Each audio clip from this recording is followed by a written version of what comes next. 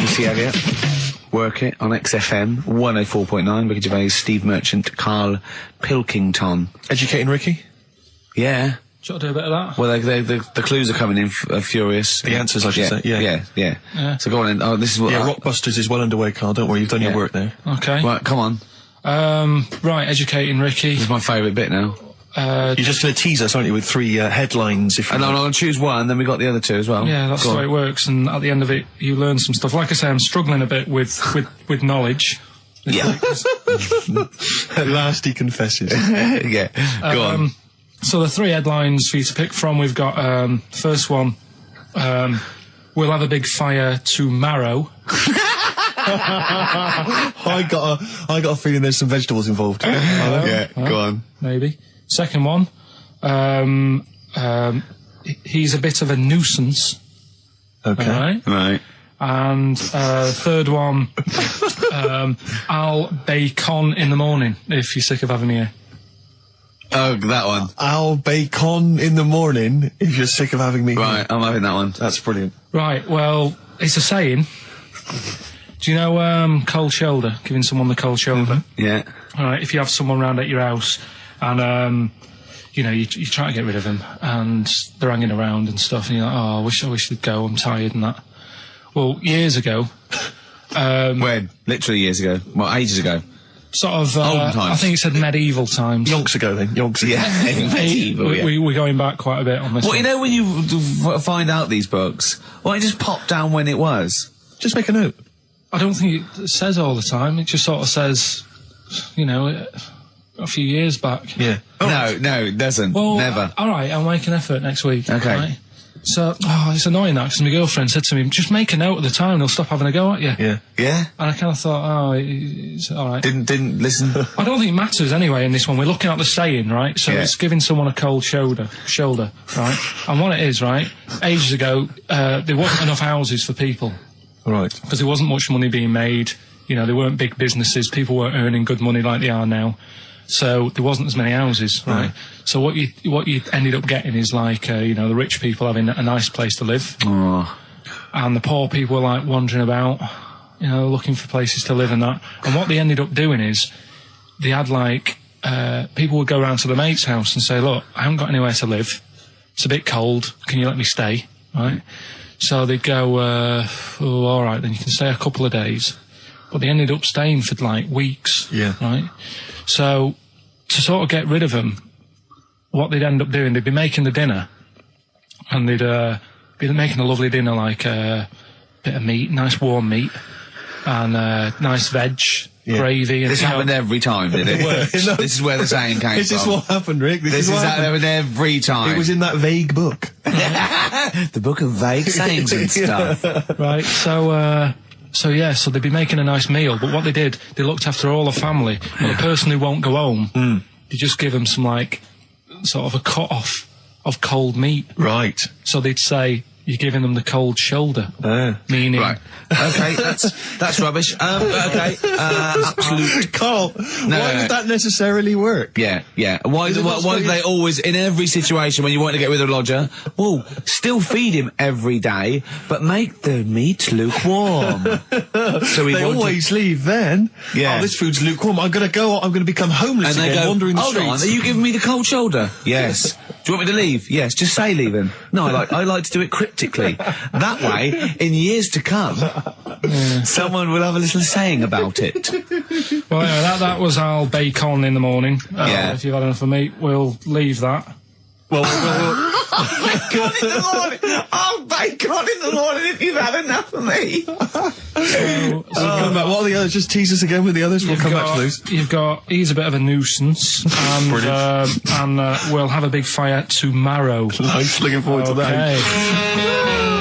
Interesting. Carl is studying. Okay, what's the next one? What's the educating Ricky? I don't know. See, like I say, I was looking around and there's stuff that is interesting. Right, I was looking on the web. But there's no point. Well, it's just that I found one about... what's the point? About a lad who, 8 years old, but he's still breastfed. Now, I don't know if you can get anything out of that. Is that what his mum said?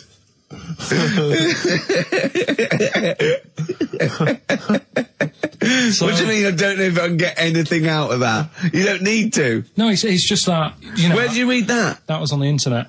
Oh, well, yeah. You're always unspecific when you mention it. It's just it was on the internet. Well, Yeah. I'm trying to think what I put in. I think I put in Y to see if I'd confuse a computer. And then, Go! You are... no, I did, No, honestly. I did a search, put in why, and it came up with funny things that, like, why is this person doing that? Why is that? And it had a picture of this 8-year-old lad, sort of, you know, on his mum's nipple, and it was saying, you know, is this healthy? You sure that wasn't asking you that question? What?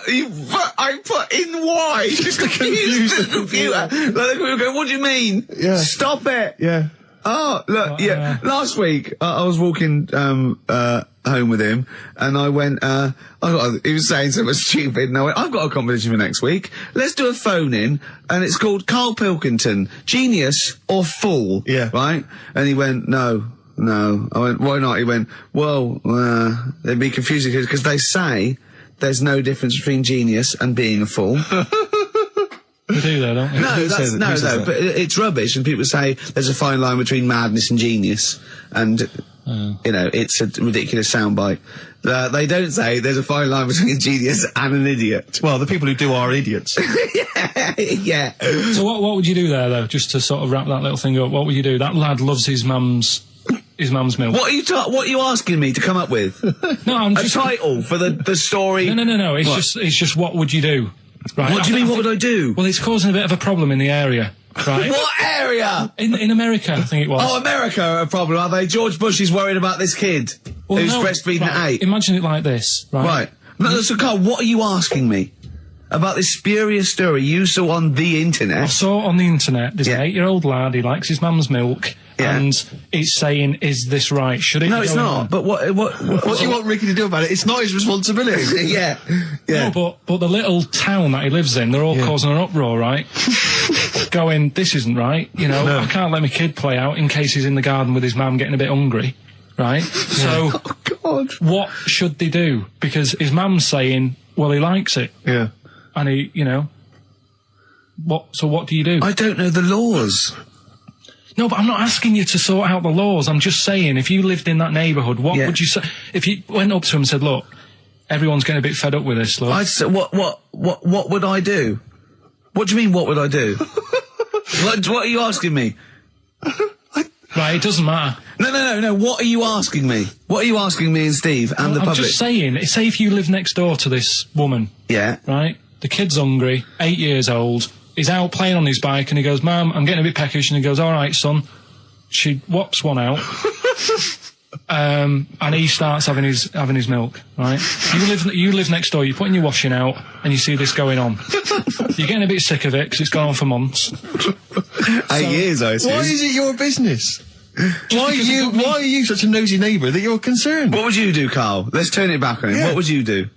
What's your solution? What would you do?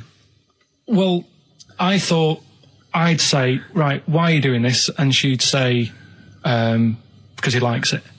And I go, all right then, put it in a bowl first. Genius. And you think that would sort that out? No, because I was thinking about the whole thing, right? And you do that when you're a baby, and everything's all right, innit? Yeah. No one bats an eyelid at a little baby having a bit of milk from its mum's breast, right? Yeah. You'd almost say it was natural. But you grow out of it.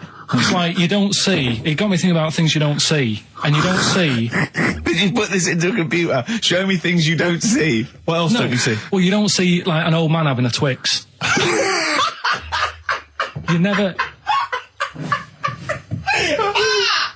Oh! So what? You know the terrible thing about all this, Steve, is he's right. You don't see it on No, I know, that's a terrible thing. So what they have got, right? They've made old man toffees, haven't they? They've come up with Gervais. Is that a song? Oh, God! You don't see it. No, listen now. So they've got their Werthers, right? Yeah. So, Look at him! You Forget think he's it. giving a lecture teacher at Oxford. It's not going anywhere. No, go on, sorry. Go on. I'm just saying, Right. you grow out of things. Yeah. And the old man, I'm sure when he was a kid, he'd have a Twix. Yeah. Now it doesn't look right, so he's having... It doesn't look right. So... Right. I don't think Werther's originals were specially designed for old people. I think they were sweets that just happened to have been made for years. That's why old people eat them. Yeah. They didn't go, hang on, there's a market here. I've noticed old people aren't eating Twixes. Quick, let's make some old man sweets.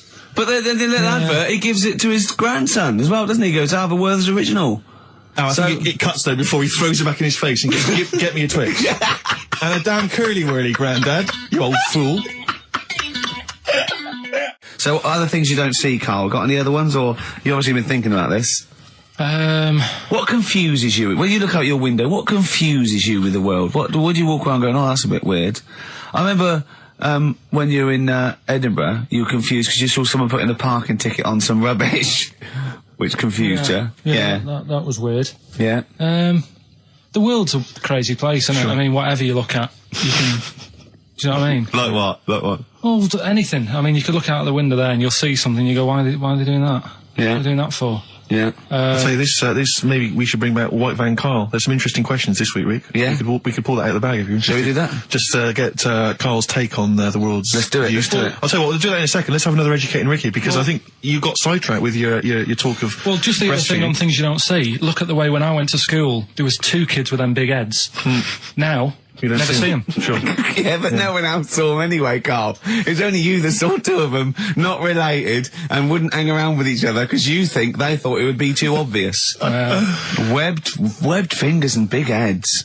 That's amazing. And there was a kid with a pigeon chest. So Oh yeah, and the lady with the head like a bag of spuds. Let's not go through these don't wanna again. go It just through that. raises too many questions that can't be answered. Yeah. right then. So we've got we'll have a big fire tomorrow. Yeah, go on. Is that the one you want? Let's go for it. Right. I think this was like round the 1700s. Bluffing. And He's bluffing. Who was the king then? Don't know. Go on. But it's about the word bonfire, right? Bonfire. Bonfire. Yeah. Do you know where it comes from? No, go on. No. Right, what happened is it's got nothing to do with Guy Fawkes and that, which is what I thought when I saw it. It's got nothing to do with that.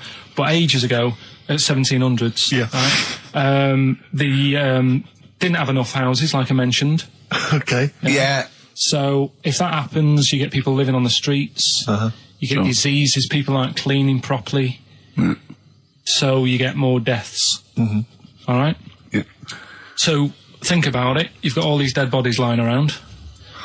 They're running out of space because there's like, I don't know why they're running out of space, but they haven't got much. I don't know why really.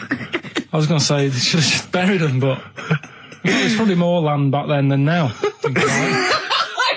He doesn't need anyone else in the room to have a conversation dialogue. with himself. Yeah, we could leave and we'd come back and he'd go, I've sorted it.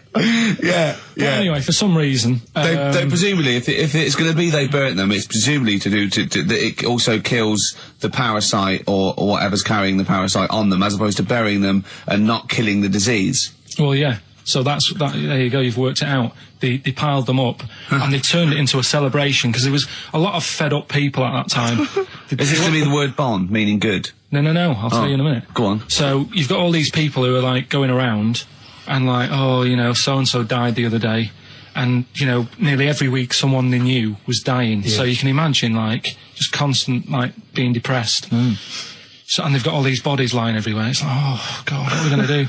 So they said, we're all too fed up at the moment. Said, let's make this a better world. This was 1701 by the time they got together. Yeah. So they said, what we need to do is have a big party. So they said, yeah. Good thinking. See what you're thinking. So they go, right, well, we'll put all the bodies in a big pile. And they're all diseased and that. So they set fire to the bodies. And they said, let's have this as a celebration to remember them by. And, you know, we'll have a drink and that and have a chat.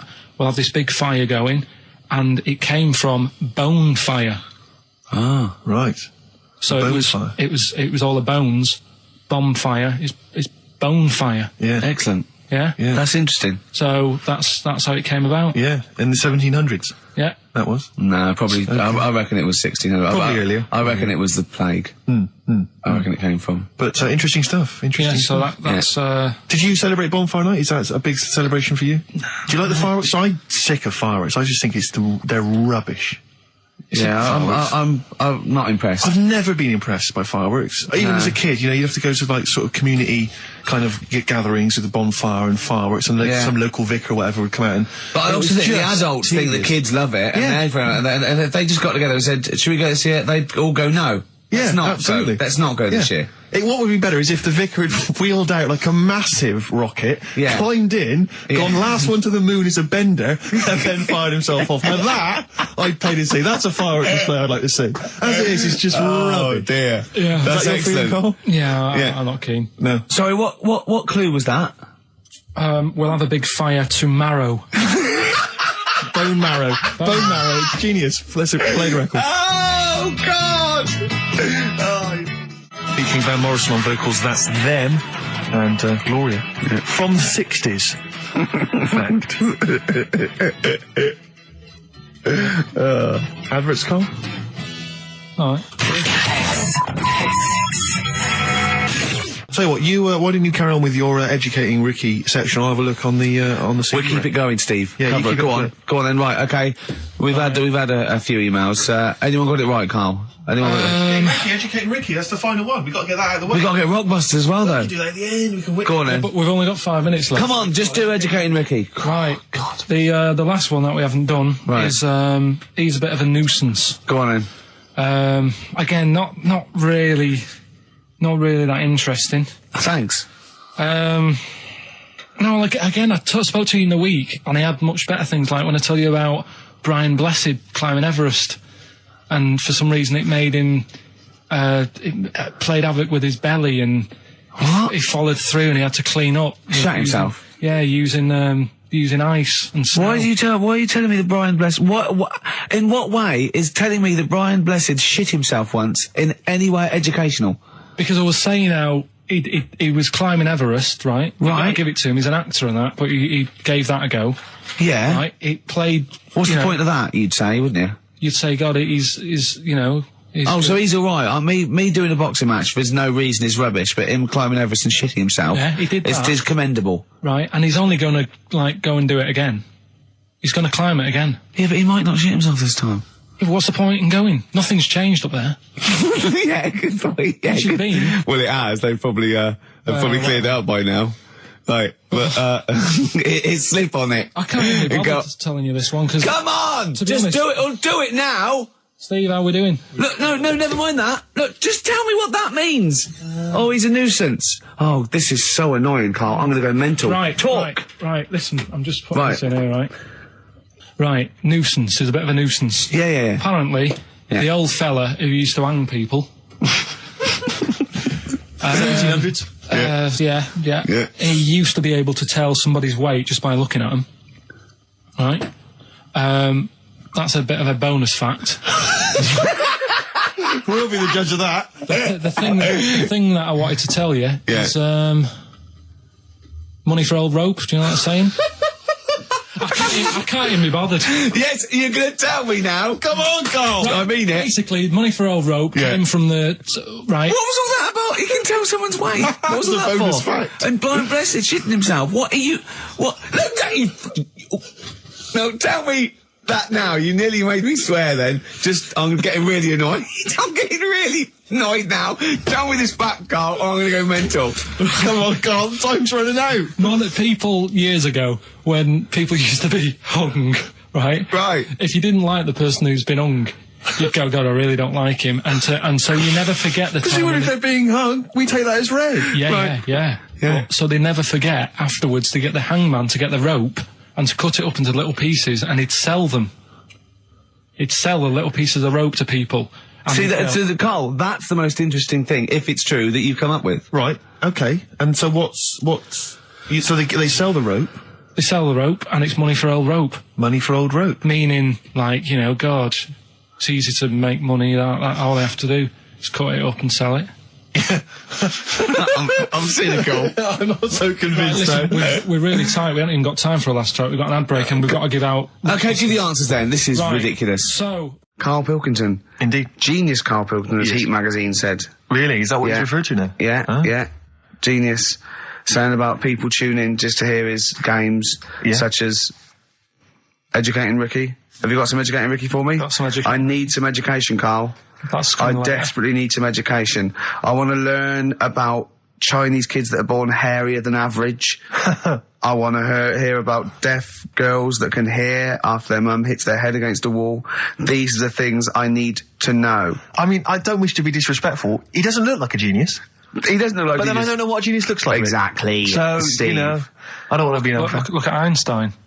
Yeah. Yeah. His mum thought he was mental as a child. Where'd you get that information from? That was in the Einstein book.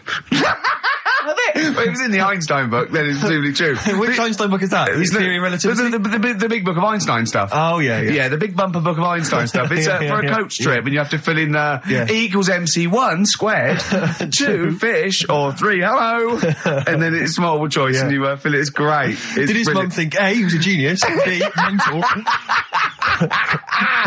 Most people go for A, but it is in fact B. She thought he was mental at the age of 28.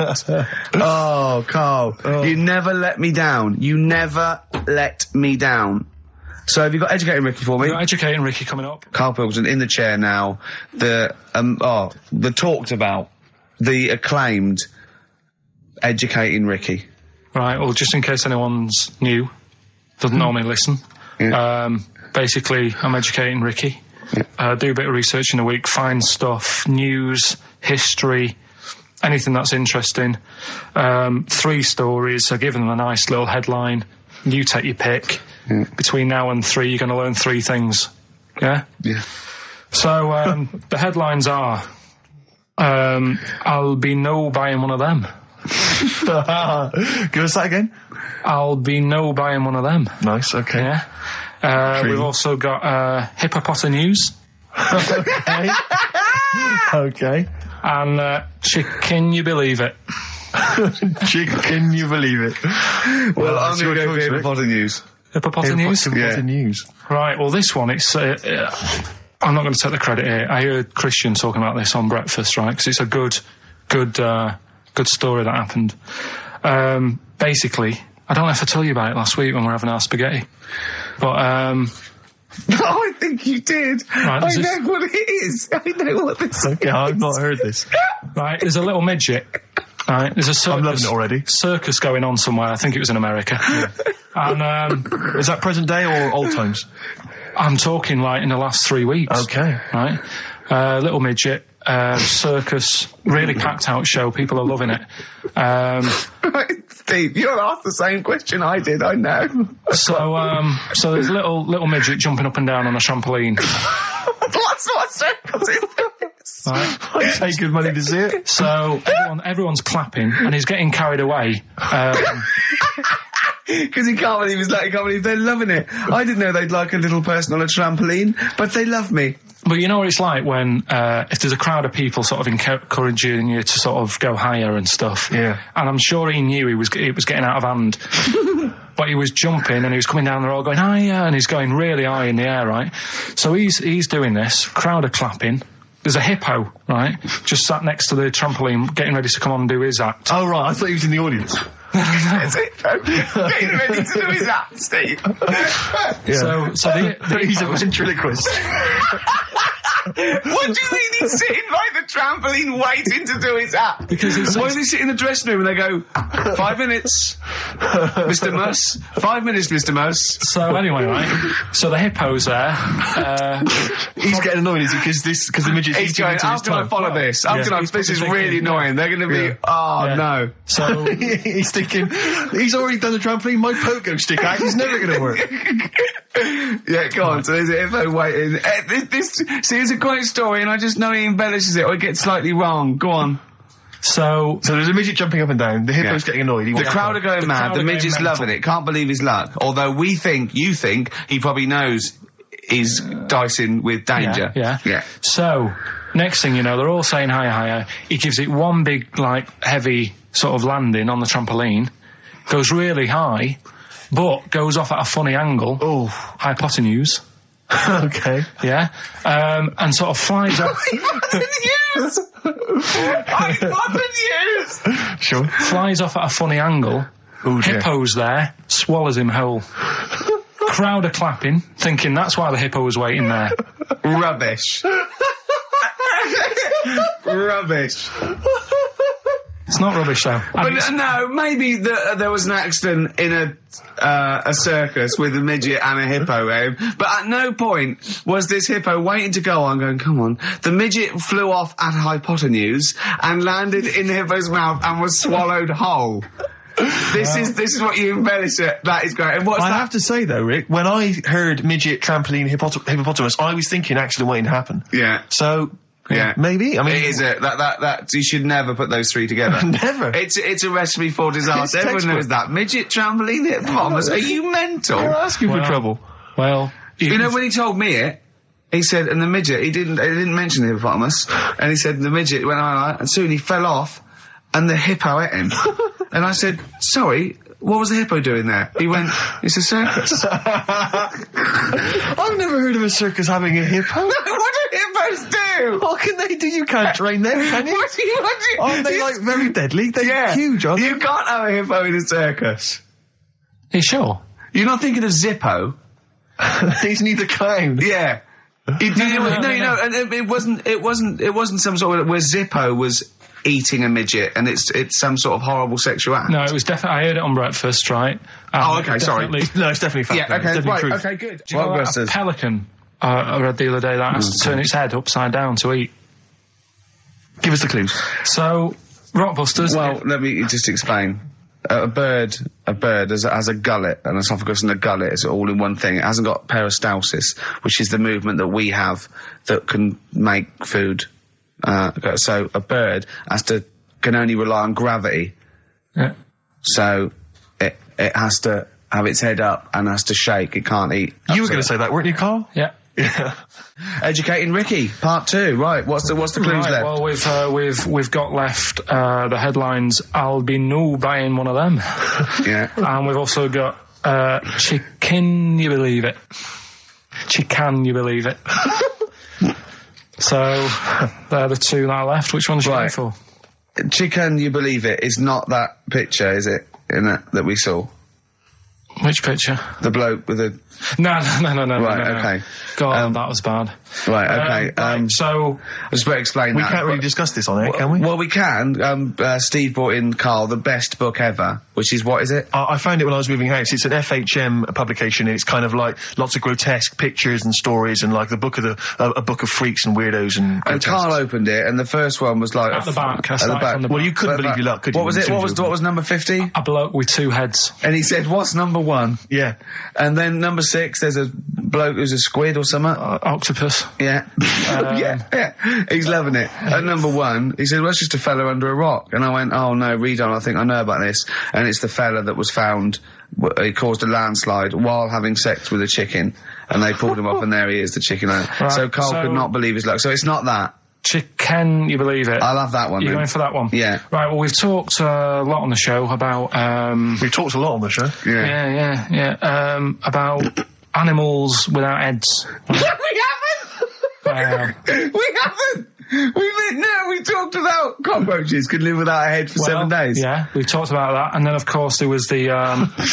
the well-known one about the fella who had his head cut off, and he blinked. He said to his mate, "Count how many times I blink when my head comes off." Yeah, when you told it to me, you said his head came off, and he said, as his head was in the basket, he said, "Quick, count how many times I blink." And it was Nick Frost that had to go, "No, Carl, no, he said it before." I went, and that was lovely. So yeah, we've talked quite a lot about things heads coming off. Go on then.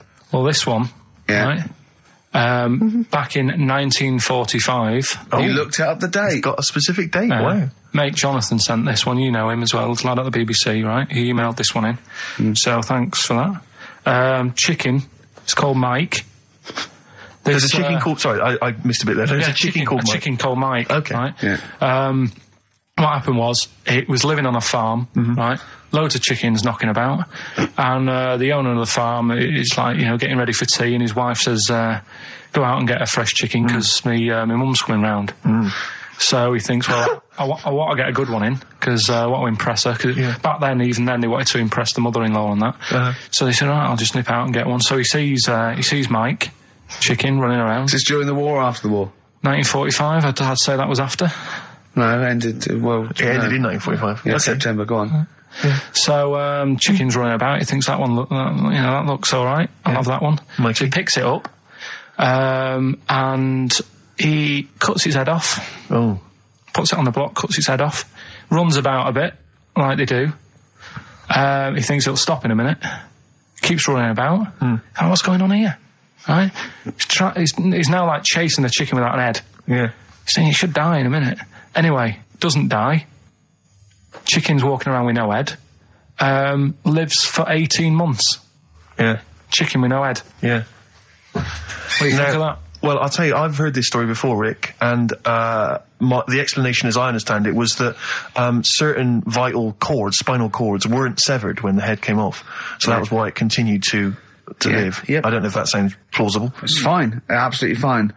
How did it take on protein and energy? The fella who owned it, he said, well, hang on a minute. He said, I could kill it now.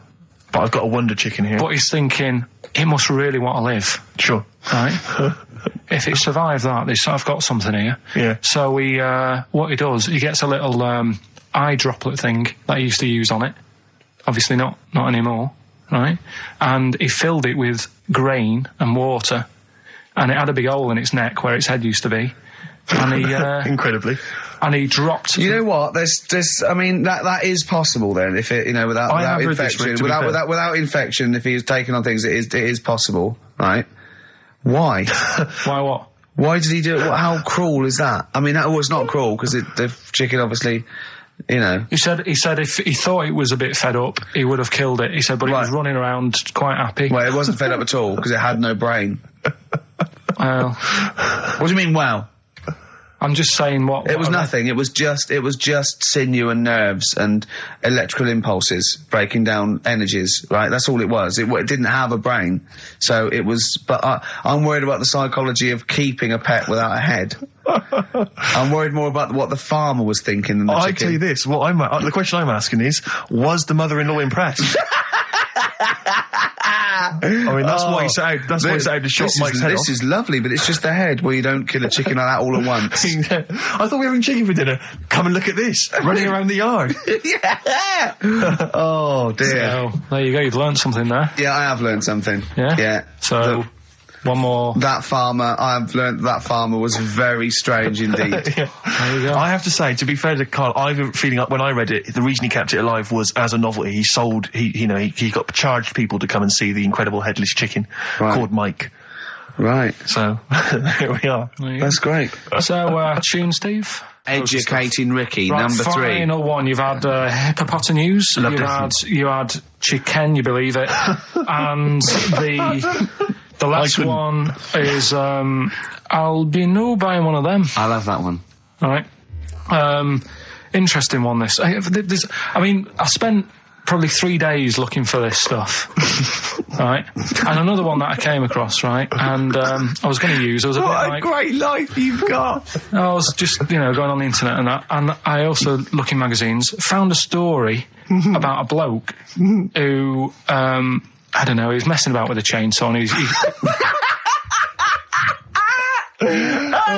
I don't know, he was messing about with a chainsaw. He was juggling a midget and, whilst taking his alligator for a walk. And, go on. And his arm, come off, right? Come off? What do you mean his arm come off? The chainsaw took it off. Yeah, so okay. It's like, Again, it's going, oh no. Oh. So, there's a picture of him on an exercise bike, sort of just with a little stump sort of balancing, but he's getting on with his life, he's happy and everything, everything's fine, he's not complaining, it's his own fault, he's got no one to blame, right? So anyway, he goes to the doctors, and the doctor said, I can do something there. So he goes, well, it's all right, I'm getting by all right, don't worry about it. And he goes, no, we've got an arm in, right? We can attach that a real arm from someone who's, I think, they'd passed away or lost an arm or something. And they lost an arm and didn't want it back. Yeah, I'll have it. Are you using that? No, because I know someone. Because I know a bloke, actually. Yeah. Well, can't you just put this one back on? Well, it's first come, first serve, really. I was just building a bionic man. We've replaced one arm with a robot's arm, so we got a spare one. So the doctor's going, let me put it on. He's like, well, all right then. So ungrateful bastard. So he does the operation. Everything's fine. He's loving it. He's happy again because he said he can brush his teeth. Right. Okay. If this is going to be he's loving it again because now he can brush his teeth. Right. If this is going to be, and it was a leg. Or it was a chimp's arm, or it was the arm of a killer. It was 2 left arms, right? I'm going to kill you. Oh, let's leave it then. What is it? What's the answer? No, it's not that. I'm just. What is? Okay, right. So he says, "Go on and do it." So he sews it on, and like I said, he's happy. He's brushing his teeth. He can have a pint in the pub. He's lifting a pint with it. All his mates are happy for him. It goes on for about 2 years. Everything's fine. Then it all starts going flaky. Oh, I knew it would. Was it made of chocolate? All right. So it all goes all like gammy. And then, for some reason... starts going gammy. It goes gammy, and it gets longer. Of course it does. So there's a picture of him, right, stood in the magazine. He's stood there with his arms by his side. One arm's normal. The other one is, like, past his knees. He can pull his socks up without bending over. So is this going to be... They gave him the arm of an 8-year-old child who would have been the tallest man in the world? No, he just said, oh, what am I going to do? And the doctor said, oh, there's not much we can do. And left it. Wait a minute, you can't leave it there. That's not a story. So, Carl, you've got to tell us the explanation. Was it an incredible plastic arm? An incredible expanding arm? Did he fight crime later? No. Well, that's the end of the story. You've got no scientific explanation as to why... That's why I didn't pick it. But you just told it to us anyway. Yeah, but I'm just saying the sort of knowledge I come over when I'm looking for the good knowledge. Yeah. So why did his arm grow? Why did this arm grow? He must have had an adult arm. They couldn't have given him an arm. I don't know. It's just what I'm... It's rubbish again, isn't it? Well, I thought it's an interesting story, but you should have... It's not, it's rubbish. It didn't happen. To the end. There was photos. Proof. Yeah. But you should have read to the end of the article, Carl. No, I did. And he said, he's not happy and he wishes he wouldn't have had it done and all that. And, Are you sure this wasn't entirely unexpected? No, seriously, he was saying, his teeth are nice and clean again because he could brush them and that. But his arm's getting in the way. Ruining his shirts and everything. So I'll leave that. Let's play a tune. Let's come back with the next one, because I love the fact that this is like Ronnie Corbett telling one of his jokes. That's right. That wasn't even the story. He was going to tell us. Play it, record. Oh, God. I'm Ricky Gervais, obviously, Steve Merchant, Karl Pilkington. Well, Karl, that's about it. And we got sidetracked on the last Educating Ricky. You telling me about a man whose arm grew. Well... Something went wrong. I'm not saying it grew. Just saying. What? The rest of him shrunk? It went long. It went long. What, is that growing? What do you mean it went long? Did it grow, or what? Did it come loose? That's what I was thinking. Oh, so it's hanging by a thread that's made it look long? Within the skin? It's like how you can stretch a pair of tights if something is too heavy. Arms are very much like tights. The one that we didn't get round to on Educating Ricky was I'll be new buying one of them. Go on. Are you familiar with the saying white elephant? Something is a white elephant. I don't think so. Hold on. You phoned me last night and said, what does white elephant mean? And I told you. Yeah, I know, but I know where it came from, but I just was wondering what it was about. So in what way is Educating Ricky you calling me up and asking me something? Well, do you know how it came about? You've given away some of the secrets of the show there, it would appear. I didn't realise he was phoning you for information. Well, he just asked me what the term white elephant meant in sort of like colloquial. Did he say, why are you interested, Carl? No reason. No, go on. Well, what it is, ages ago when... So what do we understand white elephant to mean? Well, some of that's useless, that's like a bit of something that you wouldn't want around that's just stood there doing nothing. Yeah. I'm looking at you, Carl. So, So years ago, when people used to use elephants... Years ago, go on. When people used to use elephants? Yeah, more than they do now. Right. More than they do now. This doesn't involve a midget, does it? No. So you know, they'd use them in the workplace and stuff. As factories. Yeah. To move stuff around and that. Yeah, security guards. Yeah. Can't trust them with the buns, though. That's why they stopped using them. Oh, right. God, go on. So there was loads of elephants knocking about, and the thing is, right, you couldn't move from. If you have a lot of something, you also have a lot of demic ones, don't you? A lot of what? You know, sort of demicky ones that aren't right, really. Demicky? Well, you know, like, they weren't properly. They weren't properly. Sorry, Carl, what are you doing? Right, I'm getting to the story. So what I'm telling you they were a bit demicky, so they weren't properly. Have you started making words up? Right. Yeah, you Stanley Unwin. reincarnated. Demicky? Yeah. There was a lot of albino elephants knocking about. Okay. Where is this? Olden times. Africa. Yes! Should we say Africa? Yeah. If an answer's got a question mark at the end, I'm not sure. It's either Africa or India, but I'll give you a clue. Well, these elephants, do they have big ears or little ears? I didn't sort of notice the size of the elephants. What I noticed is they were white because they were albino elephants. Okay. Right? So... that's why they're heading, I'll be no buying one of them. Okay. Right? So, what would happen is people who didn't know what they were doing, like, you know, you get people making a mistake buying cars that are full of problems and that. Back then when people were buying elephants, they'd go up to someone, say, I'm after an elephant, and the fellow would say, yeah, I've got one here for you, This is a nice one. And it was all white and stuff, and it had, like, blue eyes. You should never trust a used elephant salesman. This elephant that's white with blue eyes. Right. So, this is great. So a fellow who didn't know what he was doing would buy the elephant and he'd get it back and it'd be all sort of lazy and stuff and what we're doing and stuff. And he'd say, what's up with this? And his mate, who's a bit of an expert with elephants, and go, oh, where have you bought that from? And he say, I got it off that fella. And he goes, all this embellishing nonsense in terms of the story. You shouldn't have bought that. So he goes, why? And he says, it's only albino, isn't it? And he's like, what does that mean? And he said, it gets tired. It's not that good at doing work and that. You shouldn't have bought it. It steals from you. But elephants back then were like a god.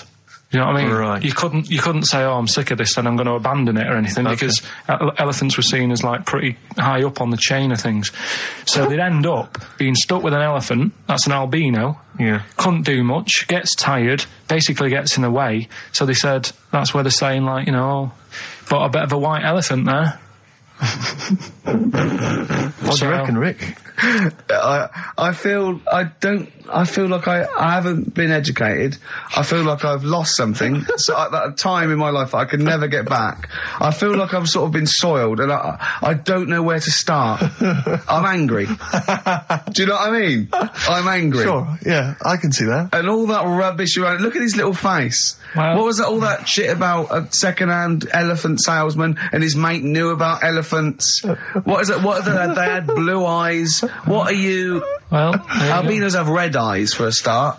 That's it. We've run out of time. What? What are you going to do about this next week? Are you going to actually do some educating next week? And what about Rockbusters? Are you going to make the clues proper cryptic clues? Well, that's the teaser, isn't it? That's what we'll leave them with. Will it be any good next week? Tune in and find out on XFM 104.9. Oh, I need some learning. I need some knowledge, Carl. Educate me. I might be able to help you. Go on. We've got 3 things, as always. I give them a little heading to tease you as to which one you want to learn first. Yeah. First one is the tip included? Is the tip included? Like it. Second one, I want to come here in hindsight.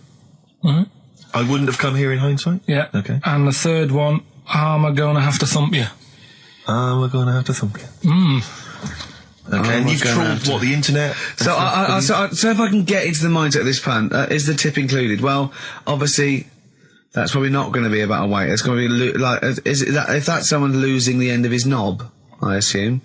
Am I going to have to thump you? That's a man who lost his arm in a fight, but then picked it up with the other arm and smacked him with it. What was the middle one? I want to come here in hindsight. Hindsight. Hindsight? It's someone was blinded by baked beans. Sure. So what are you going for then? I think I better go for, am I gonna have to thump you? Right, well, this isn't... I've been struggling again, to be honest with you. Searching high and low for stuff, and some of these I had to leave till this morning. Right, because there's just not enough knowledge out in the world, is there, that you don't know about? I found out about something in the week about a guy who was playing tug-of-war. This is bonus material, isn't it? He was playing tug-of-war. Oh, his arm came off. Only his arm come off. Yeah, he got caught up in the rope, yeah. No, he didn't. He didn't get caught up in the rope. He just was trying that hard and didn't want to lose. He kept over. But he allowed his arm to be pulled off. He really wanted to win. And the other team pulled it and his arm come off. No. Well, I don't know who to believe. Well, think about it. If he's gripping, as soon as there's tension, like the arm coming out of the socket, the hand might release. I think his arm got caught up in the rope. And so it was involuntary, as opposed to him going, well, my arm's coming off, but I'm not going to lose this. You might be right. That's the fact. That's a bonus. That's a bonus fact. Yeah, well, that's educated me. Well, a man lost his arm. Oh, interesting. Go on. I'm gonna have to thump you. Yeah. Do you know the saying, shut your face? Yeah, I've heard the well-known Shakespeare, innit? Yeah. Do you know how it came about? No, Joe Dolce. No, go on. It's ages ago. Oh yeah, literally. Like knights who wore armour. Okay. That's armour gonna have to thump you. That's how it came about. Okay, armour. They wore all the stuff and they had the helmet, and say if they're guarding something at night, stood outside a castle or something, and there's probably going to be two of them, right? So they stood there talking and that, and talking about stuff, and the future, medieval stuff. One of them was like, "Oh, we should shut up. You know, I've been stood here for hours," and he's going on and on. Yeah, sure. So he'd say, "Shut your face," meaning, shut the guard down on your helmet, the visor, and I can't hear you then. So shut your face. Shut your face. And that's how it came about. Well, I suppose it would be interesting if I could just rely on it. I'm not sure it's true. I know. I just never know. It needs to be corroborated. It's like, I don't know where he got it from, but anything via Karl is precarious. Yeah, I mean, I feel like maybe you should give us your sources next time. You know, tell us where you got this information from. Got it off the internet. Yeah, but where on the internet? I can't remember where that one was. I mean, I always go through like the news pages and stuff, and this news should be updated because they've only reached the 17th century, which was last week with people eating tomatoes off lead plates. Then I look at news and there was stuff about a woman who was in a shop and she, I don't know, they had some workmen in doing the shop up, and they had some wood glue left out, and she asked for some pear juice, and then the guy went and thought the glue in the thing was the pear juice, and she went and drank that. But that's not really news. No. So I thought, well, we're not having that. I wish you hadn't told us. There was one about... So there's some poor woman now whose tiles have fallen off because she tried to put them up with pear juice. Yeah. See, that's the danger of mixing up pear juice with toxic glue. Yeah. Your wallpaper and your tiles and everything just fall down. There's also... Be careful, everyone. Be careful. There's something about kids having hamburgers, it makes them fat.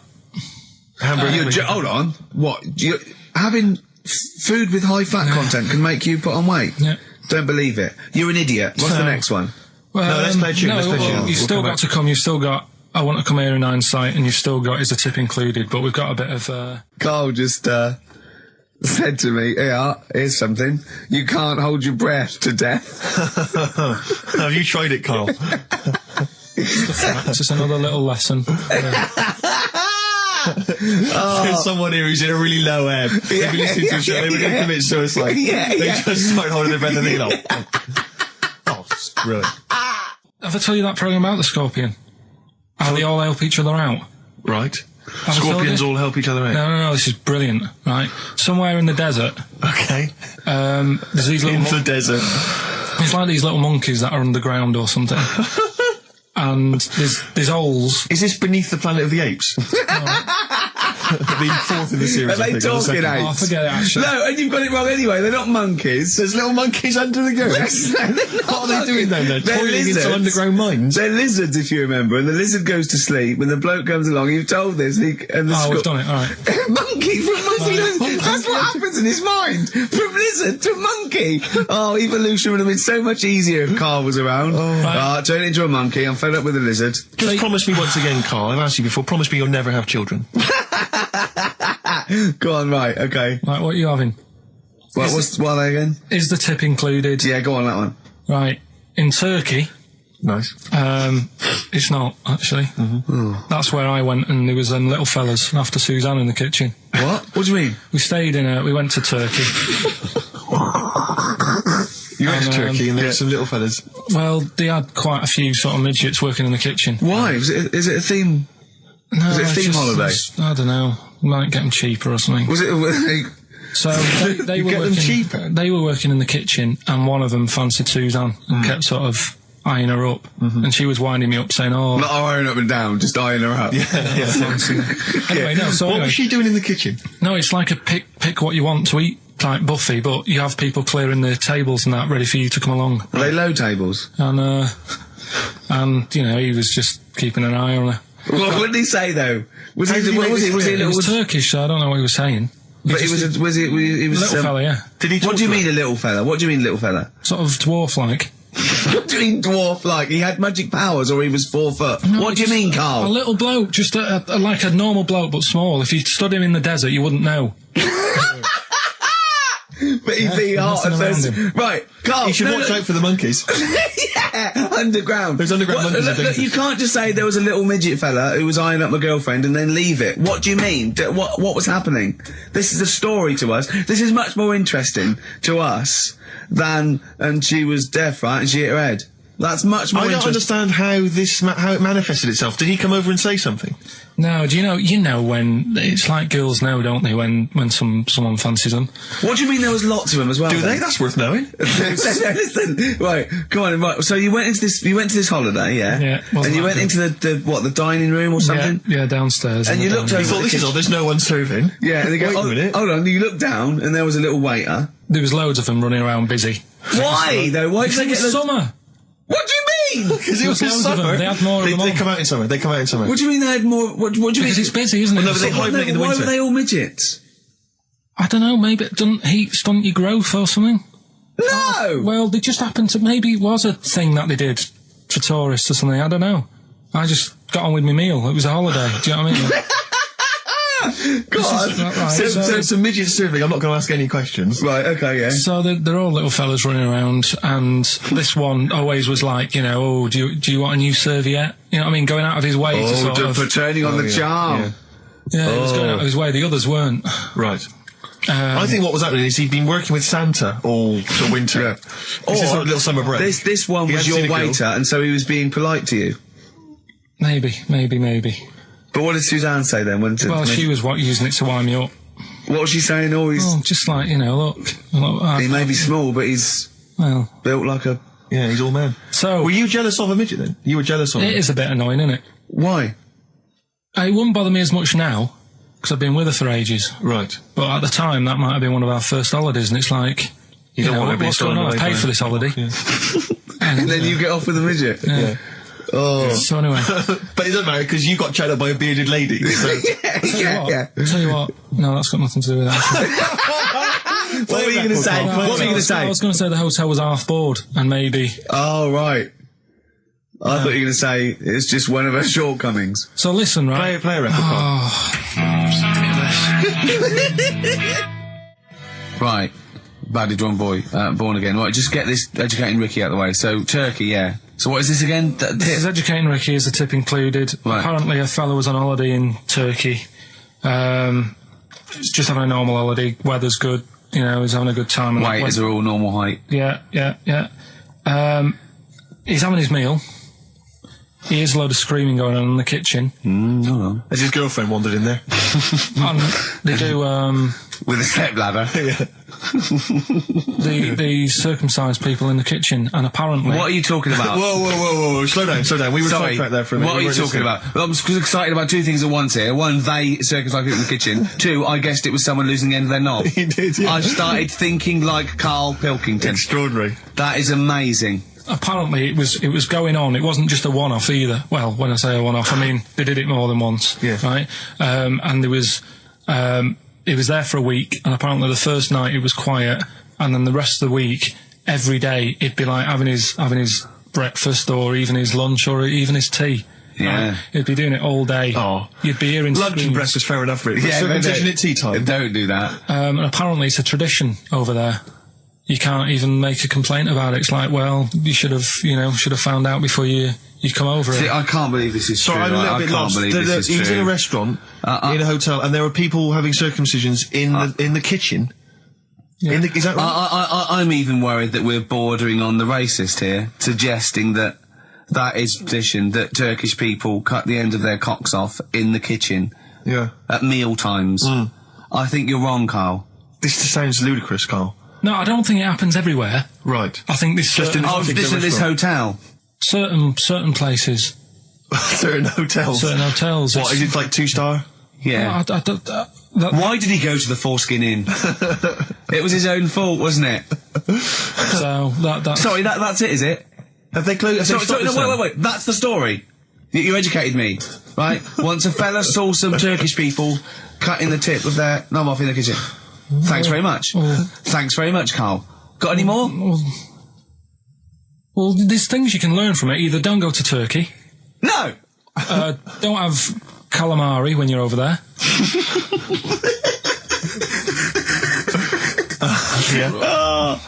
Karl, you've done it again. Well... You too. I love that one. On XFM 104.9. I'm Ricky Gervais, Steve Merchant, Karl. Okay, Karl, one more.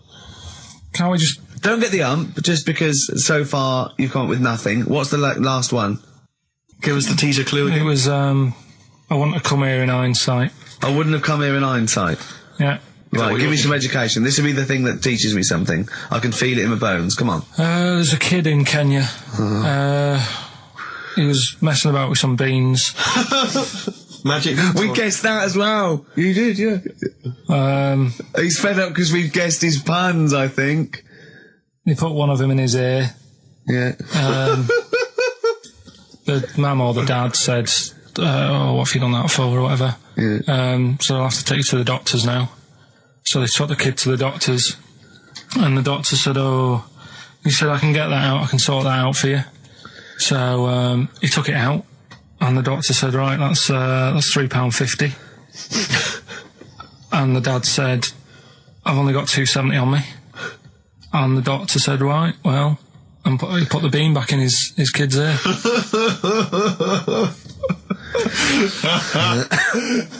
I don't know what to say. I don't know what to say. I mean, a couple of questions from me very quickly. Are you sure that those were definitely the sums involved, were they? Well, the equivalent of whatever the deal with in Kenya. Yeah. It was the equivalent of So what currency was it, Karl, that you translated into sterling? I don't know. No, it was saying in the thing. It said the equivalent of £3.15, £2.7. Did it say that? Yeah.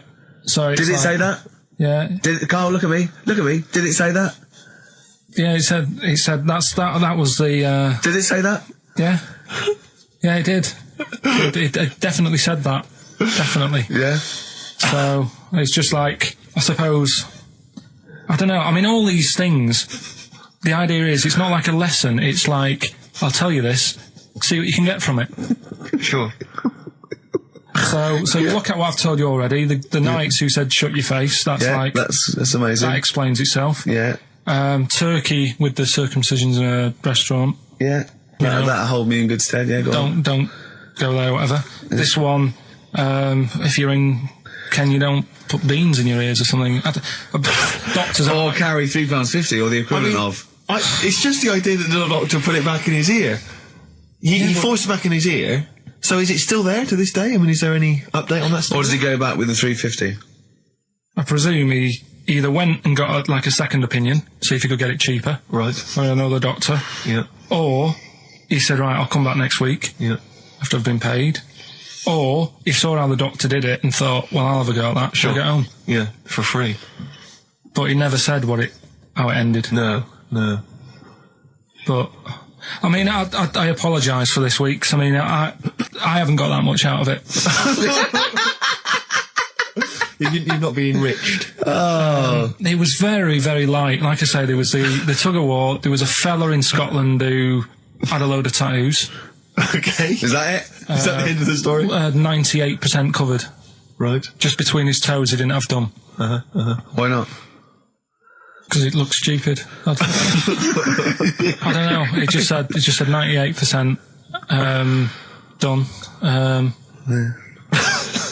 What else? Are you going to drop the feature? Are you worried? I'm thinking about it. Don't drop the feature. To be honest with you, Pete have probably written about this already. This has been a classic. I'm concerned because it's my favourite part of the show. I'm wondering, is there something else we could? What could we do to help you out? Because I hate to see it go. Well, we can't really, and he's moving this week with the old fella, so that'll take him about 4 days. I'm worried you're not looking in the right. Why don't you go to a library?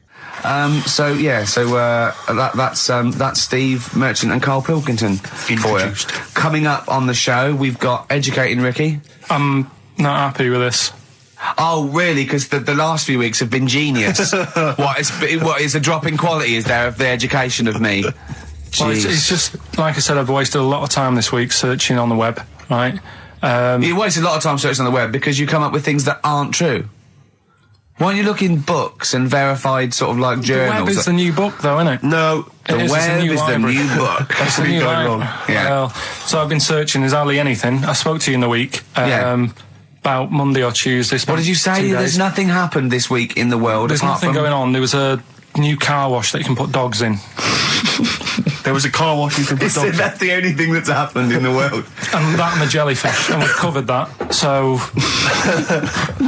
we've got, I've managed to find some bits, but it's not that good. Do you know what I mean? Like last week when you were laughing at me why do you want to confuse machines? Do you remember when he put in Y to a computer search engine to try and confuse it? I love the fact I want the computer to come back. Why not? And your head explode. I mean, I love the idea that you're trying to. I mean, it's better than what I thought you were going to say, which is, what if you put a fly in there? Anyway, yeah, right. We were talking about flies getting in a pod, and do you know, like how a Barbie doll, if it was real, it wouldn't be able to work. Do you know what I mean? A Barbie doll, if a woman had the proportions, she wouldn't be able to tie her shoelaces up and stuff because her legs are too long for her back and all that. Flies, scientists can't work out how they fly. It's a bee. It's a bee. It's a bee, not a fly. No, a fly as well. No. A fly is, apparently its body is like too big for its wings, and they still can't work it out. Yeah. How it flies. Which in your mind says what? Something spooky going on? They have worked it out. It's the fact that what they do, the wing actually beats a ridiculous about 150 times a second, so it displaces air. Yeah. So they have. I know what you mean. It's incredible that it can fly because it's got such small wings. Yeah. All right. And it's a bee, not a fly. So, yeah, but other than that, good point. Bowie. Another classic. Be My Wife off the Low album, David Bowie. Carl, come on then. Right. I need some education. It's Rockbusters. I know, but I need education. I need some education. I know you're telling us, but we've promised the Rockbusters. Educating Ricky, I will be ditching before Christmas. Why? It will be going. Why? Because there's nothing out there. It's just struggling. We have still got Educating Ricky. Go on, let's have one. No, I'll give you the titles. Give me the titles, yeah, go on, yeah. Right, you've got 3 bits of info that's gone on in the world, or possibly sort of information. Older times. Never go further back than the 17th century, do we? Well, no, let's make it clearer. There's 3 bits of information that people have put on the net. Whether or not they're true, different issue. And that he still gets it a little bit wrong in translation, and sort of adds bits to it. Yeah, go on. So we've got... I love it when he plays out those historical dialogues. It's like the 15th century where he goes, so anyway, a bloke says to himself, I'll tell you what I'll do. So the horse isn't happy. Yeah, go on. Right, so the 3 that you've got to pick from, you've got Get Your Kit On, We're Off Down the Butchers. Let's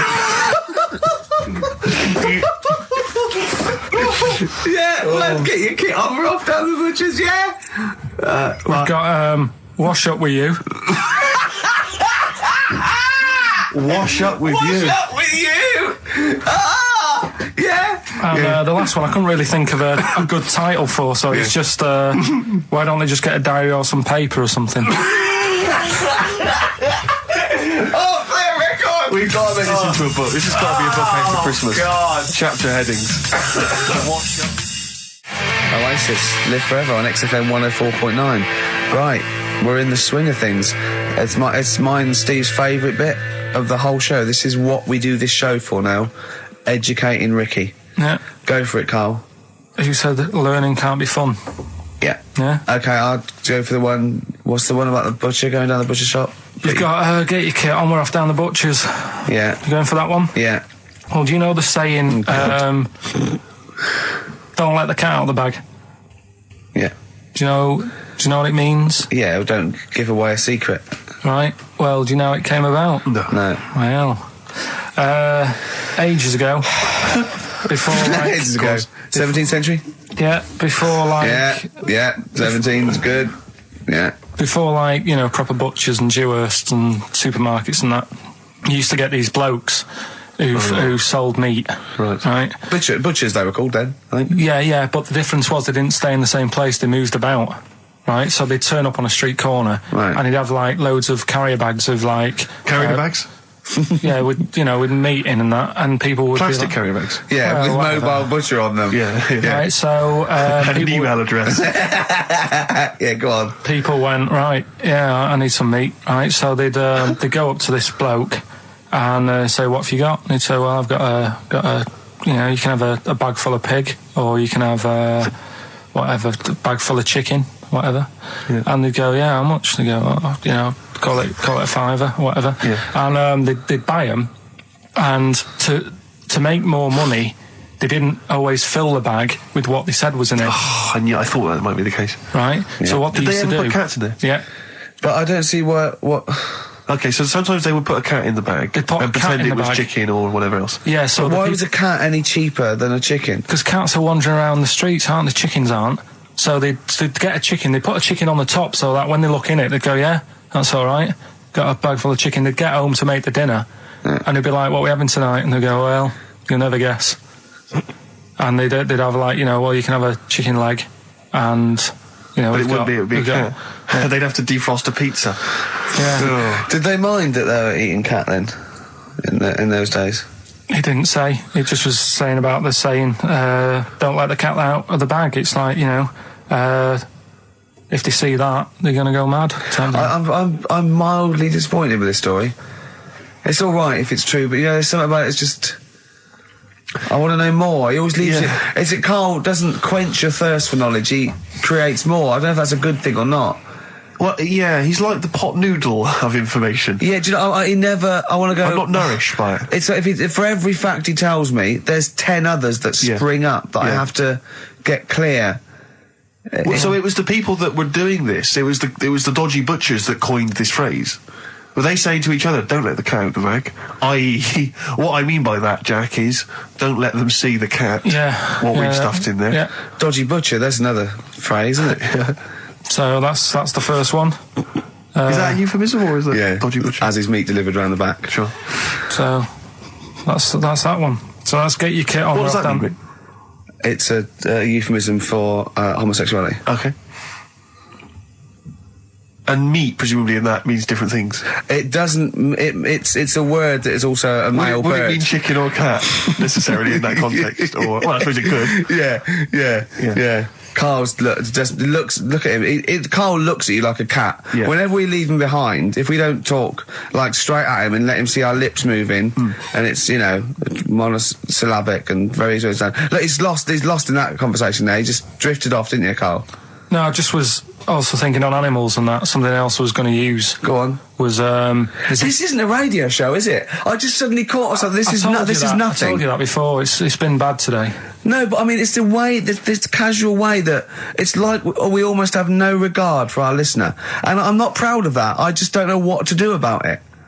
Do you know what I mean? I don't know how to do this properly. I mean, we're just chatting here. I mean, it's only Anderson who's seen through us, and that surprises me that more people haven't. I mean, what are the figures like? Do people listen to this show? I'll find out for you. You keep saying that. But, yeah, there's this parrot. And, apparently it lives Rick, it's unique, if nothing else. I mean, when you wake up with Woken Tomorrow, you're not even going to hear him start a line with there was this parrot. Go on, there was this parrot, yeah, go on. And it can talk and that. Someone's obviously, taught it out how to speak and that. And, it flew away, and it's living in this church, right? And people are at the church doing hymns and that. And then trouble's brewing. In between the hymns. That parrot was owned by an old miner who used to swear a lot. Yeah. Well, then the vicar is going to be really annoyed. That vicar, that vicar's going to go on. I just hope it stays quiet, Rick, during the vicar's sermons. Yeah, go on. Have you read it? No, go on. Have you read it? No, because that's what happens, right? Go on, tell us, Carl. During the hymns, it's sort of effing and jeffing and stuff. Effing and jeffing? Yeah. And everyone's like going, it's quite funny, really, it doesn't know what it's doing. Everyone's having a laugh. Yeah. But it's causing a havoc at funerals.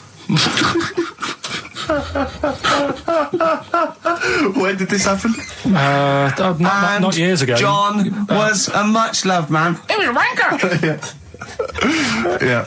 So anyway, that was another story. What can you say about Uncle John? Bollocks. Oh, Carl, I love the fact that when you look at things, you go, that's interesting. A parrot that swears at funerals. That'd be a nice and it stays with you. You see, for a simple man, you retain an awful lot of knowledge. It's just all rubbish. Do you know what I mean? If you just replaced all this rubbish with good stuff, you'd be an intellectual. Yeah. Really. Because, your retention is fantastic. Yeah. So Did I lose you again there, did I? Was it the word retention? We've still got Wash Up With You. Yeah. Should we play a record and do Wash Up With You? Yeah, we'll play a bit of Aqualung then. Aqualung! Right, that's Aqualung.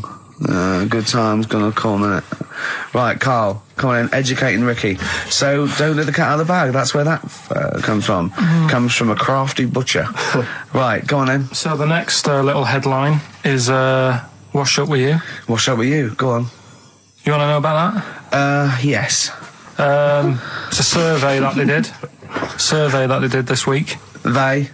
Yeah, some university did some survey. Brilliant. Did a world test on washing up. Yeah. And each country were given 140 pots to clean. Brits were the quickest. Yeah. Yeah. Turkey were the slowest at washing up. The Turks. It's not because the little fellas that work in the kitchens with no... Is it? They can't reach. Spain were the cleanest, and the Germans were pretty good as well. So... I don't know where to start with this. Honestly, Steve, I don't know where to start with that. Look at his face. It was really light, right? We've had the parrot, right? These are things that I found. Found the parrot, right? I've told you about the dog in the car wash. Right, you didn't tell me about that. You said there's a car wash for a dog. That's all you told me. Yeah, the parrot, you said there's a parrot. What? It's a problem at funerals. Yeah. That's nothing. That's nothing. Do you understand? And they used to eat cats. What else have we got? There's an elephant in India with sore feet. Why? There's an elephant in India with sore feet. I'm interested. Why? Tap dancing. Why? See, I didn't write that much. He's trying to break Roy Castle's record. He's still going. Go on. What is it? Think. It's an elephant, and it was really old. It was about 76. Right. And it had sore feet because it's old, and they don't make stair lifts that big, do they? Roads are bad and that. Yeah, go on. So they said, "What are we going to do?" And the town was like, we're used to seeing it around. It's part of the thing, we don't want it to have sore feet. Yeah. So they got some slippers made for it. And it had like a picture of the elephant looking happy wearing some slippers. I love him! I love Carl, his world! Where did you see this picture? That was on the internet. Right. That's a lesson, though, for any elephants listening. Don't wear stilettos to work every day, because it can do your feet in. So don't elephants have really bad memories? No, they have really good memories. Oh, do they? Yeah. Oh, well, that's good then. No, I just thought they'd forget where they put them. I thought there was something about elephants having bad memories and that. It goes on, where's my slippers? Yeah. I'm sure I left them by the test. So sorry, there's an elephant walking around wearing slippers? Yeah, that's in India. What kind of slippers? Those sort of old man ones with the sort of check. Well, round ones, I imagine. Yeah. Big round ones. there was that going on. And is it happening? Is it happier? I mean, does it feel more satisfying? It looked it. Did it look? How can you tell the difference, please? What else is there? There was a woman who's had a breast insured for 150 grand. Right. Okay. Any more information there? What? Third party fire and theft? Don't know. It had a picture of her with them, like, you know, out. I just thought, yeah, he should get them covered. He's done another real joke. Brilliant. That's a proper joke. He's done look at his little face. He smiles. I'd like to see you on one of the sort of TV panel games. If they could bring back sort of celebrity squares, he'd be amazing as the centre square. Oh, that would be incredible. Or on Countdown in Dictionary Corner. I imagine him in Dictionary Corner. I've come up with cat. If that helps at all. Yeah. Memblant. Yeah, what does that mean, Carl? Just anything you want it to mean. What I've got, there's a dog that's got a cough in Singapore because it smokes 20 a day. Right, okay, another one. No, it's the last one, and it's we'll save it. The last one we've got is why don't they Sorry, what was that? Wash up with you, that was it? But was that it? Survey of washing pots and pans. I didn't understand, you said Italy were the cleanest? No, Spain. No, Brits were the quickest. Yeah. We were the quickest, but Italy was the Spain was the cleanest. Turkey were the slowest. Yeah. Spain were the cleanest. But why weren't we clean then? Because we were washing up. Why were we not paying attention to the... We did it rubbish, we did it quick. We did it quickly, but I don't understand what it was being rated on. Who was doing it? Was it Lynette Newman or Ainsley Harriott? She's quick. Both of them are quick. Yeah. Well, they've got like kind of loads of slaves that do it for them. Did we use fairy liquid? Don't know. It didn't have. Did we use a whole bunch of Boy Scouts? Didn't say that. Just like Lynette. It just said, you know, that. Who had the softest hands? Who had the softest hands? So it didn't say. I didn't. Why is it we don't get notified that this is taking place? I don't know. When I was a kid, no one ever said, you know, we need recruits because we're doing a survey on who can wash up the quickest. Are you disappointed in yourself with that one, Carl? It is pretty dull, to be fair, and that is why we've got to bring in either con merchant or a wine merchant. Or shut up at your face. Yeah. Would you be able to, if I put you on the spot in the next, sort of after the next record, would you be able to give an example of how con merchant would work? I mean, is there something you could do just to sort of experiment? Should we play record? I can do better than that. Yeah. What? Ads. Go on. Travis on XFM 104.9 on Ricky Gervais with me, Steve Merchant and Karl Pilkington. We're doing Educating Ricky. Right, final one. Come on, Karl. Right, what was it? It was, why don't they just get a diary or some paper or something to write on? Yeah. Because snappy. I couldn't think of a heading for it. It's basically people who have tattoos. I've never understood it. Right, that they have something put on their arm. Right, sorry. Have we started the educate? Is this part of it? Are you educating me? This is something that will be useful in my life that I didn't know about. Yeah. Go on then. No, it's just that they've got a machine out, right, that does tattoos. You come up with a design you want, and you sort of this machine scans it, and you put your arm in this thing, and you press print or whatever, and then it does the tattoo on your hand or on your arm. Like loads of little needles that follow a pattern? Yeah, the computer, basically. Yeah. Is it a real tattoo? It's a proper. It's a proper one. The fella said. Well, as long as it goes out, it pierces the skin with a. I just wondered if it's one of those kind of, those kind of. No, it must be lots of little needles or a moving needle that can go. Sorry, but how is this cleaned? Like in between each person? Don't know. Probably. I don't know. Well, no. It's only that if it's one needle, it's just the head, isn't it? If it's one needle that moves, does it like loads of little... What are we gaining from a machine doing it?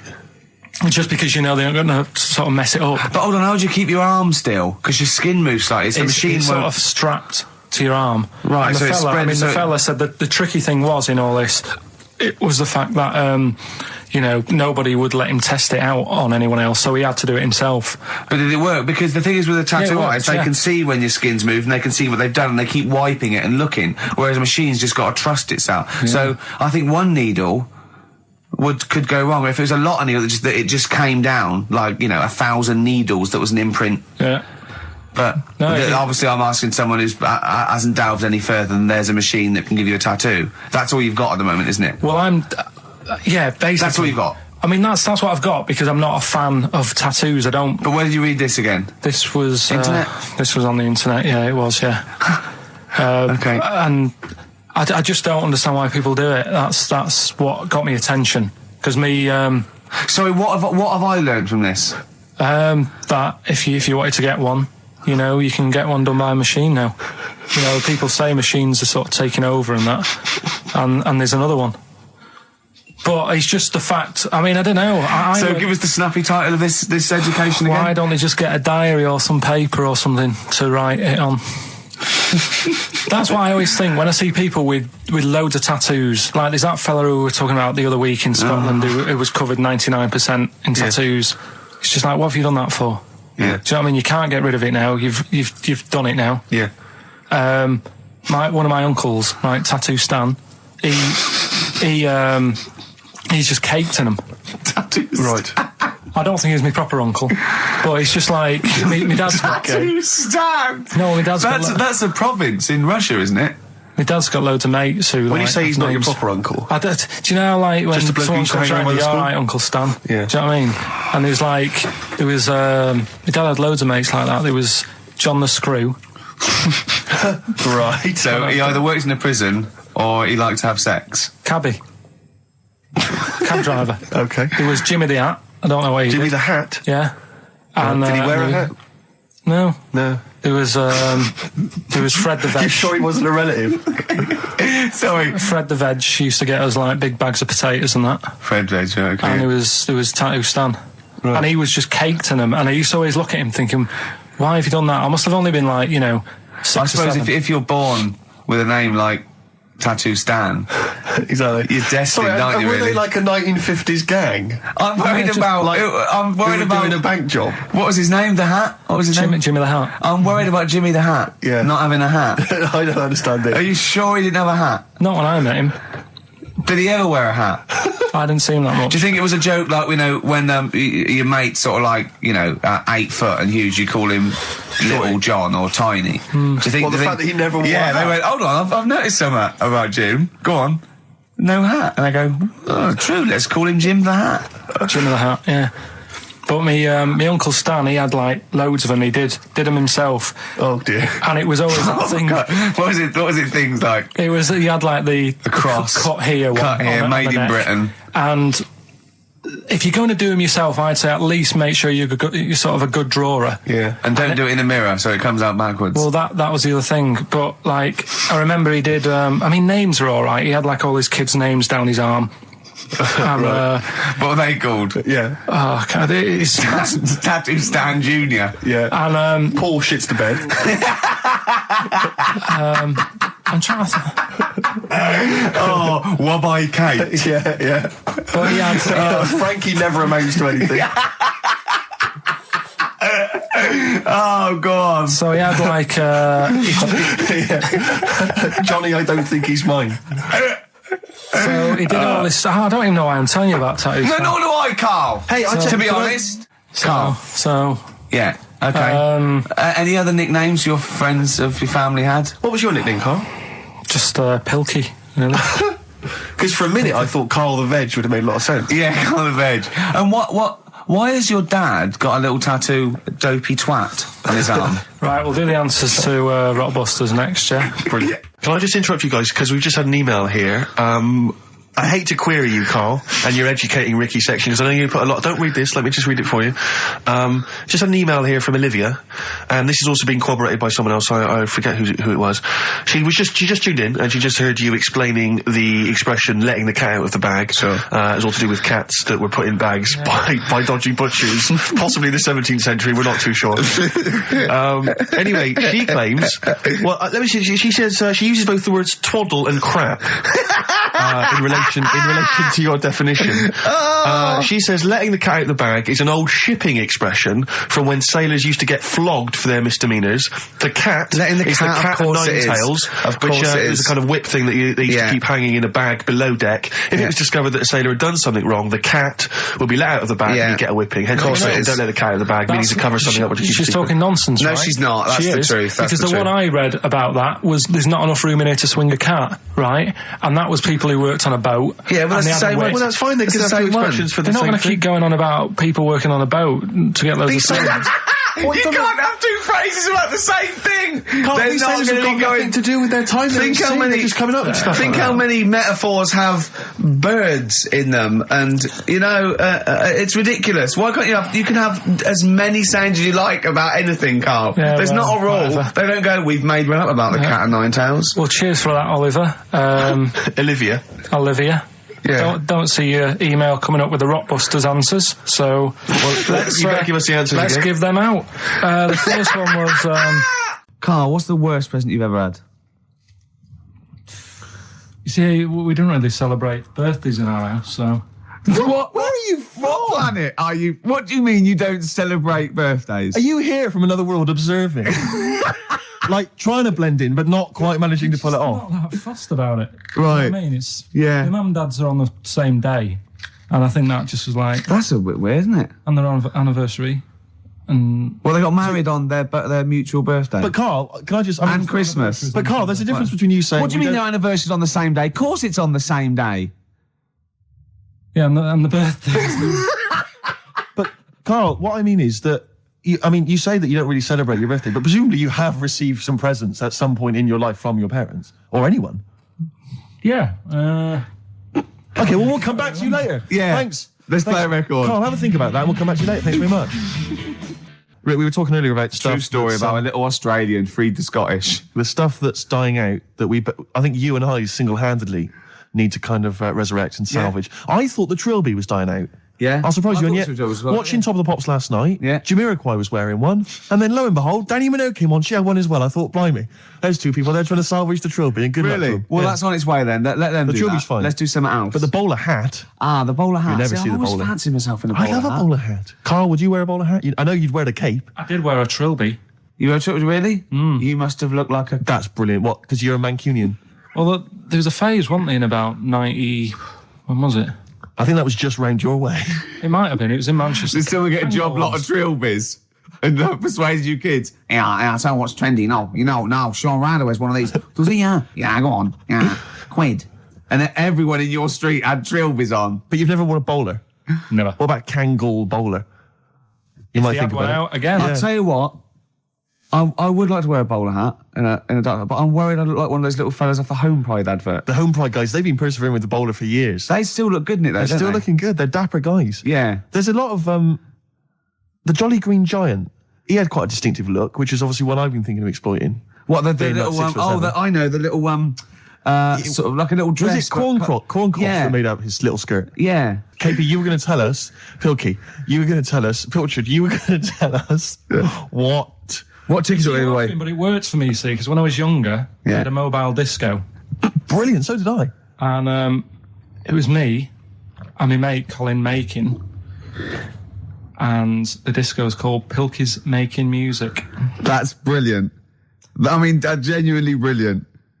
Pilky's Making Music. Guess what? When I first started the mobile disco, this was when I was about 14, we didn't really go out touring, we just would do it for like people's parties and stuff. We were called the Rock and Roll DJs. No, really?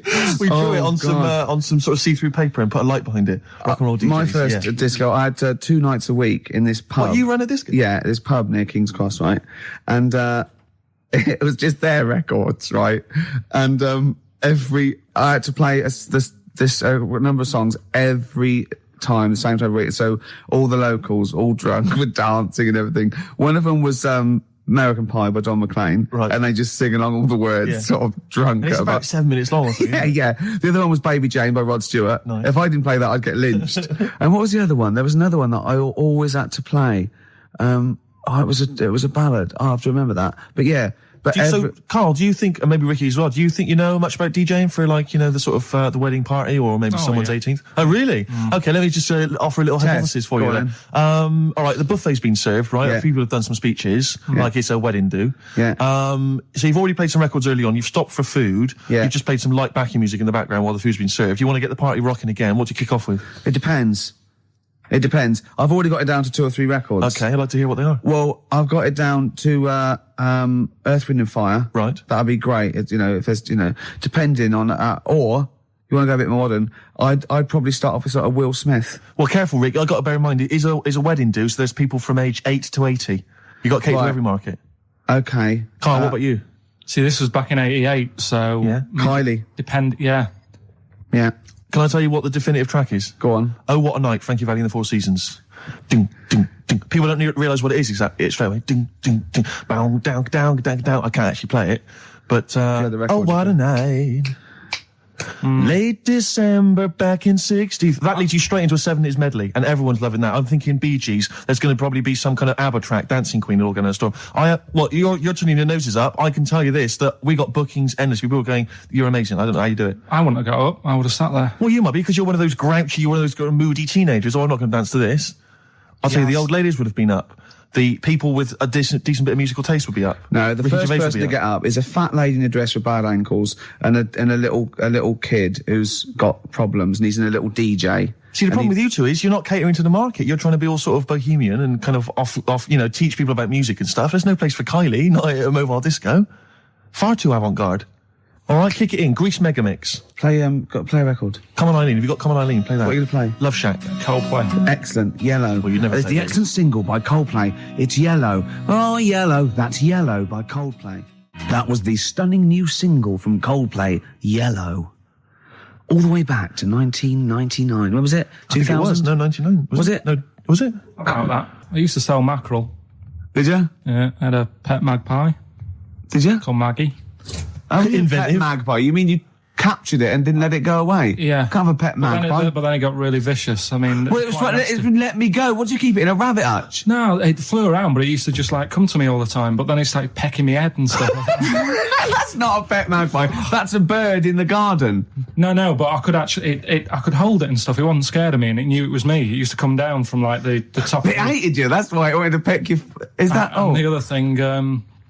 I always remember being younger and walking through the woods to school with my mum, and I was chasing a butterfly, and she said, "Oh, don't do that, Carl." And I said, "Why?" She said, "Because they only live a day." I said, "Oh, all right, I'll get a dead one in the morning." That's genius. That's great. That's quick thinking, isn't it? Oh, that's sweet. Let's play a song. Black Rebel Motorcycle Club and Love Burns, XFM 104.9. I'm Ricky Gervais. My name's Steve Merchant. Carl, what's your name? I press the buttons. That's it. Carl, I press the button. Yeah. Oh, bless him. People are loving the K-Man, aren't they? They are. People are saying they love him. He's just, He is. I think we've created a whole new Will McDonald. I like to think so. Yeah. Or Gordon the Gopher. I used to have a show in Manchester. Did you used to host a show? Yeah, overnights. What kind of things was it? What kind of stuff? What sort of tip were you on? Phone-ins and stuff. Yeah. You did a phone-in? Not a proper one. What did people phone in about? No, they didn't. That was what's problem. There was no phones. Go on. No, just, how things were going and that. Problems? Were you like an agony uncle? Kind of. That's amazing. Imagine that. Imagine sending someone to Carl. You got problems? Is it delicate? We'll go to Karl Pilkington. Hang on, looks like maybe there's some questions. We've got a few questions here. What's the one, what's Carl's view on... Carl, what do you make of nudism? Who's that from? Let me just check who that's from. There's a time and a place for it. That's from, it's very difficult to tell. That's great, you see. There's a time and a place for it. That is just brilliant. That is Dickie Bird. That's that sort of northern, confident soundbite. What do you think of nudism? Time and a place for it. There's a time and a place Would you for it. do it, Steve? Would I do nudism? Yeah. He's not allowed. Not again. No, Yeah. It's not nice, is it, really? No, it's not with Steve. He's not allowed on any National Trust land doing it because he's caused the death of millions of starlings. That's true. There was something on BBC Choice the other night. It's a really short show. I haven't seen it before. Like an odd it's not a bloke eating copper soup and then another short show, like maybe someone cleaning their teeth with Colgate, and then the really short show. What was it? Go on. No, what it was about this old fella who he's into nudism. And he was saying he's done all right. Does he play volleyball a lot? He said he's done all right out of it because there's not many blokes who are willing to go nude for modelling and that. And he's about 70, so it's not. Is there much cry for that, do you think? Is there much demand for a 70-year-old nude? He's doing all right for it. Sure. Good luck. And the odd thing was, you see... He had a corkscrew penis. He was just like walking around on a main road in like a seaside town. And Right. yeah, and cars would... See, that's not nudism, is it? That's mental illness. Yeah, he's just a bit dear. Yeah. Yeah. Yeah. I tell you, one of your favourite programmes, is it one of your favourite programmes, just that one with the hot air balloon? and it's adventures. It just goes. It's like in Sydney. Sometimes then it's at a carnival. His favourite program when he was little, he used to watch it for hours. Was that Little Girl by a Blackboard with 2 toys? Yeah, he used to love that. Didn't you? Enjoyed that, didn't you? You weren't raised as an experiment and you escaped from a laboratory. You had regular upbringing in Manchester and that. Yeah, I didn't go to school much because my mum and dad had a caravan. Right. No need, is there? No need when you've got that sort of fun at home. Yeah. I used to just go away for weeks. Really? Yeah. Is that true? Yeah, honestly. Where'd you used to go? Portmaddock. But and so you didn't go to school much? No, I did, but not as much as everyone else. Yeah. How many holidays were your parents having? What was their income that they could... No, my dad used to work nights, and he used to travel back, because to Manchester from Wales, it wasn't that far. And Manchester to Wales? He used to do 4 on and 4 off, so me and my mum were, like, loving it. But what Port Meredith? Portmaddock. Portmaddock. Just down the road from Port Merion, where they filmed The Prisoner. Right. Oh, so that's cleared up for me. Yeah, location-wise. So what did you do then? You were in this little 2-berth caravan on the back of a Cortina estate. Right. Well, what was it? What was the car? What was Granada, it? Ford Granada. Ford Granada. What are we talking? 1980? Yeah, 82, 83, right? 84, 85. Okay. And you in the car down there, park up. Yeah. What was it? What was Port Meredith? Portmaddock. Portmaddock. I remember Ruth. It's just, it's just a holiday camp. Yeah.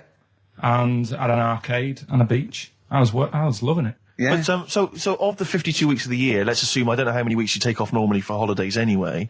Let's just say, I don't know, you go to school 45 weeks of the year maybe? Generally, most kids? No. Bit less. Bit less than that? 42. How many weeks would you say you actually spent in school? Well, how many weeks do you have off for summer? Well, we'll work that out. That's what about 6 off for summer, about 3 for Easter, about 3 for Christmas. Put it this way, I'm surprised I'm not Welsh, to be honest. Right. So there was there more than was in Manchester. Did the school authority not come and check you out? No, they didn't. Didn't get Manchester, I suppose they didn't care, did they? Not really. Yeah. They're lucky you turned up at all. What did you just turn up for the last day when you could take in your best toy?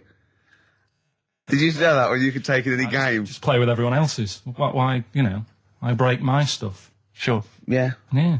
No, that's a good Well, this point. answers a lot. This does answer a lot. The fact that you spent most of your time on the beach as a kid. Teachers were no good at my school. We were talking about it yesterday. So you were teaching them a lesson by going off for the summer. Yeah. Anyway. And did you go to university? No. No. Did you go to sixth form or college? No. When did you leave school? When I was about 15. Right. What, you just went on holiday and didn't come back? I just got a job early, didn't I? Where was it? Portmaddock? Getting there. No, I was a printer. BM Print in Trafford Park. Well, that's great. That's a little interview there. Yeah, little next I'll be interviewing Steve Merchant. What are we playing next? Bit of Elbow. This is fantastic. This is Elbow. Elbow, Asleep in the Back. I think that is absolutely beautiful. I think Elbow are my favourite new group. We've sang their praises many times and they've never phoned to thank us. Should they? Yes. Do they? Annoying. Really? Annoying. No, they're doing a good job there. I wonder if they found their lyrics. Because I also wanted to write a song from them, didn't I? They didn't take me up on that either, Steve. I'm not sure I'm so keen on them now. Carl, can I have a Jaffa cake? Because I've just found a lump. I think... You don't mean me, do you? No. All right, good. Thanks, Steve. Now, we interviewed Carl there. I think we've learned a little bit more about Carl there. You did, yeah. And I'm going to interview Steve now, Carl, because I used to be... You concentrating. Don't put it all in at once. Carl, chew. Chew before you swallow. Careful. All right. I used to suffer with that a lot. What? Not chewing. The amount of times I nearly died as a kid. What? Forgetting to chew. Choking. Sure. Mint Imperials. My mum stopped that. Drinking them with water. She'd have to hide them. He's coming out of his shower, isn't he? He's happy Saturdays. He's miserable all week, and he's happy Saturdays, isn't he? Oh, look at him. It's like we get him weekends. Yeah. And he's just happy because we sort of spoil him, don't we? And he has Jaffa cakes and everything. We let him on the Go radio. and live with his stepmum again. Don't we? Oh, The no. ones who listen. Oh, really? Your girlfriend does, doesn't she? I imagine. She's been away for ages. I know. I imagine she just switches off after a while. But we love you, don't you? We're excited. We talk about you in the week, and we think you're great. So don't just think we're using you as cheap comedy material. I'd hate you to think that, Carl. Right. Carl, what? Don't you like us arguing? Is it like mum and dad arguing? Do you get all It's a bit like that. In the caravan. There was nowhere to escape to. Oh no, rattling round. Did you make any friends when you were down on the caravan site? Yeah, a lot of people from Birmingham were there. What kind of pals did you have? What were their names? I can't remember, it was years ago, but they all had rich parents. Right. Like, they had, like, their own car to drive around the campsite on and all that. Right. Yeah. So their own fence. So I'd have a go. And but they were mates, and you saw them every year, did you? Or every 3 weeks when you went down there? Yeah. Oh. You didn't keep in touch with any of them? No. I'll admit now, I went to the same place in the caravan for about 6 years running. I went to a place called Riverside in Bognor, because someone round the corner from us had a caravan, two-berth caravan. Me, my mum, and my nan. I think I'm really lucky to have had it, really.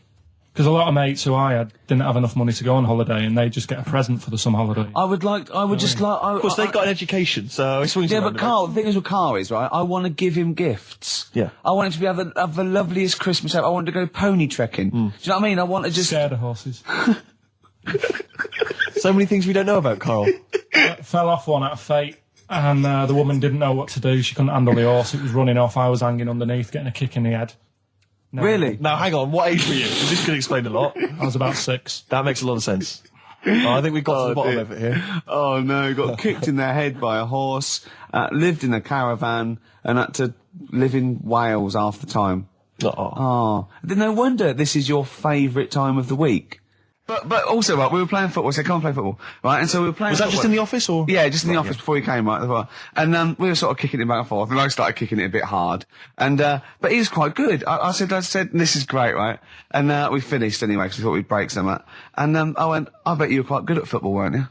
And I thought he looked like quite a natural, I thought he'd be good. He's from the north, and I thought that's all he'd have. Yeah, you know what I mean? exactly. Right? And he went, I said, I suppose you're quite good at football. And he turned, the quickest flash, I went, I've scored once. Right? He said, and that's because I was being chased by a bee. And I went, save it. Yeah. He went, no, I said, please save it, because I wanted to see that. No, you can continue now. Please tell us the rest of the story. You've scored a goal once because you're being chased by a bee. Yeah, you've done it now, really. I was on the... there must be more to that story, man. I was in the school team. I wasn't that good as a kid at football, to be honest. Mainly down to, I think it's because my dad wasn't into football. Right. And I think that's the way it works, isn't it? If your dad's into it, then you could be a footballer when you're older. Sure. Yeah. Because you're into it. And so I was in the school team because I got on with the other lads. And they let me in the team. Popular guy, yeah. Sure. And I was stood there doing nothing because I didn't really know what to do. I never knew which way I was meant to be shooting. Yeah. I got all that messed up. Yeah. I just stood there, right, and with my hands behind my back. And something landed on me, on like this part of me thumb. You can't just point, it's radio. It's this bit here. Right, yeah. The fleshy bit, the fleshy bit of the thumb, yeah. And I thought, oh, what's that? And I looked down, and it was a bee. Thumb. Oh, it was a bee, yeah. It was a bee on me. So I start running, Yeah. try to get away from it, and bees, actually something interesting about bees, more chance of getting stung by a bee in windy weather than any other sort of weather. That's incredible. Anyway, so I'm running away. And he said there was no more. Extraordinary. I've already learned many, many things. You're being chased by the bees. So Windy. I'm running. It's on your thumb. Is it still on your thumb now? It's sort of gripping onto me like a stag beetle. Clever. Like a stag beetle. I love it. Oh, Or a bee. yeah. So I'm running. I'm running towards like the goal. Yeah. Oh God! And the ball comes to me. Yes. Wallop, get it in. Brilliant. What happened to the bee though? Did it sting you? They die, don't they? I mean, ultimately it died, sure, but at that particular moment, did it sting you? This was probably about 20 years ago, so I imagine. No. Once a bee stings. So did it sting you? Yeah, but did it sting you? Yeah. Right, that was the question. When did it sting you? When I was playing football. No. Carl, do you want me asking, you say you're on the school football team. Was there just 11 boys at your school?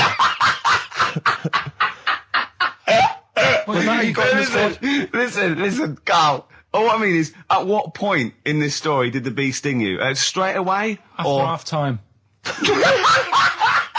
Play a record, man. Oh, it's the best. What was that illness years ago? Right, there was a couple of lads at our school. Oh, yeah.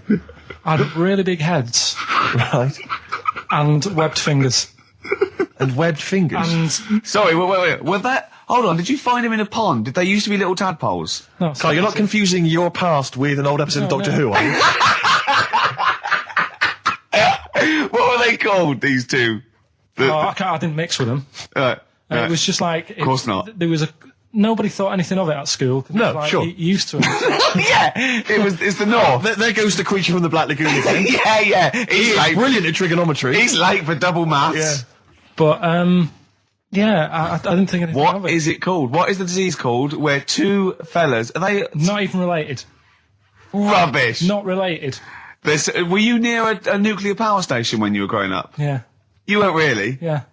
Oh, this explains so much. This has got a bit I don't heavy. think that's it. Hey, talking of enormous heads, you were at the Pop Idol final, weren't you, Rick? You went down there just because obviously Rick's a huge fan of Pop Idol. He wanted to be there. He wanted to give his support. Quite seriously, there was no irony there. We were he genuinely is a fan of it. And he was. You sort of had photos taken with various people. Yeah, of course. Because you were a bit drunk and you wanted to have a memento of it. And it's obviously a picture of you with Fat Man Rick Waller. Yeah. But the best one is a picture of Ricky and his girlfriend with Dr. Fox, whose head is twice the size of any other head. It's quite remarkable. I don't know how they Barrel was a lovely bloke, and it was really nice to meet him and everything. But he looks like an immaculate tan, and he's always happy, and he's It looks really on the good. picture. It looks like someone you might see in a carnival who's built a huge papier-mâché head, and he just went like Frank Sidebottom, just sort of walking down the road. It's just incredible. Dr. Fox didn't used to go to your school, did he? He used to hang around with a mate. They were great swimmers. They were brilliant swimmers. Oh, God. In the week, I called Karl up. I said, how are you, mate? He went, not too bad. Now, as you know, his girlfriend's been away for ages, hasn't she? Covering the World Cup, the African Nations Cup. She's a sports journalist. Well, yeah. All right. Okay. I love the fact you're thinking, what does that mean? Like, well, she's not much of a journalist, Rick, to be honest. I've read some of her stuff. No, but she's not on air. She does stuff, behind the scenes. Yeah. Sure. A lot of journalists do. You always want to make clear that you're not going out with Kate Adie. That's what you want to make clear, isn't it? Yeah. Now, so she'd seen none of the meteoric rise of Karl as a broadcaster. She's been away for the whole time a since you've sort of become a wit. Yeah. A cult figure, to be honest. And he hadn't told her this, so apparently he went home and she was sitting there, looking a bit grumpy. He went, all right, so yeah. She went, should we go out then? She went, I'm not sure I want to go out with an idiot. Right? Oh no! Yeah. And she went, Loch Ness Monster. Why don't you just think, of course the Loch Ness Monster lives in Loch Ness. And she was giving a bit of a hard time. And she went, that's why that's why I didn't tell her. I didn't tell her really. Same thing happened when I was at school and I had to play drums in Little Donkey. I didn't tell my parents, right? But my dad turned up anyway. And what happened? He, How old were you, Karl? Well, it was the school that I used to go to. Oh, yeah. You used to go to the school you used to go to? No, but what I mean is, I didn't go to secondary, did I? So I missed a lot of that. Sure. But primary I liked. Oh, it was all colouring in and stuff. Yep. And, it was a Christmas play, and I managed to get a part in it. And, did you audition? No. Got a part in it, and I should have been playing the drums to, the one about Kings. We Three Kings. Yeah. I was meant to be doing that. But Little Donkey came on, and it was one of those. What do you mean came on? That was like next up on the next song. Right. And it's one of them songs that you can't help sort of tapping along to. Yeah. Do you know like if I was to go yeah, you'd have to finish it with. Yeah. Do you know that they actually send that into space? Do they? And what, hoping that aliens will respond with that? Yeah. They do that because apparently it is one of them things that you can't help. What, even if you're an alien life form? Yeah. They know that, do they? Yeah. But anyway. What, because they watch Star Trek or something? Hello. Knock, knock. Yeah. No, seriously. Is it true, like, if you send out knock, knock into space, they have to say that? Oggy. Oh, that is great. Seriously. Oh, hold on, what's something out there? Was it a little green fella? That is great. Yeah, so anyway, that is Little Donkey is like one of them tunes that you can't, and I was there and I had the drumstick and I thought, oh God. The drumstick! I could feel myself, and anyway. Just wanted to do it, yeah. I started going along and playing Little Donkey, which I wasn't meant to do, but it went down such a storm. What, were there people like parents and that dozing off, and then suddenly they heard your version of Little Donkey, and they thought, wait a minute, now it's really picking up. What do you mean? I'm glad we paid £1.50 for this. What do you mean it went down such a storm? I'm going, hold on, was it like when people Ringo... have lighters in the air. You know, like when Ringo joined the Beatles, now going, boo, Pete Best, but he went... Yeah, and they went, whoa! Oh, God. No, but the teacher just said, it went down really well, you can do that again tonight. Right. When you're in it again. But anyway, so my dad was there, and you hadn't told him about this performance, so he just turned up off his own back. I never took the letters home and stuff to show my mum and dad because it just put me off. So anyway, he turned up. Don't know why. He must have heard from someone else's dad. Yeah. He turned up and he swore about me, which Did he? I don't... Could you use a word that's... allowed to be said? The word? Of course it is. Right. If you got a kid in the car or anything, you can turn it down now. Yeah. Right? But he said, there was a guy stood next to him with a camera, big video camera filming it. And he said, yeah, film it, but try and avoid getting the twat in the hat in the shot. Because I had one of those porters, you know, the little round pork pie hats on. Right. This is so sad. What, was this a nativity play? It was about Jesus and stuff. Yeah, well, there was a porter there helping him with his bags. Of course there was, I forgot. I mean, Mary and Joseph, they got there. Yeah, because it was the hope, you know, because the inn was full. Yeah. But I think the porter doubled up with the inn and the stable. Right, that was nice. So he carry bags over, yeah. Yeah, no, so yeah. You're right, though. I don't know why I was wearing one of them. But I was. And your father said that? And how did you know your father said that? Did you hear it? About it later. Oh, he told you about it later? Yeah, I was talking about stuff I'd done at school, and he said, oh, God, remember that. And I spoke to him the other day about it. Right. And, yeah. Oh, God. So that was the end of your sort of drumming career, really? Because it could have been, I mean, you know, the audience loved it the night before. Yeah. You could have, like, been, who knows, a whole new world for you. Yeah. Have you done any stuff?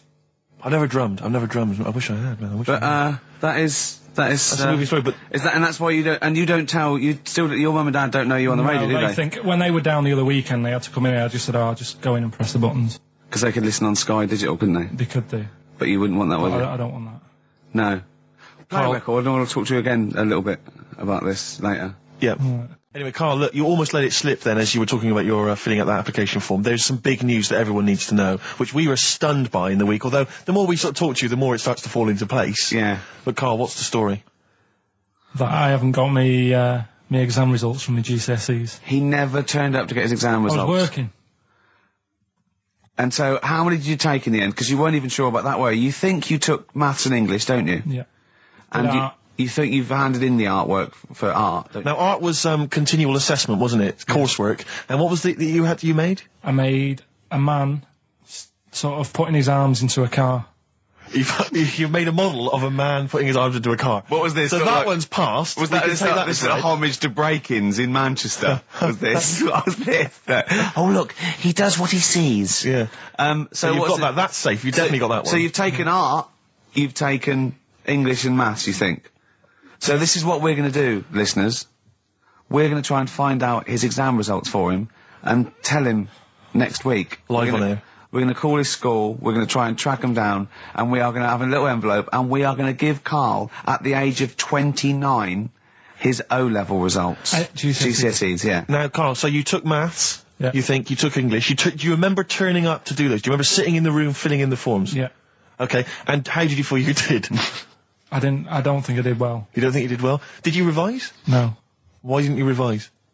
Because I don't really believe in it. Okay.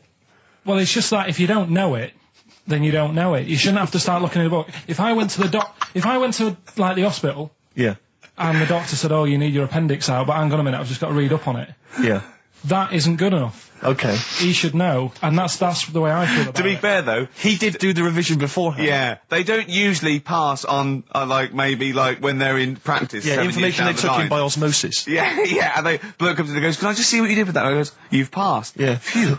That's a good one. Yeah. Good job I watched Casualty. I just like the way, the things that interest me, I remember. Things like snakes not having ears and stuff. Yes. I didn't have to read about that. No, you just learned that, yeah. You saw it on the telly, didn't you? You saw it on that Ian Wright programme. Yeah. Yeah. And this is what Karl said to me. He said, it's actually, I called Karl up in the week, and Reese was with him. You know, Reese used to be on XFM, and he took the phone, and he went, "Karl's worried, I've seen that programme." He said, "Snakes don't have ears, right?" He said, "So you can creep up on them and pick them up." And he said, "Karl's worried." He said, "How would you ever put them down again?" Because then they know you're there. I woke up the other night quite late. Worried about that. And I said to my girlfriend, I said, "How do you put a snake down?" And she said, "What are you talking about?" I said, "That Ian Wright thing, this guy managed to pick up a snake. And do you know that thing where they clamp its head on a jar to get the poison out?" I do now. Right? They did that, but they didn't show you how they got rid of it, and I thought, it could really get nasty, because it's obviously annoyed that you've had its head pressed in the jar. Yeah. Yeah. Right? They hate that. Now... Especially as it's in front of their mates. When you lift it off, yeah, right, you've got hold of it. Yeah. If you go to chuck it down, it's going to turn on you. It's going to go wild, isn't it? So, I just wondered. Well, what you do is you never put it down, Carl. Yeah, that's why that bloke has got about 11 or 12 just carrying him. Exactly. Yeah, you never put it down. You sling it. Who cares? You just throw it, don't you, really far? That's not that. I don't think you should throw. But Carl, listen, don't worry. We're not asking you to get involved with snakes. We're just asking you now. You've done maths, you think? Yeah. Did no revision for that? No. Okay. English. Do you remember what it was? Did they ask you about Shakespeare? Did they ask you about books? I remember, but I must have done it because I thought that was. It was English language, not English literature, wasn't it? So it was like spelling and all that. So was it like a comprehension? You read a passage and had to ask questions on it. Was it? Did you have to write a short essay? I don't know. I can't remember any of that. Okay. I did a science. Okay, physics or chemistry? Physics. All right, well done. And this is all you think? You actually took that? You actually took physics GCSE, you think? You're obliged to do a language, I think. Did you do French? I did French for a bit. But I don't think you are. I don't think you have to do a language. I think you have at GCSE, I think you've got to. Well, English quite good. I think that's his language he did. So you don't know about language? History? Geography? Just what you will find out, won't we? Okay. But you just can't remember. I can't believe you can't remember turning up for these things, because it's quite a big moment in people's lives. It is the thing that you've been working to all of your educational life. On the day that the things came out, I was working at as a printer. Okay. And it was a really busy day. A lot of spelling mistakes. It was a really busy day, so you're bound to forget. Yeah, yeah. No, but I had to use gold ink that day. Oh. And it's, I mean, you're not a printer, so you don't know. No, that's the biggie, innit? But it's tough. You've got to really get your rollers clean. Carl, play a record, mate, and good luck with the exam results. Hopefully we'll have them for you by next week. Black Rebel Motorcycle Club, spread your love. It's time to give Carl... You're actually nervous, aren't you? I'm a little bit nervous. Just to recap, Carl is 30 this year. He never went to get his results of his GCSEs. So myself and Steve took it upon ourselves to phone his school, track them down, and we actually got your results. What did you think you took? Did English. Right. Maths. Yeah. Art. Right. And I think I did physics. Okay. Well, you didn't do any of them. Eh? You didn't do any of them. You didn't register. You registered for one exam and took one exam and got results for one exam. So I don't know what you thought you were turning up to, or you weren't registered, or you didn't. You're familiar with the notion of registering for an exam. You have to kind of officially register in order to be eligible. What do you mean, register? I turned up for a couple. Yeah, you can't just show up. You have to register for them. You have to pay this because it costs the school money, so they have had to have paid for you if they thought you were going to pass. You can't just turn up on the day and ask some paper at the front. I never got a letter telling me that. Well, that's because you were never at school. But you did somehow register or registered for one exam. You registered for history. It's a topic that you've always been interested in. I was saying to Ricky before, World War II, I loved it. Not the actual event. No, the study of it. All the stuff like, about the Anderson shelters and stuff like that. Yeah. And the bombs and that. And then when I took it, it had nothing to do with that. It was more about the Tudors. So the Second World War didn't come up? You mean there were no questions about the Anderson shelters? Nothing. That's devastating. So what are you expecting the result to be? Is that it? Yeah, it's the only one you took and registered. As far as the school is concerned, or certainly it's the only one that counts. It's the only result. It's the only one that counts. Yeah, you've got... Did you register for yours? Yeah. Yes. I've got certificates and everything. So what, do you do that before the exam? Do you have to go somewhere and sign something, or...? Yeah, you don't check your results and then decide if you want to register. It's not like Millionaire, when you look at the question and go, I think I'll take the money. Yeah. You go... No. But anyway, you must have registered for one, or maybe your teacher put you in for it. Well, I didn't do it. They must have been confident. They must have been confident. They must have thought your best bet was history. Right, so... What did they get? You got an E. Which I think, technically, is a pass. E?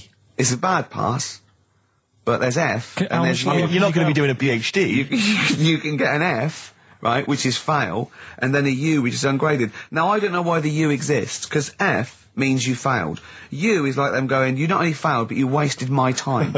So...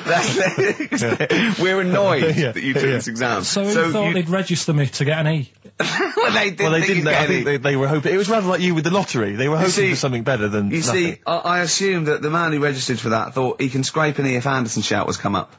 Yeah. Well, that's it. You've got. Now, what I'd like to do, Carl, is I've started your re-education. You've read a book on Rasputin. I'll be asking you a few questions about that later.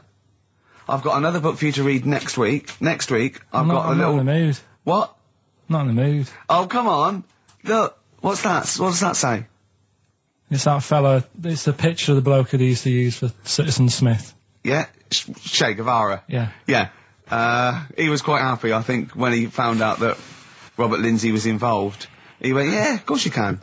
No worries, yeah. What are your feelings, Carl? What do you think? Are you depressed? I'm just a bit annoyed because I'm sure I turned up for more, so it just wasted me time. Listen, they don't matter. I'm sure you're doing very well. You know, you can educate yourself. GCSEs are merely a step on the ladder to help you, not just for education, but, you know, they're more vocational than anything else. You're doing very well, and you're reading books. Don't worry about it. It's not just something. But if you want, I'll pay for you to take history again. Carl, we'd love to see you get a C or above. And well, we're willing I'll pay for you, and I'll get you some books. Right, now listen. We can, let's get, I reckon, when are the exams? June? Something like that, yeah. We'll try and register next week, and I reckon you can get an A or B. In history. I'm busy. In history. No, don't worry about it, it's just easy. I get you Brody's notes.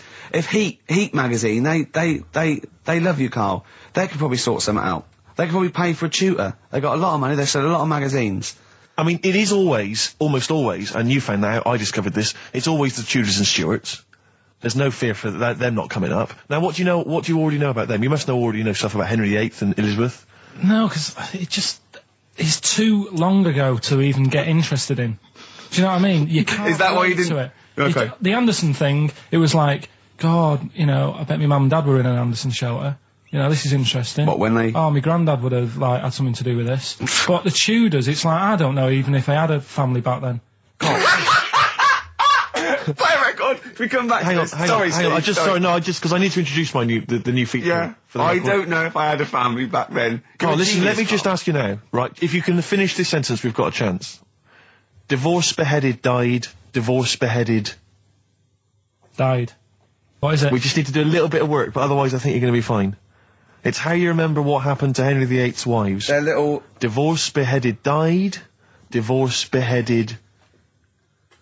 It's like spam. Support... What's it? Support, protection, anchorage, movement. That's how you're going to... That's nothing to do with the Tudors and Stuarts. No, nothing to do with the skeleton. Yeah, see, no, we're not doing biology. Mnemonics and acronyms. What happened to Henry VIII's last wife? Did she die, or did she not die? Divorced, beheaded, died. Divorced, beheaded. Do you know that the only king that has got a moustache is... No. The only king that hasn't got a moustache is the King of Hearts on the playing cards. What's the record you play? I want to resurrect the career of a different artist each week. This is an artist who's overlooked by the general public. It's a red card. This is Amy Mann, and she always seems to get overlooked. This was a single a while back. I think it's called Red Vines. Play it, Carl. Fantastic. You see, what upsets me is the way that Amy Mann, she's written songs as good as that, she's released it as a single, she had to, I think, put the album from which that's taken out by herself over the internet. She was Oscar nominated for the songs in the film Magnolia. She couldn't get a record label, I don't know if she's now got one. And yet there's people like Alanis Morissette shifting shed loads of songs. I don't understand what the rules are. I don't know why she's not a household name. Well, there's beautiful things like that in the world. Why do you care about epoxy GCSE? What did she get for history? What did she get for history? Yeah. I think she did very poorly.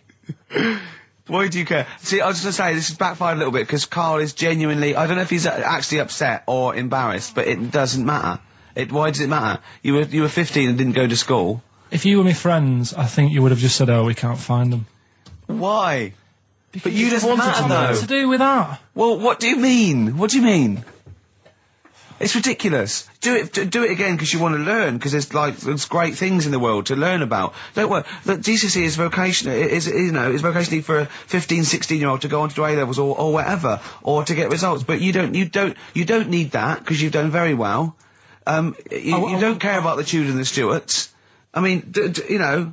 I mean, I've had a couple of jobs, not this one, because you don't need qualifications to get a job. Obviously. In the radio. Yeah, obviously. Absolutely right. But ones that I have got in the past, I did, because I didn't collect them, I had to lie. And I didn't like go mad. I didn't say I had A's and stuff.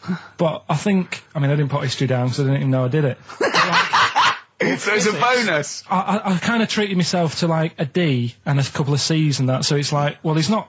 I love the fact that Karl even then was honourable. It's like, I'll at least put down the ones I think I took and lie, but the ones I didn't take, I won't lie about. Yeah, and don't give yourself a B. Exactly. If they're going to find out you lied, give yourself a B next time, Karl. It could backfire, couldn't it? I mean, my brother's a bit mental, and he used to do things like go for jobs and say, oh yeah, I've done this before. Like being a mechanic, and he's never even picked up a spanner. And yet, he'd have the confidence to go and try and fix cars. Well, I'm not that daft, but, God, and he. Who do you blame for this? That's just an easy way out. I have to blame myself. Yeah. What was the teacher like? Well, there's loads of different ones. I didn't like... I mean, the history teacher, it is my own fault, because with her, she was a bit mental. And I used to kind of stop the lesson by saying, oh, miss, tell us about your fireplace you've got that is made from a gravestone. Because that's what that would stop any English teacher in their tracks. And she loved telling you about it. Yeah. It was like, oh, I learned that from a teacher. So that's why I didn't know about divorce, head loss, and all that. Yeah. Dandruff legs. Horse, head loss, dandruff legs. But remember now, divorce beheaded died, divorce beheaded survived. That's all you got to remember. And what's that? That's what happened to Henry VIII's various wives. In order. What does it spell out? No, it doesn't spell out. It doesn't spell anything. You just got to remember the rhythm. In order in which he married. Yeah, but it helps. It's like when my mum taught me the alphabet. She taught me as like a song. A, B, C, D, E, F, G. Yeah, constantly. Yeah. No, not like that. Huh. That's how everyone else could do it, and I couldn't do it that way. Why? What tune did she do it to? It was A, B, C, D, E, F, G, H, I, J, K, L, M, N, O, P, Q, R, S, T, U, V, W, X, Y, Z. Karl, have you ever logged on to Friends Reunited? It was the site that everyone was talking about last year. No. Are you aware of the concept? I've heard about it, but there's no one from school who'd want to hook up again, really. So basically, for those that don't know, you have to log on to his website, and then you can it helps you track down your old schoolmates if they've also logged on and stuff. And we took the liberty, really, of looking on the Friends Reunited site and typing in your school and trying to track down any of your old mates. We didn't get in touch with any of them, don't worry. We didn't do that. We're not going to surprise you with them now. No. But I was just interested to know, like, some of your thoughts on some of the names that I could run past you. I mean, these are people from your year. Just tell me if you recognise the names. Alison Birch? Think I remember. What's your thoughts on it? Don't be libelous. Don't be like no. No. Posh probably did pretty well in history and that. Sarah Morris? God, yeah. Remember her. Go on. You're grinning. What's the thought? Go on. No, just she was all right. She was a popular one. What does that mean? She was nice. Yeah. Okay. Okay. What about Darren Buckley? He was one of my best mates. Was he really? Yeah. Seriously? Yeah. What do you reckon he's doing now? Do you still keep in touch? When my mum and dad were still in Manchester and they had a butty shop, he used to go in because the Bucky's was next door. I know the way you paint a picture. If you did this in your history exam, Karl, you will walk it. Go on. So your parents had a butty shop. There was a Bucky's next door. Yeah, and he liked having a bit of a gamble, so he used to. I think he works for some insurance company. Do you think that his fiancée Beth knows he's got a gambling problem? Or that his 2-year-old son Lewis? No. Yeah, they live in Cheadle Hume. Cheadle Hume. He must be doing well. He's still supporting the Blue Army and frequents the shrine on a fortnightly basis. Funny thing with him is, right, when I used to stay over at his house, and his dad was a copper, and I remember his dad came down and said, right, I want to see you two. I thought, oh God, what's happened? And got us round the table. And he said, do you know much about drugs? So we were like, what's all this about? So he goes, you know, they're not good for anyone, you know, the stupid thing to get into. And we're like, yeah, we know. And he went, you know, do you? We said, yeah. He said, what's this then? And he'd found something in his bedroom, and it was a Skittle. What, the sweet? Do you know little sweets with the S on it? And oh, really? Drugs. Yeah. So he said, well, yeah, it's a Skittle. Yeah, I know what it is. Oh, he was bluffing like that as a slang word. Yeah, he thought because he was a copper, he probably had to be down with all the terms and that. So we said, oh, it's a Skittle. And he said, yeah. I know what it is, but what's it doing in your bedroom? Oh. It was like, no, it's a toffee. So, Darren there. Yeah, I know, it's a toffee. It's a squib. It's a, yeah. Karl, more people from your past. Debbie Carr? Yeah, she was another nice one. What does that mean? Is that a euphemism? No, she was one of them that you'd sort of go, she's nice, but she'd never be your girlfriend. Do you know what I mean? She was, not really. Even though she was in the same year, she seemed a lot older. Right. And like, Wasn't a teacher, was it? There was 3 of them who all hung together, and they seemed to hang around like the older kids, the ones who looked like men. Do you know what I mean? What did you look like then? Well, it's just that I had youthful sort of looks, whereas like the older ones had like beards and stuff. It's the gang of boys in the 5th form with beards. Were they smoking pipes?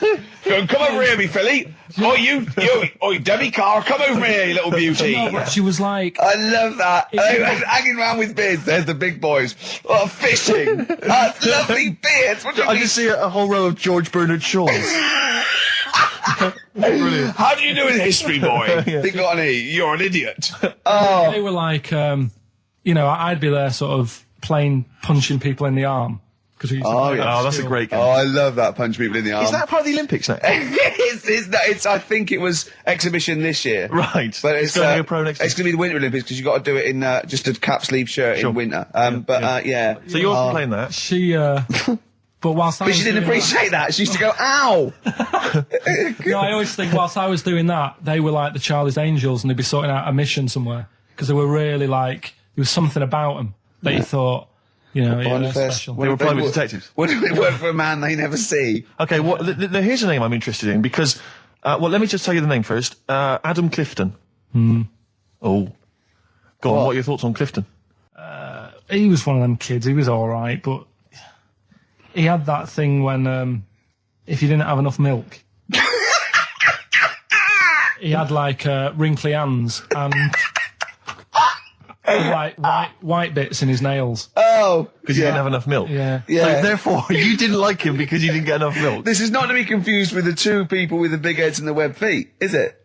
Web hands. Well, this was I know that they weren't related. They must have been somewhere along the evolutionary sort of trail. Do you know what I mean? They must have come from the same sort of stock. But you wouldn't have liked him. It's just one of them people. He was all right, but before you say any more, on Friends United, you can leave a little message which explains what you've been doing and what your life's like now. And most people leave maybe 2 paragraphs. Yeah. Adam, I've printed it off. He seems to have printed. I think there's about 6 pages here of stuff. He keeps updating it, and he just basically lists his memories about everyone. Okay, at the school and what he thinks of everyone. And he says, I often see Simon, he's doing all right for himself, self-employed illustrator, Mark Cooper, Karl Pilkington. Right. And your name comes up. Now, I don't know if you've told us this story. I think you may have done, but I can't remember the facts about it. It just says Karl Pilkington with his pet bird. Was it a magpie? I can't remember. He brought it to school to show everyone and it flew away. Oh, God. Oh, no, they do that, don't they? You show them what was the story there, You give them seed and they just leave. What do you mean? Well, this sounds like Kez. Well, that's it. I was a big fan of Kez. And it was the time our dog had just died. Yeah. So I didn't have any pets and the cats were always getting run over. Yeah. And so we didn't want any more pets. Yeah. But there was a magpie that used to fly about on the estate and I managed to sort of tame it. And in the end... With a chair and a whip? What do you mean you tamed it? Well, just used to sort of hang around it and talk. But how did you get hold of it? Did you catch it? Well, eventually, yeah, it used to just come to me. And the annoying thing was, it got to a point when I wish I hadn't bothered. Because it used to pop me bike tyres. It used to sit on like, if I was talking to my mates and I was on my grifter. I love the way he just throws things in. It's like an Alan Bennett play. It landed on my tyre and it used to peck at the tyre and pop it. And then it used to then never go away. So it was always like around the house and my dad said, never bring it in. So it used to sit on the porch and I used to go out and it used to fly down and land on my head. Oh. And it really hurt. It used to like peck and stuff. He thought it was a tyre. So it wasn't so much tamed as a stalker. Oh, God. So you took it to school and it flew away? Yeah. So did you take it in proudly going, look at my magpie? Oh. Yeah. Oh, well, no. I think it got a bit confused in the area that it was in because I used to just keep it sort of around our estate, but the school was a bit of a distance away. How did you get it there? Tying it on my finger. Did you walk? Yeah. Wow. So it was happy there, then it got to... But it used to be one of those things that people would stop me in the street and sort of go, oh, what's that? And I don't suppose Maggie, called it Maggie. You didn't get Charlie's Angels to go and find out what happened to it? Investigate? Were they impressed? No, not really. No. Carl, this is quite a little insecure sort of chap. And he was just worried about that last bit. He was going, who would ever find that interesting? He was worried about people finding him boring. And Steve said, as I said, you know, it's like an Alan Bennett thing. He went, yeah, but, you know, no one would care about Alan Bennett if he wasn't such a hit maker. They wouldn't care what he had to say. And we just looked at him for a while and he went, thinking of Tony Bennett. Bless him. Listen, it's almost the end of the show, Carl. Oh, yeah. And it's really been a Carl special. This is a Carl special, yeah. Well, next week, we'll lay off next week. We have to know. Not going to... he wants to retire a little bit. Just a few more names that you may recall from Friends Reunited. Go on. Lisa Shufflebotham. Do you remember her? Yeah, she... Was she one of Charlie's Angels? No, she wasn't that nice, but she wanted me. her and her mate Rachel, I remember, I don't know why, but it was some sort of PE lesson where it had to be a bloke and two girls, and they were fighting over me. Could you hear what they were saying? They were just like, I want him, and I was loving it. Stuck in the middle, and they were fighting over me. And then the next week, I thought I'll sit near them. What sort of game do they play at this school? I don't know.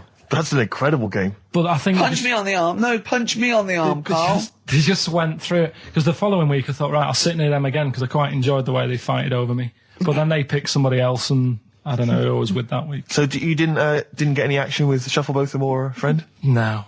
And when she got older, she went a bit off. She didn't look that good. She's probably nice now. It's just, I mean, I'll say about myself, when you get to sort of the end of secondary school, you do sort of go a bit odd looking. Right. Do you know what I mean? When your sort of head grows funny. I would just love to go back to his school of that era. I mean, just what happened to people, whether, you know, all people sprouting limbs. No, do you know what I things. mean? When you're like 12 and that, you quite, no, not 12. When you're 10, when you're 7 to 10, you sort of look healthy and you look at your pictures when you go, yeah, I was a good looking lad. But then when you get to late secondary school, something happens. Yeah. And you just look a bit odd. Okay, well, what about Alison Thorpe? Not sure about her. I sort of know the name, can't put a face to it. Damien Comer? Again, know the name. Yeah. Can't remember anything. No. Yeah. It's a shame. Well, these are pretty much all the names I could find. We've had some interesting thoughts, though, and interesting anecdotes. Yeah. Anyone in particular that you'd like to say hello to that maybe listening now that I think I would have mentioned Darren Buckley if you hadn't brought him up. Oh, right. He was like my buddy. Yeah. Did you ever see the Magpie game when you took it to the school and confused it? No. You're joking. That was the end of it, was it? Yeah. So where did it go? Probably to some other kid. Because, I mean, actually, it probably got killed. Because if it was being that friendly with other people, some people might have took advantage of it. In what way? Well, there was a programme on the other week about... What, in the way that Shufflebotham was trying to take advantage of you? There was a programme on the other week about bear whisperers. Yeah. And some blokes got really friendly with a bear. And then when they were leaving that area where the bear was, they said, oh, we've caused a problem here because there's some bear hunters coming in and moving into this area and it's going to get a bullet if it acts like this. So they had to scare it away, and that's what I should have done with Maggie. I should have terrified it a little bit so it wouldn't trust humans. Just introduced it to some of your schoolmates, I'm sure would have freaked it right out. Well, the ones with maybe the that was why it fled. It didn't see. It didn't see those two fellas with big heads and webbed hands coming towards it, did it? That would have terrified anything. It's like a scarecrow, like two walking scarecrows. Listen, have we got time for a song for the ladies? What's happening? We've not really thought. Quick then, just do it. Just do it. Thanks very much. Well, hang on, no, we haven't lined anything up, have we? I was going to play Mary Lawson and that for you. And then is this going to be the final track? It have to be. It would be, yeah. We've blown it. We've blown it on the Carl special. We have indeed. I'll play it next week. So Carl there's got an E at history in GCSE. Any history teachers, anyone who can help Carl out, I think we should try and register him and take it this June. So what's your homework for this week? You've got to read about Che Guevara, haven't you? The revolutionary leader. Yeah. Okay. Do you know anything about him at all? Have you got any basis? I just know that if you want to use his face on your business, it costs a lot of money.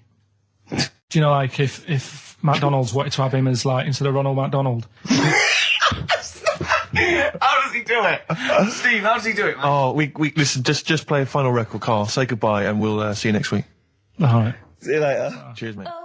Wu-Tang Clan there, Steve. XFM 104.9, with Gervais, with me, Steve Merchant and Karl Pilkington.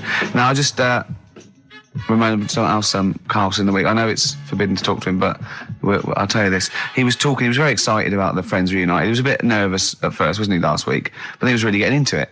And in the pub, he was talking about those people, and he said, I'd never go on a reunion, though.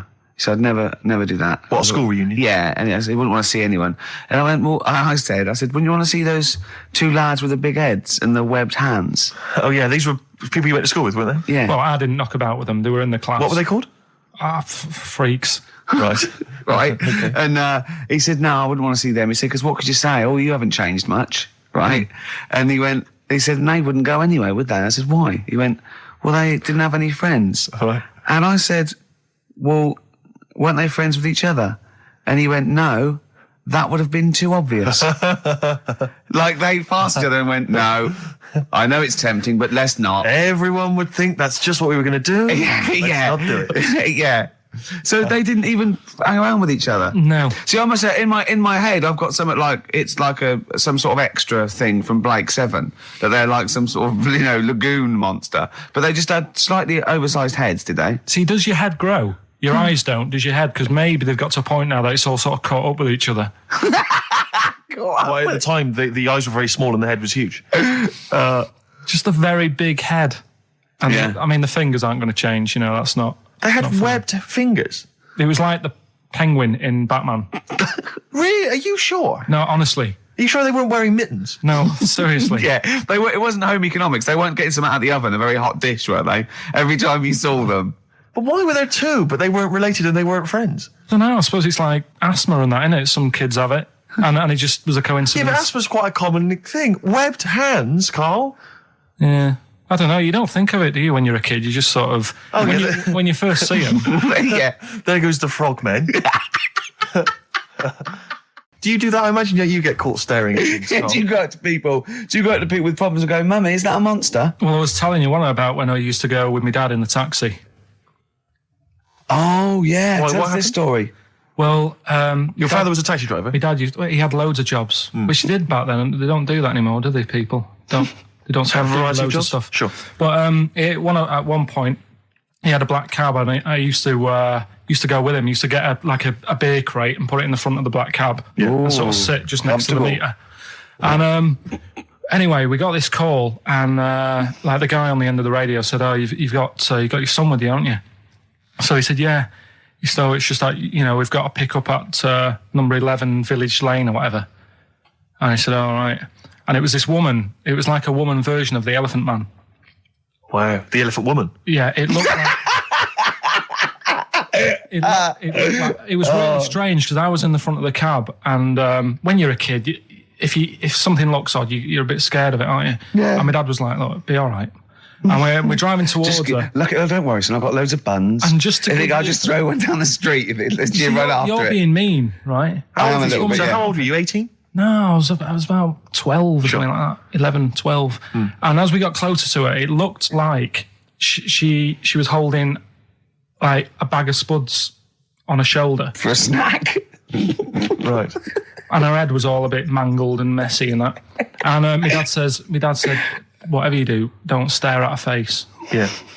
And she got in the back. Because she turned into stone. Well, she got in the back, and I had like the mirror, the driver's mirror thing, and sort of having a look, trying to work out. And he said, don't stare at her face. I couldn't work out where her face was. It was that weird. Oh, God. So I'm not sure you're from Manchester. I think you're from like Narnia or something. Yeah, you got frog boys walking around. The Lord of the Rings. That got like the claws of a lobster and the head of a toad. Yeah. And you got women getting in with spuds for heads. I mean, what is this? This is not the place you grew up. This is mad. Oh, you can't believe it in London, can you? You come down and go, look, symmetry. It must be amazing. It must be a thing to do with upbringing now, mustn't it? And because, again, do you know, I've said to you before, years ago, when I was a kid and didn't have any worries, good-looking lad, you go through it a bit, have a few more worries, and you look knackered. Now, back there's a lot more worries and stuff, so you get a lot more freaks. Whereas in London, everyone's like happy, aren't they? I love the fact that stress can cause your fingers to fuse and your head to grow. No, but if she must have been really stressed to have a head. Yeah. She was she an accountant or something? You know what I mean? But what did she do? What did she say? Where was she going, by the way? She couldn't speak. London Zoo, please. I think she was going to like to the fair. Shop. Seriously, honest to God. On my mum's life, she was. Because at the end of the day, that's a good thing with animals. They don't judge you, do they? She's not an animal. She's a human being. She's not actually an elephant. No, but you know the elephant man was not actually an elephant. You understand that? He's got no elephant genes in him at all. No. That was just a cruel name people gave him. Yeah. No, it's the name of the disease, isn't it? Elephantitis. Look, so listen. So this woman, why was she going to a pet shop? She was going to a pet shop. To find a husband. Is this true? No, it is true, yeah. Oh, God. I'm not taking the mickey because it must be so really bad for you. Of course it is. Carl, I'm going on to you today about cutting myself shaving. Yeah. I was going on about that. To think that she's probably not alive now, but to think... But you're saying that you're going to say this is a worse problem than a little cut shaving, aren't you? Yeah. Yeah. Do you know what I mean? I think you're right. Carl, there's a couple of key questions I need to ask. One, if she couldn't talk, how did she tell your father where to drive it? Did she have it written on a note? Did she point with her nose? Yeah. Right, this has got silly. Pick your song. But also, finally, where did you say she lived again? It was like in a village, a little small village. Right. Just hidden out of the way. All I'm saying is we could maybe get like some sort of coach, book some coaches, get a coach party up there to have a look at her. Take some photos. And now you can make some lemonade. The offspring of a woman and some spuds. Yeah. Please enter at your peril. Should it give me a shiny shilling? That's great. Anyway, coming up today, we have got Educating Ricky. Right. Yeah. Okay, is this the last one? You've promised it might be. I believe there's a book out that might help me with this feature, so we'll see how it goes. You've got 3 titles that I tease you with, different stories. You take your pick and I teach you something that would happen. That's a little bit of venom. Go on. First one is, don't rub it too hard, you'll get a rasher. I bet that's bacon related, knowing you. You've got enough is anus. Say that again. Enough is anus. Enough is enough. Well, but it's changed to enough is an anus. Yeah. And you've got you've also got will it be a bloke? Oh no, will it like a bloke or a woman? What? Will it like a bloke or a woman? Will it? Yeah. Will it like a bloke or a woman? Wow. Yeah, so they're your 3 stories. Okay, today. sounds exciting. Okay, well, I'll have will it we're like... going to play a record now, Rick, surely. Yeah, okay. And come back with... Sorry about the crowds and the big baby. All right. It's a valuable lesson, really. I'll think of a title for him. So, 3 stories. Don't rub it too hard, you'll get a rasher. Enough is anus. And we'll have that one then. That one? Yeah. Right, well, do you believe in palm reading and stuff? No. Yes. Sorry, yes. Yep. Yeah, of course. Sorry, I forgot. Yes, of course we do. Mm-hmm. Right, well, there's a fella who, he used to do palm reading. Oh, yeah. But a lot of people, he found that when he went up to him in the street and said, do you want your palm reading? He was like, a lot of them were like, I'm a bit ashamed of my nails and stuff because they're a labourer or they're a cleaner or something like that. I know a lot of labourers are slightly embarrassed by their nails. Yeah. No, but... Yeah. So if look at my bloody hands, Reg. Well... That's that hod carrying. Did I ever tell you that? Did I ever tell you that I got picked at school to make tea and serve biscuits to old people because I've got good nails? No, go on. Is there any more to the story? Well, that's about it. I mean, we used to do I think the head teacher must have been getting something, maybe getting his mum in there for free or something in this old people's home. So he offered the kids at the school, he said, right, all sit at your desk and put your hands on the table. And everyone did. And he walked past mine and he said, not bad. Yeah. And he said, you've got the afternoon off. You can go and serve biscuits and tea to the old people. What did you say? I said, all right then. Was that? Yeah. Good afternoon. But anyway, what did you do? He just sort of walked around and went, you all right? Do you want bourbons or digest? I bet you get on with old people, wouldn't you? I'd love to see... Maybe especially the senile ones. Yeah, no, but I'd love to see you on VH1, just in a link. They just go, they've just played Robert Palmer, right? and it comes to you in a little park, and you just sit next to an old lady, go, all right? And you go, yeah, not too bad. You go, what do you think of London? Crap, innit? And she goes, yeah, it's awful, innit? And you just have a talk, and you go, right, well, she doesn't like it, in excess. Yeah. That's what I'd like to see. I still think my idea is better, but... So what are you going for then? Oh, you've picked one, haven't you? Yeah, so this fella... So there's palmists going around the streets. Yeah, he's going round... and randomly trying to give palm readings. They're losing money, hand over fist. Yeah. Right. So they said he's what he's done. He's reading people's bottoms now. Sorry, whoa. You just I didn't quite follow that. He was a palm reader. That wasn't making money. So now he's going up to people in the street and saying, "Can I see your arse?" Basically, yeah. So from being a palmist to an arsonist. Well, they just that's what he does. He said the same sort of lines and that you get on your hand. You get them on your bottom, and he can read them. Right. Yeah, he's not a pervert or anything, or making up as he goes along.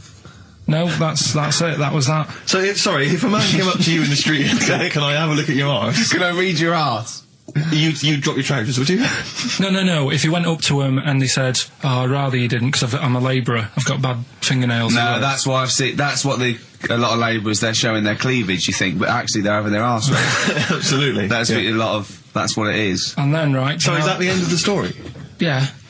But then because... That's it. Educating Ricky is there's a bloke who reads arses. No, You're a mentalist. What are you talking about? But then, do you know, like, now and again I come up with a little jokey line. Thought I'd make an effort today for VH1 or MTV. Yeah. Little line there. Don't worry, it won't last. It might just be a splash in the pan. Okay. Phil Collins next. Let's play some Phil. Let's play some Phil. Educating Ricky, will we carry on? Yeah. Right, you've got left. Don't rub it too hard, you'll get a rasher. And will it like fellas or will it like women? Well, you said wool before. Yeah, will it. Go on then, I'll have wool it. Right, now this is similar to the one you were talking about before, right? They found out that... Scientists. Oh, yeah. I've found out... 17th century? That, like now, 1 in 10 rams are gay. 1 in 10 rams are gay. Yeah. Yeah. So that was like, wool it. That's how I could get that in. They got a load of gay and straight rams. Right. They worked out which were which first. They said, right, that bunch there is a gay bunch. They looked better. They just had more pride in their appearance. And the other ones, the straight ones. And then they gave them to this scientist and said, right, go on, do what you got to do. And they took the brains out of all of them. Just to check. And they did tests on the brain, and it worked out that they've got something smaller in the brain. The gay ones have got something in the brain that makes it smaller. And they said, right, well, that's probably how it's going to work on males, on like males and females and like humans. So you took from this that gays have smaller brains than straight people? No, there's something in the brain. Right, go on. So if someone's saying, oh, I'm a gay, or they're not sure or whatever, they will now be able to find out. So you can go to the doctor and to find out if you're straight or gay. Is there any gay in my brain? Let's have a look. Do. You've got a little bit of a gay in you, yes. A little bit of gay in there. Yes, you've got the, you've got a little bent cell there. Well, that's why they did it, anyway. I don't understand how they could differentiate which was straight and which were gay to begin with, before they then gave it to the scientist. Wasn't that what the scientists figured out? How could they tell? There's one theory that it's genetically determined. There is one. There is a theory that's genetically determined, but I don't think it's as easy as pulling a sheep's brain apart and finding a little pink sort of like blob in there and going, right, we've taken the guy out and now he's going to go and shag some ewes. I don't think it's that straightforward. Although homosexuality does occur at a similar sort of rate in animals, I think. Yeah. Yeah. So you do that, didn't you? So that's that one. I mean, I just like the idea of the farmer figuring out which is straight and gay. Well, that one's wearing quite a camp-looking neckerchief. So I'm thinking maybe he's gay. Is that? Yeah. I love the fact they can. That one's a big fan of Sophie Ellis-Bextor. Yeah. They put on ABBA and see which ones dance. Exactly. That's how they. Which one? Yeah. Put on like Barbra Streisand and see which ones sing along. It is rubbish. What did I find out? What did you just say that is rubbish? No, I found out other stuff in the week that didn't make the top 3. Wow. We haven't even had to. This must be mediocre stuff. This must be really bad. Yeah, or it might be dubious. Go on. There's a woman in Ireland who has been with a fella for 11 years. Yeah. She always saying to him, you know, when are we going to get married and that? And he's like, oh, we don't need to. You know, we're happy and that. Do you know, like I am with Suzanne, it's like, there's no point, really. Unless you have a kid, I don't think you need to, do you? Right. So, he was like, we'll do it in time and all that. Anyway, he comes home from work one day. He says, oh, go on then, we'll get married. She was so shocked, her hair fell out. Did you get that? Wow. So that's extraordinary. What did he say? Oh, I'm not marrying you, Baldy. Yeah. Well, she was so shocked her hair fell out. Yeah. I love the idea of it just going to the ground. Fell out. Yeah. Yeah. What else? Right, that's rubbish. That's rubbish. That's rubbish. Next, you've also got. It's weird, isn't it, Rick, that the stories that we made up are more plausible than the facts he's actually giving I think we tried too hard. I think we tried too that's what he's willing to believe. He's willing to believe that a woman's hair fell out when her husband came out and said, let's get married then. Oh, you're romantic. Yeah, then, here's a good one. Go on then. Right, in Dubai, this woman went to Dubai for a holiday. And she was over there, and apparently in the markets they sell lizards. Oh, go on. Right, just like for people to buy. So she buys one, not knowing that you're not really meant to take him out of the country. Sure. Puts it in a bag. Yeah. As you do. What have you? And then she gets to the airport when she's going home. She's thinking, I can't really leave it in my bag. Yeah. So she puts it on her head. Wears it as a hat. She wore the lizard as a hat. Yeah. People on the plane were just like, yeah, everything's fine, you know, they're doing the cross checks and that. Yeah. Have you got your seatbelt on? Yeah. There's a woman there with a lizard hat. Everything's going well. She gets off the plane at Manchester Airport. Lizard sticks its tongue out. Yeah. The air hostess says, what are you doing with that? She goes, I've had it. Lizard said, I just found her in Dubai. They said, I've had this with me all journey. And they said, well, you shouldn't have done. And they took it off her. Yeah, I think that is true, actually. Yeah? Yeah. So what about that? Yeah, good, yeah. That educated me. Right, what, any more? Well, what's that taught you? That's taught you, you know, be careful when smuggling lizards back as some kind of hat. Yeah, just say, lizard, keep your tongue in, you flat. Not at the customs officer. Yeah. And, what else? Anyone didn't quite make it? Anything to declare? I've got a lizard on my head. We've got an old saying one, if you want that. Go on then. Are these ones that didn't make the list? These are ones that didn't make it. Oh, right. Because I always get more in than I need to, just in case. Just think if someone's just tuned in now. And I tell you what, actually, Go on. it's a bit funny because I was looking on the web in the week at different sayings, and do you know the saying? A round head does not an MTV presenter make. Yeah, no. What's that saying? Spark in the pan or something? Eh? Flash in the pan? Flash in the pan. Yeah. Do you know what I'm saying? Yeah. That's a bit like what could happen to me, innit? Do you know what I mean? There I am trying to do my normal job, right? And then you bring me in here on a Saturday. Next thing, everyone's after me. Yeah. And then it doesn't work out, and I'm dropped. Yeah. And that saying flash in a pan, do you know how it came about? No. Do you know like how years ago they used to dig for gold? Gold. Yeah? Yeah. And they had like a little pan. Yeah. And they'd put the soil in, and they'd rub the soil. Yeah, and it's shone in the sun. Now and again, it shone in the sun, and they get all excited, and we're like, oh, brilliant, some gold. And then they realised it was just the sun flashing in the pan. Yeah. And that's, do you know what I mean? Yeah. So again, that's a bit weird. I saw that saying in the week. Almost like a little thing saying, don't be getting carried away. Omen. So, well, makes you wonder. But anyway. Not really. So, last one. Yeah. Don't rub it too hard, you'll get a rash out. It's been a mess today, hasn't it? What do you mean it's been a mess? It's been a mess. What has? This. What? The show? Yeah. How has it been any worse? It's just all over the place. There's no sort of, it's not tight like it normally is. And she'll be going away with this, thinking that's what the show would be like. She listens to the show. She knows it's a shambles every week. Go on. Well, don't rub it too hard, you'll get a rasher. Yeah. Do you know the saying, ham it up? Yeah, go on, yeah. Right, well, do you know what it means? Well, it means to overact. Right. Well, years ago, with actors in musicals and stuff, they'd the actors used to look pretty ill on the stage because they didn't have proper makeup and that. Right. So what they used to do to make themselves look rub their face in pigs. Well, they got bacon, rubbed it on the face, and it made the face a bit sticky because of all the the pig fat and bit of lard and stuff like that. And then they'd go and get some bricks. Bricks? Yeah, house bricks. Rub them together, make some sort of red dust from the brick, and then put the dust on the face. And the fat and the lard and that would make the dust stick to the face. And they'd look well under the lights. And that's where they'd smell great as well. Yeah, well... They're lovely. Everyone likes the smell of bacon. No, but... So that's the old... ham it up. That's where it comes from. If it's true, I've no reason to think that it's not. So that's your third Educating Ricky today. So, what have you learned? Nothing. Absolutely sod all. You've got your hamming it up. Yeah. Rams are gay. They know which ones are gay now. Now! And, at last, thank God. The fella who can hand read, an arse. If you missed the rest of the show, what are you going to make of that? If you've just tuned in, you are a maniac, Carl.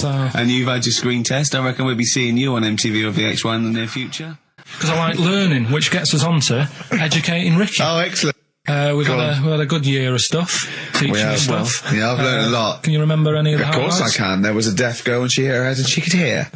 Yeah. There was also some people who ate tomatoes thought they were poisonous on lead.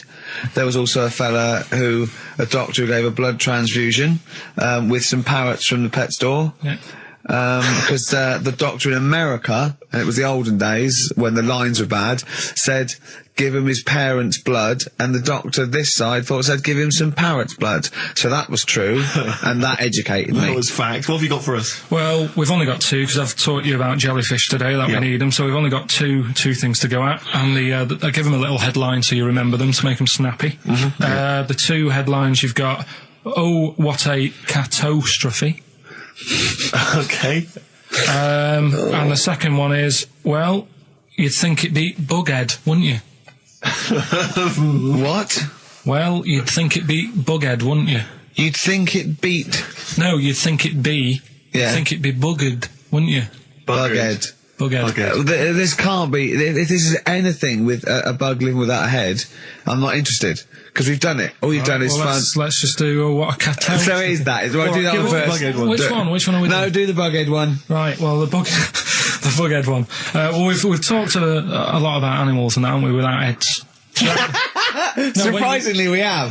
I think a disproportionate amount on it. If you're a new listener, this is the first time you've listened, you'd be surprised. Yeah, we've done all that. We've covered worms, the way if you cut their head off, it grows back if you don't cut too high above its neck. We've covered the chicken, the fella who blinked.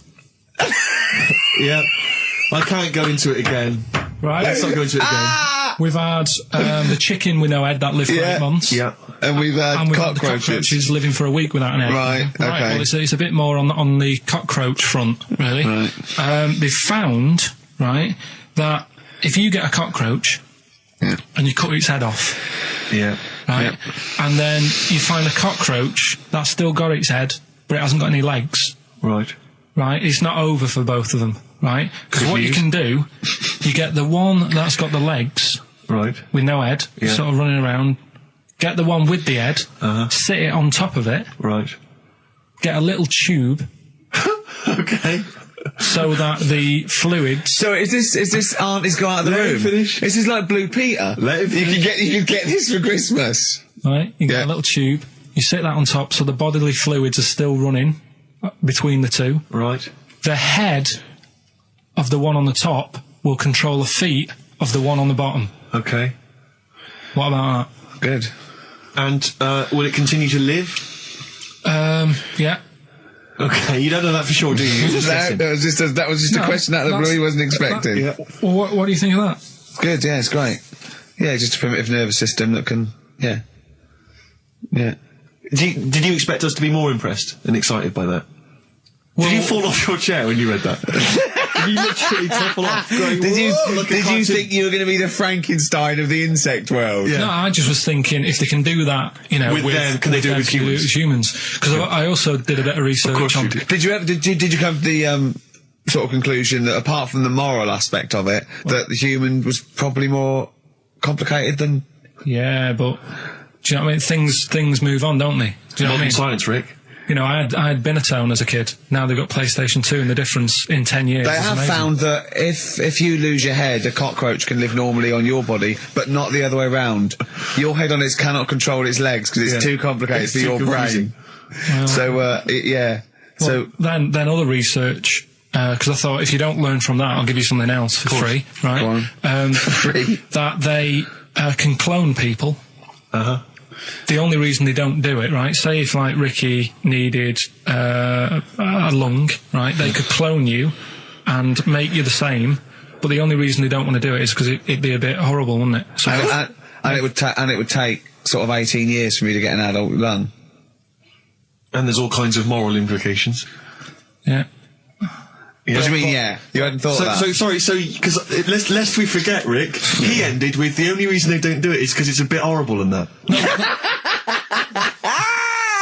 Which scientist said that? Right, that's a quote. Right. That's not it. That's not the other one. That's it. No. That was just, you know. We've got another one to come. Oh, I can't wait. The headline again? What was the headline again? The headline, oh, what a catastrophe. Looking forward to it. Mark. Yeah, a bit more counsel. This is from his covers album. This is called Snowbird. God. Right, so listen, right? Okay. So, last educating Ricky of the year. Oh, Christ. What a catastrophe. Yeah, let's do that then. Right. Victoria Plum. There's this woman, right?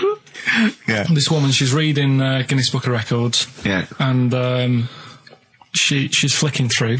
Yeah. And she notices that there's a world record for a cat, right, with 27 toes, right?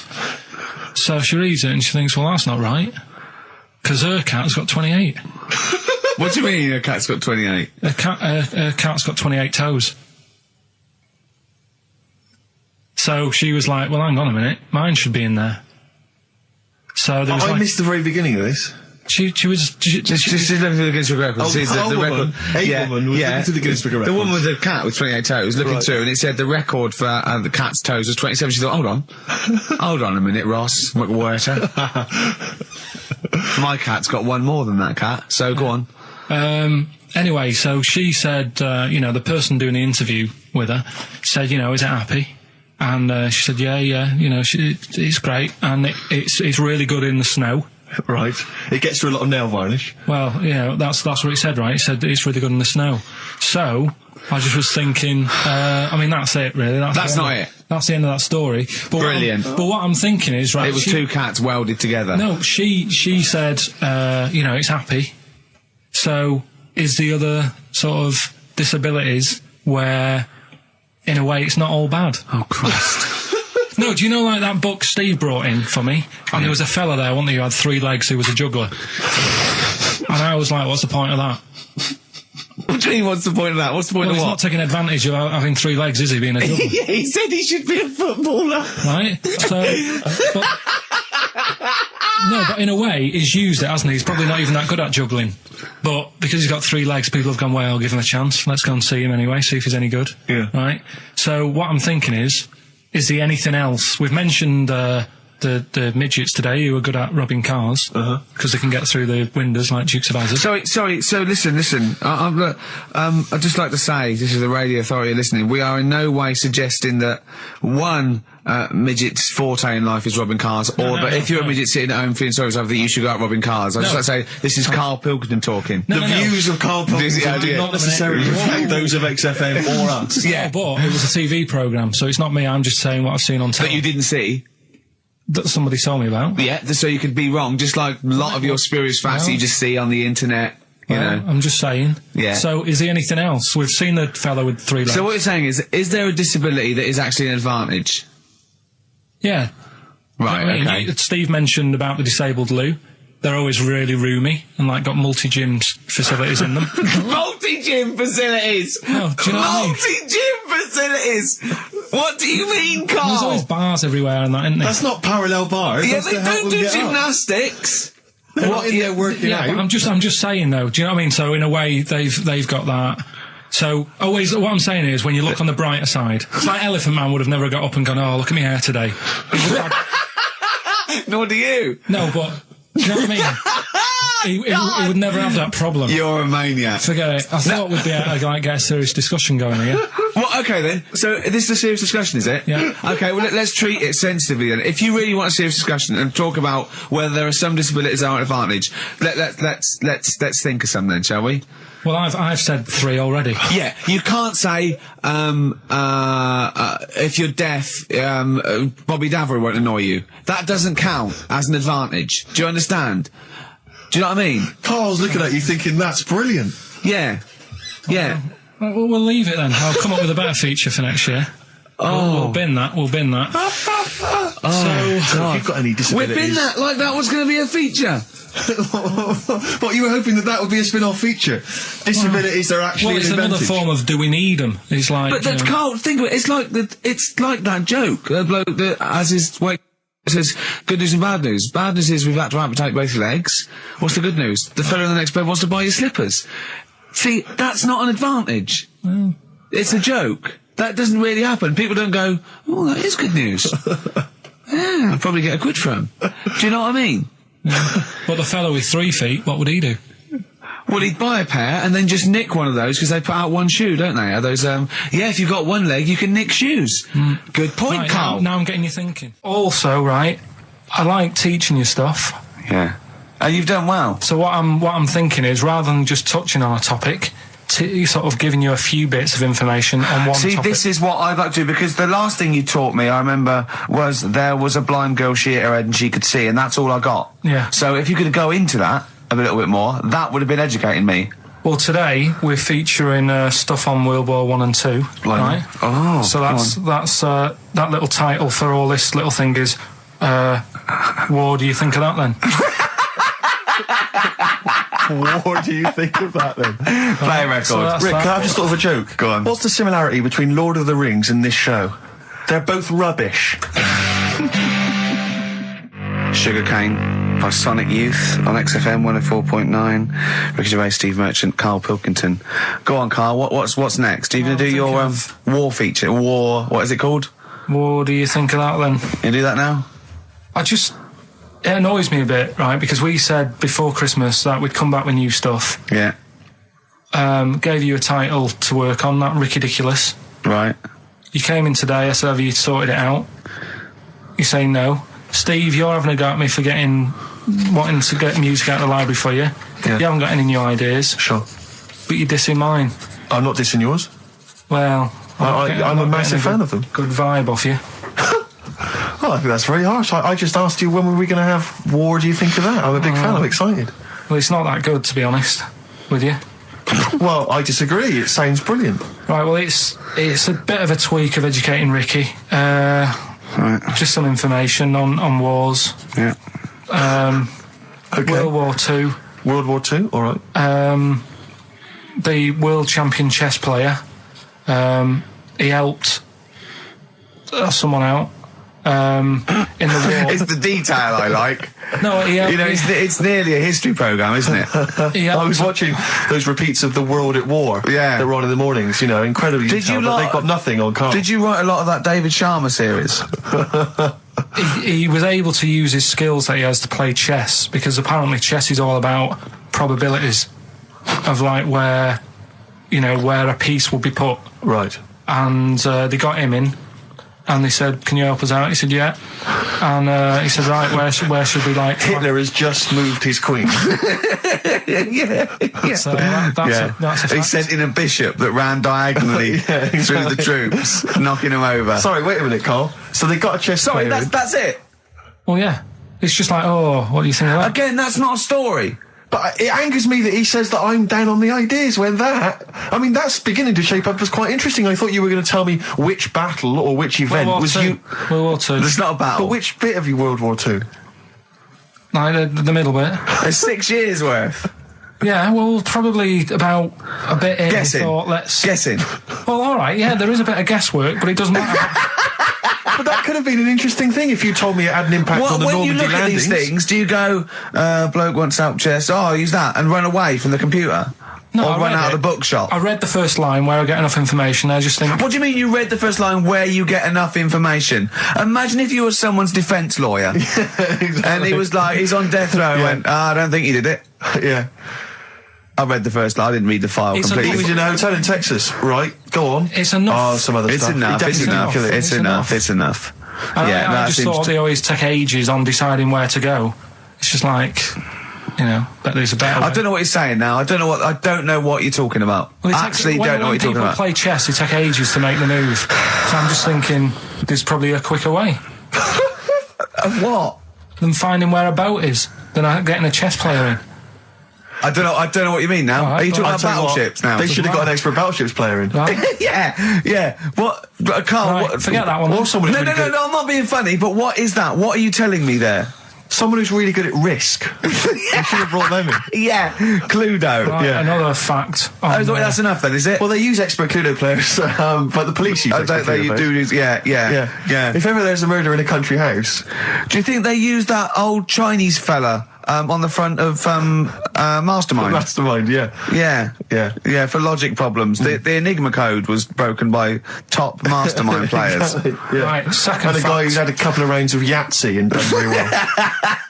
Second fact about the war. For engineering, they use a lot of Jenga players. Absolutely. Whenever they want... Will the building collapse? Oh no, let's pull this, let's see. If they wanted to identify... what are you doing? If they wanted to identify spies, bring me the champion of Guess Who. Was it a woman with glasses? No, right, sit down. Has he got a beard? Is it Bernard? Right, Carl, sorry, go on. Another war fact. So you're saying it's rubbish, but look, you love that. Yeah. Right? Yeah, second you're one, absolutely right. The first bomb that was dropped on Berlin, it didn't kill a person, but it killed an elephant. I think that's true. That is true. Right. Yeah. Okay. And the last one. Is that all you know about that? See, that's interesting, isn't it?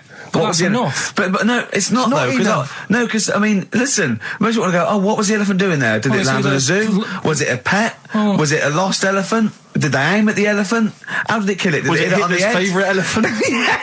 Was it Hitler's favourite elephant? Did it then have one ball? Yeah. I mean, these are the things, why didn't he catch it with his trunk? Did it have an effect on German morale? Yeah. Yeah. Oh, that elephant is kaput! Oh, Jumbo! I don't want to fight anymore. Carl's getting a little bit stressed, aren't you? No, I just, got to keep focused, got to keep the show good and that. Yeah. And in the new year, the idea was come up with some good snappy stuff. Yeah. And today, I just think it's been a mess with you, to be honest. I mean, this is the sort of thing I'd prefer to do after the show as the producer. Yeah. But... You know what? I think it's a discipline problem. Is it because I just put sellotape on your head? Well, that's a bit to do with it. But just let's just focus. I didn't put it when there was any hair on your eyebrows. I put it across your forehead. Right. What do you think of that then? Yeah. We've got one more bit left. Brilliant. One more fact. The French, right, when they were at war. David Sharma, I just imagine him just introduced it. I think amazing. Which war was this? It was still the World War... One or two. Go on, it's 50-50, go on. Yeah. Right, World War II, what the French did, everyone needs a code. Everyone needs a code. Yep. A code when you're in the army. This is a Disney song. Right. And, to sort of give the go-ahead if you want to go into battle and stuff. Okay. Right? So, everyone needs a code. But the weird thing is... Right, the weird thing is... Do you know what theirs was? Go on. Do you? Yeah, I know what it is. So what was the French code? For what? To sort of say, right, yeah, go on. But they had more than one. on this day. But I don't know what day it is. On this day. It's like saying, what am I thinking of? What was the battle? What was the... Okay, so, all right. What... Look at him, look. He's genuinely confused that I've asked this question. Right. It was... No. If you ask me a question, ask me the question correctly. What was the code for battle during what battle? World War II. No, that's not a battle. That's a war. Yeah, it was in a war, yeah. I don't know what to do. He confuses people. Oh. All right, okay, what was it, Carl? What was the code? Yeah, what are you thinking of? Right. John's got a moustache. What are you talking my about? lungs are going to burst. That was a code that the French used. You know, like, I mean, I just think it's a bit daft, right? Because you could come up with that by mistake. yeah.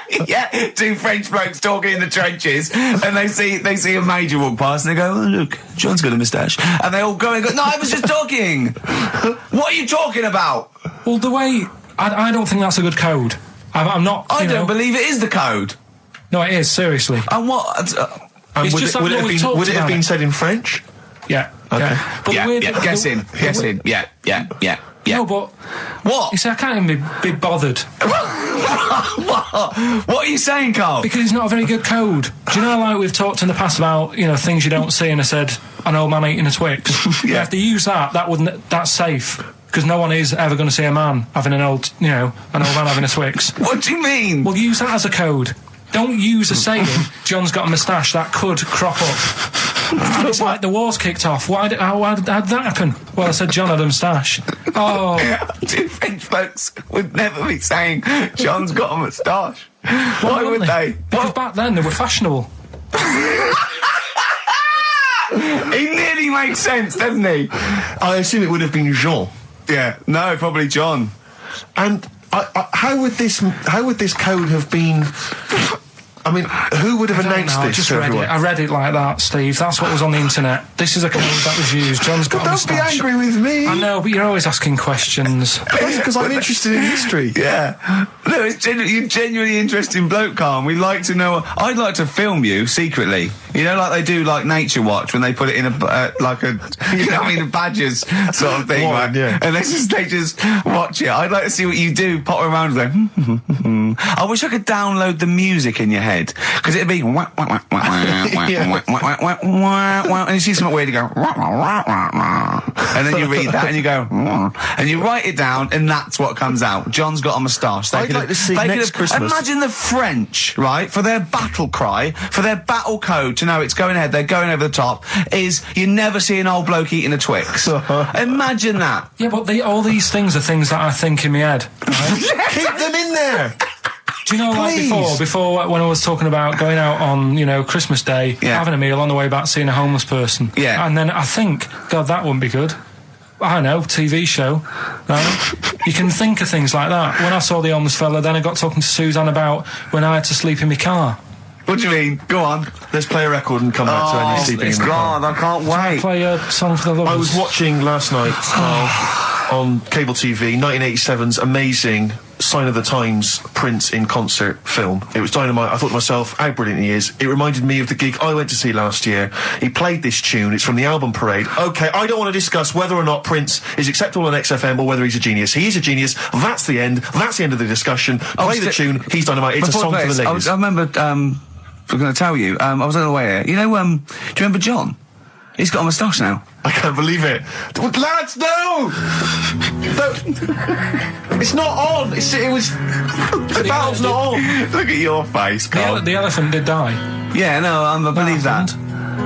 Yeah. Last week, we sort of changed educating Ricky a bit. Just a little bit. Don't say we. I don't want to be incriminated in it. Well, changed it in a sense that rather than giving you too much information about different things, it's hard to sort of keep it all in. Yeah. I'm giving you sort of information on one thing. So last week... No, because some of your stuff was a little bit too intense. My favourite story was there was a blind girl, she hit her head and got better, and I couldn't take all that in at once. So you should really ration some of the education. We sort of Wasn't last week war-related stories? Yeah, it was war. Do you think of that then? What do you think of that? Sure. Three things. And it was the French battle. Going over the top was John's got a moustache, which you think was ambiguous because someone might have said that anyway. Well, look, you've remembered it, so it's working. So we're doing that, and last week loads of French people have just gone to war who were listening to this. Yeah. You said you wanted to learn some science this week. Did I? Yeah. so the title this week for that is I Said I Would Sort You Some Science Out. Acid, because that's... How long did that take you to call? Listen, well, you know, people love Karl. There's comedians come to me and go, Karl's the funniest man. They absolutely love him, right? But I think we're only seeing half of it, right? If we can get him on television, his face then, when he's told me that title, was like a child at Christmas. Yeah. He was so proud of it. He was excited what I was it was brilliant. It's a bit like when a child's drawn a picture in art class. You know you've got to stick it on the fridge, but you basically think it's crap. Yeah. It's very much like that. All right, Karl? Is that good? Yes. So we'll be doing that. Well, I'll teach you some stuff now, right? I've always been fascinated by the donkey fact, because it is an extraordinary fact that more people are killed apparently by donkeys. Yeah. Than they are by airplane crashes. Well, I suppose in countries where they're used and used a lot, that they go a bit mad and squash it. But my concern is that when you go on a plane, there's so many checks. I mean, it takes 40 minutes to go through all the checks: the air pressure, the cabin pressure, the fuel, checking the flights, the takeoff, all the rest of it. Our checks for donkeys. Nothing. Did someone close the gate? I think so. Exactly. That's our Is he annoyed? checks. Is he annoyed or not? Yeah. You're not working him too hard, are you? Yeah. He's got his hand. Is there two holes for the ears? Yes. Well, I think that's what's happening. I don't think it's accident. I think they're picking us off. I think they're so annoyed that a nickname for them is ass. Yeah. And they've got to wear the little hat. You know, they've got to ride kids. Give kids rides on the beach. And now I think they're just sort of annoyed. Yeah. Maybe they're sort of just picking us off one by one. Yeah. Teaching us a lesson. If we had the same stringent checks on donkeys as we do on international flights, maybe there'd be a little less death. Exactly. Wise words. Cheers. Wise, if slightly incoherent words. Go on, Karl. Got that right. Acid. I would sort you out with some science. Brilliant. I forgot the puns in mine, didn't I? I forgot the puns. Yeah. Go on. Right, so, you asked to sort of be taught some science and that last week after being taught about war. So, did some research. And, there's a few things. I think we'll just cover one of them now. Go on. We talked a lot about hairy kids. We have discussed that a lot. I love the fact that Simon Sharma has never started a programme like that. The Jacobites. We've talked a lot about hairy kids. Go on. It's a little bit. I mean, it's not your traditional science stuff, but it's still interesting, and it's a little bit. It's still. Yeah, we talk about hairy kids. We have disproportionately, honestly. I think this show's talked about hairy kids more than any other radio show. Well, it's one that. Sorry, I noticed both of you there dropped the H or the H or however. I had to. So airy kids, means hairy, hairy children, not sort of airy, kind of light-headed or. Yeah. Well, there was the case of the one who lived in China. Yeah. And which was weird for two reasons, wasn't it? Yeah. Well, go on. One was like he was covered in hair. That's already weird. And the doctor sort of checked him over and said, well, yeah, he is hairy, but he's quite healthy apart from he had a little bit of eczema and a boil. That was the main bit of the story, wasn't it? Yeah. But this one, right, we have sort of talked about it, and you weren't having any of it at the time. What? This next bit of science I'm telling you about. Go on then. Right? Remember when I told you about a lad who was living at home with his mum and dad, right? Everything's, normal life, go to school, that sort of thing. Yeah. Then, I think his mum and dad had an argument, and it kicked off a bit, and he thought, I'm sick of this. It's happening all the time now. They kept having arguments, so the kid ran off into the woods. Mm-hmm. Oh. Yeah. Right? God. Now, he left, he went and ran in the woods, and he ended up living with some monkeys. Right. Right? And he thought, this isn't a bad life, there's no arguments going on. Sure. He was getting on with them. And the weird thing bananas. is, this is where the science bit comes in. Oh, sure. He grew a load of hair on his body. That's not true. It's not true. It is true. It's an acquired characteristic. I bet someone will back me up on this. But no, you can't. You can't grow hair like that. You might get a little bit more down here. They might the erectile tissue might, they won't fall out as much. That would, but you don't actually grow a big mane if you're cold and you're a human. Well, he did. This lad did. I know it sounds a bit strange in that, but he was living with the monkeys, and because it was cold, his body reacted to it. Listen. He was no hairier than he would have been if he was walking around naked on a cold day, with or without living with monkeys. The fact that he was living with monkeys makes no difference. No, I know, but I'm trying to get, picture it in your head what it's like. Although Mickey Dolenz was always pretty hairy. Right?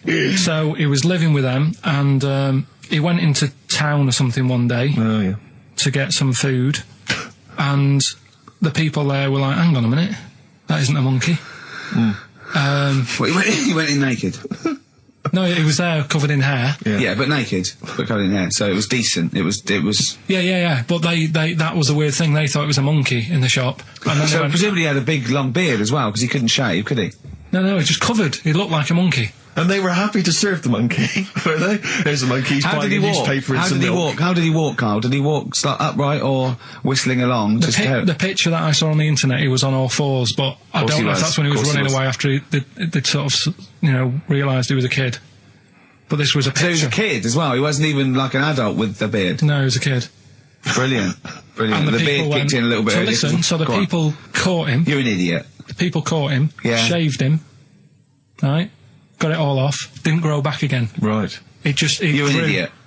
Well, like I say, people will have heard this story or read about it. You're an idiot. And they'll email in. They don't let me down. And they'll agree that you're an idiot. No, they'll have seen the story. You're an idiot. So that's a little bit of science. You're an idiot. Libertines, Time for Heroes and XFM 104.9. Right, okay, so have you got anything that is science as opposed to nonsense? Well, Kid went off with some monkeys, grew hair, came back, shaved him, it didn't grow back. I mean, just think. Right, something else. There's a few things I found. Yeah. There's a fella... Oh, God. Who had hiccups for 69 years. That was a bit annoying. Yeah. There's the dog with the wig that we've discussed. Imagine if you just tuned in. Yeah. There's the dog with the wig that we've already discussed. Did we discuss that? Not really. Did I not tell you what he said? I did, didn't I? Yeah. Oh, yeah. What else have we got?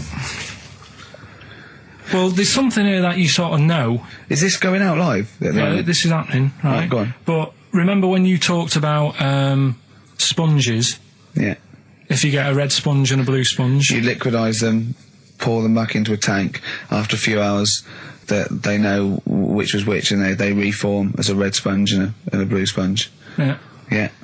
I thought that was weird when you told me. Yeah. Looked it up, did a bit of research. Yeah. Thought that's sort of sciencey. Yeah. You can do the same thing with a mouse's brain. Okay. Explain a bit more. No, you can't. If you get a dead mouse, put its brain into a blender, blend it up, leave it standing for a bit. Making that up, aren't you? You're confusing this. You've watched Nigella Lawson make some sort of pudding. No. What do you mean? It won't work with the brain. Well, it does with them. I mean, not human brain. Don't be trying that. Although, no, a mouse one. A mouse one. And what happens? It sort of reforms. Goes back together again. No, because apparently it's made up of the same stuff as... But it doesn't, does it? Because if it's dead, if it's a dead brain, the cells can't act anyway. The fact the sponge is that it doesn't kill the cells, it liquidises them, it doesn't kill the cells. Yeah. So it couldn't be a dead brain anyway. It would have to be a live brain taken out from a live mouse for the cells to be getting oxygen and working and being sensitive to each other. And that, I don't see how that could work like it does in sponges. I mean, do you know what I mean? You're not a scientist. I've just sort of read it and gone, oh, that's interesting, I'll tell Ricky and Steve about it. Yeah. You're quizzing me as if I've come up with it. If someone else has done it and said it works.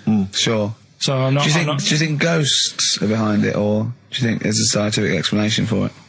No, it's just one of them weird things, isn't it? Yeah. So that's what you sort of science covered for this week. Well, that was another barnstorming feature from Karl Pilkington.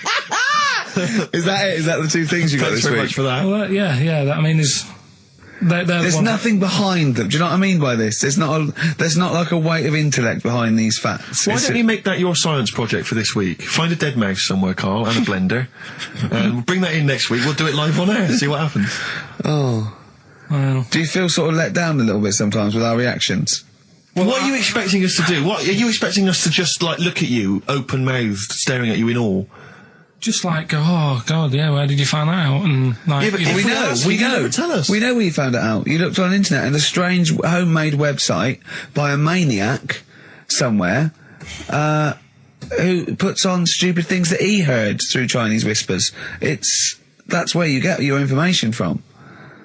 I doubt that anything you've ever come up with is verified. If it is, it's luck.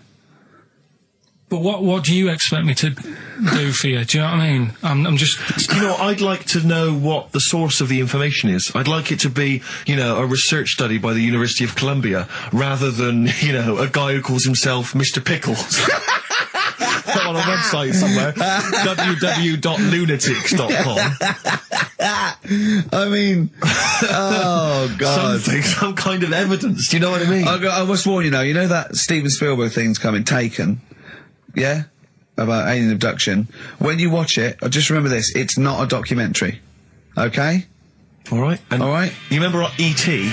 We were discussing that earlier. You know that's not fact. It's actual fact. Brilliant. Black Star Radiohead from the Bends on XFM 104.9. Rick John has emailed in. It looks here like he's maybe trawled the web himself. I mean, I don't know if people just immediately leap onto the web every time Karl says something in his defence. I think our listeners are always on the web. Yeah.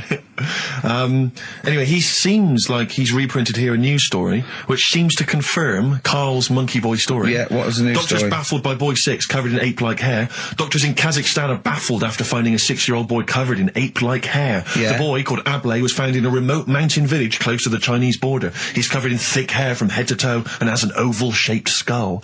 Doctors suspect nuclear radiation or a genetic disorder may be responsible. Fine. But there's an interesting bit here. But sorry, it's not that you could have genetic defects. I've seen lots of people born with long noses, 5 feet, etc. I'm saying that he wasn't normal. he wasn't normal, and then went to live with monkeys and grew the hair. Well, that's my point. But it says his mother and father are distant relatives. Such marriages are common in the Kazakhstan mountain hamlets. Now, the village elders were consulted as to what to do with him, right? Now, these are the village elders. These are the wise men of the village. These are people, presumably, that all year long are telling the village how to live, how to survive. Yeah, you're in charge because you've lived longest. Yeah, exactly. You presumably are solving any kind of moral conundrums, any sort of awkward things. Do you know what they suggested that they do with their hairy son? Go on. Send him to the circus. The Carl's nodding. Put him in the circus. That was what they suggested, and the mother actually wanted him to go to school. Instead, I don't know, school or circus, I don't know. We don't know what's better for him. Exactly. I'm not sure. We must consult the elders. What do you think, Karl? It's not a bad life, is it? What, the circus? Yeah. Well, you ran away from it. Yeah. Love it. But remember that thing that I saw about that fella who, I don't know if you should talk about it really. It's Go on. Tell us now. You've hooked me. Come on. You can say it. It's okay. What, are you worried that it might be insulting to someone? Well, it's not nice, but... Well, you're not taking the mickey out of it, you're telling us... Go on. It's just, it was in that book again that you got me. You know, the book full of weird people. Go on. And things that are wrong with them, and hairy people, and... Yeah. Lad with 3 legs and that. There's a fella... basically just a head and a little body on a skateboard. Yeah. Right? Picture of him having a shave. And he was shaving with his mouth bit. With his tongue. Like that on the radio. Yeah. Just like Karl is now doing an impression of a man shaving with his mouth. Yeah. Well, it's just a head, bear in mind. He's doing an impression. Imagine a head with a very tiny body on a skateboard shaving with its tongue. That's what Karl was doing. And he was depressed because he kept getting hats for Christmas. but if you were him, you would just grow a beard, wouldn't you, rather than... Oh, well, rather than go through all that hassle. Get caught in the wheels of his skateboard. The what's the name though? Do you remember last week I was talking about the hairy kid? And I think that's every week, Karl. That doesn't narrow it down. Alright, well, we were talking about that hairy kid in the woods, and did a bit more research this week. Okay. Found a good story out about a monkey. Right. Which I'll tell Ricky a little bit about it. Tell me, come on, tell it now. No, tease me with we it. should keep this. It sounds exciting stuff. That's got 'em, right? So we'll be doing that. we've got the audience. We've got Rockbusters again this week. Yeah. We've got Do We Need 'Em? Yeah. What are you trying to get rid of this week? Cockroaches. Right. Good one. I can't think of a reason to keep them. Looking into that, well, I'll sort the matter out. That's coming up. Excellent. We've got, I'm teaching you some more stuff. Oh, yeah? Yeah. He phoned me up today. Yesterday it was. You know, he's been researching, like, educating Ricky. He said, what do you want to know about? I don't know. He said, you interested in space? And I went, yeah. Phoned me 3 hours later. He went, no, nothing about space. I went, what? He said, I couldn't find anything interesting. I said, you couldn't find anything interesting about space. Yeah. It's big. It's pretty interesting, Karl. He went, It's big, but there's nothing there. That's it's like the Millennium Dome. Oh, so what I'm looking at, right? But no, wait. He said, is there anything else you want to know about? I went, all right, I went, anthropology. He went, what's that? I went, study a man. I sent a man. He went, like what? I went, like, our roots from caveman through and all that. He went, and I said, Australopithecus, Neanderthal. He went, well, you know all that then? I went, no. He went, right. He went, do you want to know how a lung works or something? How a lung works? And I said, well, tell me how a fridge works. He went, oh, I said, it's just the gas, isn't it? I went, brilliant. I went, tell me how a microwave works. He went, I know. I went, no. I said, fella walking past in a laboratory with a bar of chocolate in his pocket, went past some sort of ray thing, it melted it, and he went, hold on. That's it. That's explained to me how a microwave works. Right. So today we're doing sort of medical-ish type things under the banner of, colon then, educate me. Oh, God. Do it again. Colon then, educate me. Brilliant.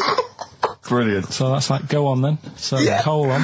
Brilliant. So that's a little heading. You're going to be learning 3 things sort of medical-ish before 3 o'clock. Yeah. Is that it? Yeah, do you want to... Pretty much, yeah. A bit of suede? Go on then. How many O'Reillys are there, do you think? No, little task for you. Right, educate me, Carl. Right, well, like you say, right. Educate me. Well, what we're looking at this week, we've done war, we've done, we've nailed that, we've nailed war. We summed up war with a little French bloke whose battle cry was, John's got a moustache. Right. So, and last week we did science. What would you do on science then? Airy Kid. Brilliant. Right. Yeah. So this week we're looking at, medical problems. I'm sure we do Airy Kid every week. Medical problems then. I've got a couple of things under the banner of, colon then educate me. Yeah. We've got, this is interesting. Right. Do you know if you have an operation on your brain, right, what they do is, I mean, this is why I'd never go to the doctors. I don't like doctors because this sort of stuff freaks me out, right? They can operate on your brain, and what they do is they put you to sleep first, cut your brain case open. Your skull, yeah. The brain case. Yeah, yeah. And then wake you up and operate on you. So you sat there with your head open, messing with your brain, and you don't feel anything. Well, there's no nerve endings, is there, in the brain? But still, it's not right, is it? What, you think they do it for fun? No, they go on, Reg, wake him up so he's all freaked out. Is it necessary that you're awake, do you think, or... Well, they need the brain active, don't they? Yeah, but it is when you're asleep, you're having mad dreams. I had a mad dream the other day. Go on. No, I might tell you about it later, but there's no sense to it. But, so your brain's still... Where is this conversation? Yeah, I mean, it'll turn out, I'll go, no, Carl, I was there, that wasn't a dream. Yeah. No, but... So, I mean, if I had an operation... On your brain, heaven forbid. Well, operation anywhere, I'd like to sort of think, well, I'll have an injection, I'll go asleep, but when I wake up, it'll all be sorted. Yeah. The fact that... Your brain case is open. Open, and they wake you up and you think, oh, is it all done? And they say, well, have a look in the mirror. And your brain... See, I don't think they do that. I don't think they try and frighten you when you're doing an operation. Yeah, I don't think that you go about your business and they sort of follow you around, dabbling. Yeah. No, but it's almost like they are having a bit of a laugh with you. Right, well, I'd just like to say now that they don't. Anyone who's going in for an operation on their head, do not ever listen to anything Carl says. Why have you got to be awake? Because you'll be bored anyway, you'll be sat there. Well, they give you a telephone directory, look, and they say, look how many Macs are in there. That's the Scottish telephone directory. And, you know, time flies when you're counting that sort of thing. No, but do you know, like, when you... What are you telling me? What are you asking me? I'm just saying how weird it is. It's weird, isn't it? It's like, do you know when you go for a haircut, right? It's a bit embarrassing. Well, I don't anymore, but when you go for a haircut, it used to be... When you go for a haircut? It used to be a bit embarrassing when, like, they'd wet your hair and they'd make you have that sort of Hitler cut because your hair's wet, and I used to hate it, and I'd think, do you have to do that? Do you know what I mean? You know it's what I mean? Similar. It's very similar to open skull surgery. What I'm saying is, it's almost like barbers like to do that to make you look daft and feel daft for a bit, and there's women coming in and out, and you're sat there with a daft haircut. Yeah. And this is what that reminds me of. Do you think they do it in a shop window? This brain operation? I'm just saying, it's a bit weird. Why are we doing it in John Lewis's? Just so more people I love the idea that that's what doctors are doing. Let's make this guy look a bit stupid. Yeah. Open his brain Look case. at the twatty look with his brain out of his head. Take a Polaroid, Reg. Take a Polaroid. Look at him. Look at his face. Right, clock his face when I give him the mirror. Get this on camera. Put this fake nose and glasses on. Did you teach me something then? Was that educational? I taught you that your brain case can be open when you're awake. And you just sat there sort of letting them get on with it. Brilliant, I've learned that. I'll never forget that. Right, go on, anything else? You'll love... Let's play a song, because the next one is amazing. What, even more amazing than that? Yeah. Play a song? Yeah, bit of Bowie? No email still, by the way. No, I don't think it's working. It's not working today. Lady Stardust. We'll have to do a phone-in for Rockbusters. Off the Ziggy Stardust album. All right. Karl Pilkington is in the middle of educating me. Colon, then. Educate me. Right, so, I've learnt that you can, fiddle around with your brain when awake. That's brilliant. I've never been a fan of doctors, though, so this was a good one for me to look up, because... Yeah. Did I tell you the time when, the doctor said, I was going to die? Alright, keep talking. Right, ages ago, must have been about 15, right? And, at lunchtime there was this... We used to have a choice of stuff to do at lunchtime, right? We used to have, like a burger place that had an arcade machine in it, right? So we used to go there and play on that and have a burger. Or, there was this baker's, right, that my mum worked at, and, did great cakes and stuff, right?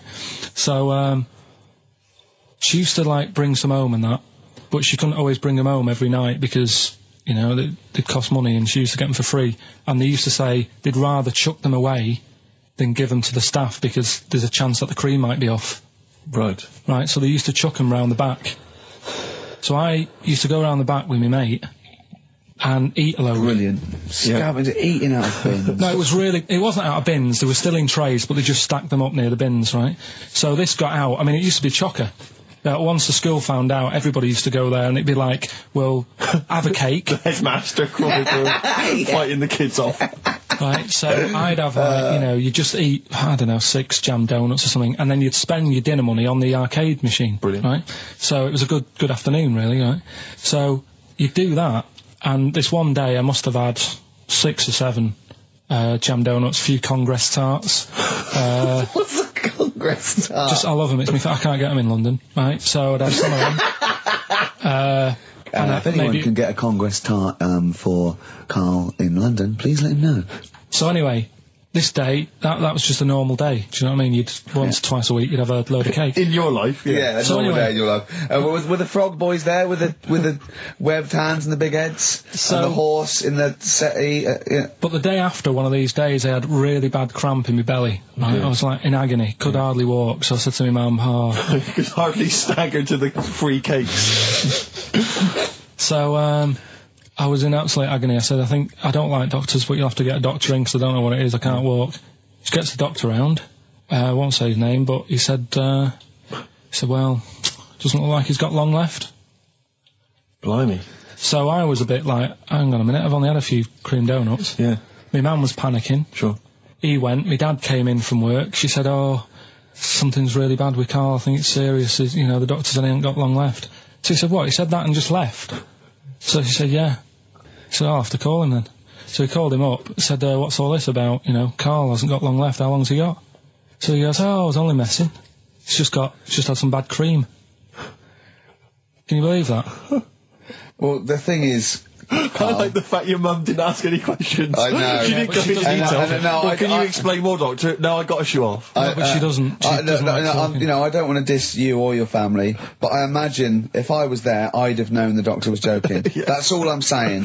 I mean, I sound very arrogant there, but I imagine he went, what's he been doing? I had about 6 cream granules. Oh, right. Oh, wow.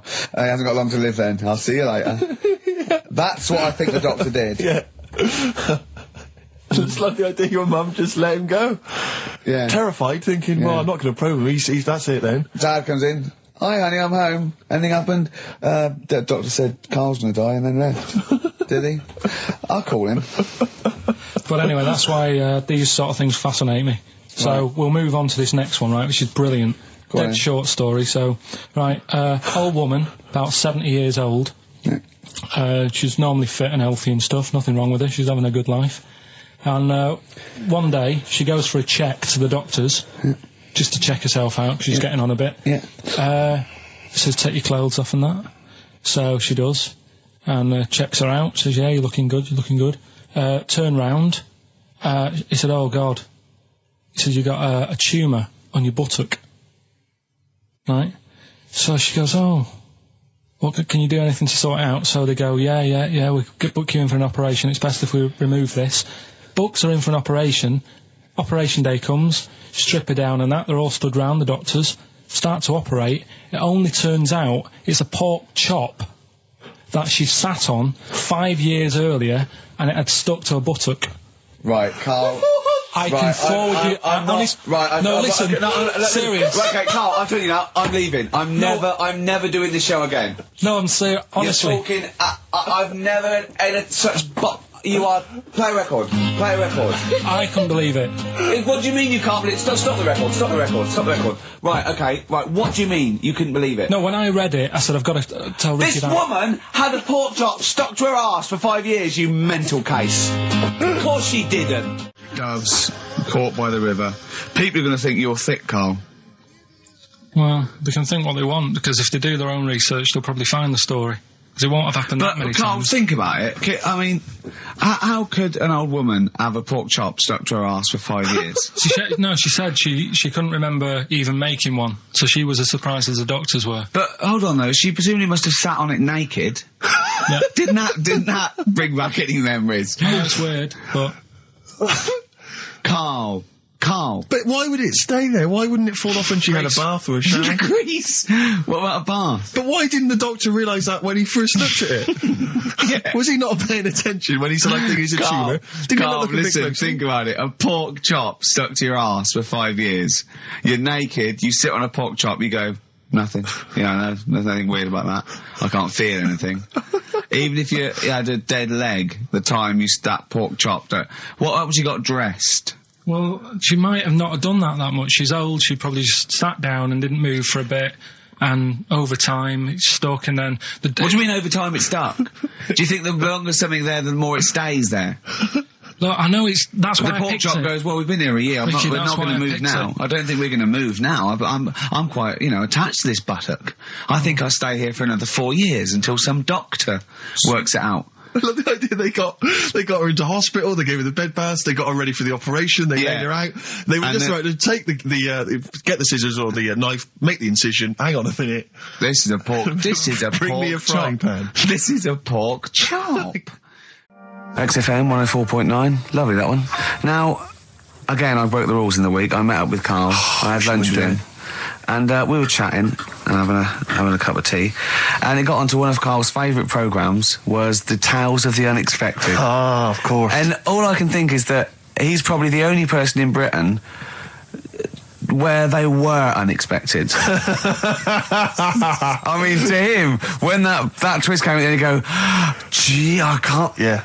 Oh, God. Can't believe so it was the tree that did it. I mean, he was probably the only... And we were telling all these stories of horror, and he liked horror stories. And I told him this story, and I don't know if this had come across the way, but I told him this story. It was a short. It was a horror short. This was a film you saw, was it? Yeah. And what it was, it started off, just there'd been a car crash. You see, it's a horrendous wreck. And you saw it from the point of view of the person in the car. And he was calling for his mate, and he was going, Dave... And he sort of looked over and saw a body without a head that had been thrown. He goes, oh no, Dave. And then into the field of view came Dave, his mate, and looked at him with a look of horror, and then it sort of went black, and you realised that he was just a head, and it had been his body. Oh, wow. Right? Yeah. And I said, then it came up at the end, at the executions in the French Revolution, people experience consciousness for, and he went, oh, no, he said, it wouldn't be for that long. And then he went, if it was a chicken, it would work. Imagine remaking that film, but it's two chickens in horrendous car crash. Their own fault for driving. It would work. No, he wasn't having that. Yeah. No, it was too long. I think he said, how long was this film? I went, 5 minutes. He went, no. It would work if it was a chicken. I like the way that Carl is something like, when you relate an incident like that, he's appalled and offended and annoyed by the people that made it, even though he's never seen it. Oh, he's annoyed, yeah. Do you have a favourite Tales of the Unexpected, one that you remember particularly that shook you up? Yeah, we were talking about the one on where there's some woman in prison. Have you seen that one? No, I can't remember them all. Right. This woman's in prison. Yeah. And she gets a bit friendly with the guy who takes the dead bodies out. Right. And he said, I can get you out of here. He said, what you've got to do, right? You've got to, I don't know, at midnight...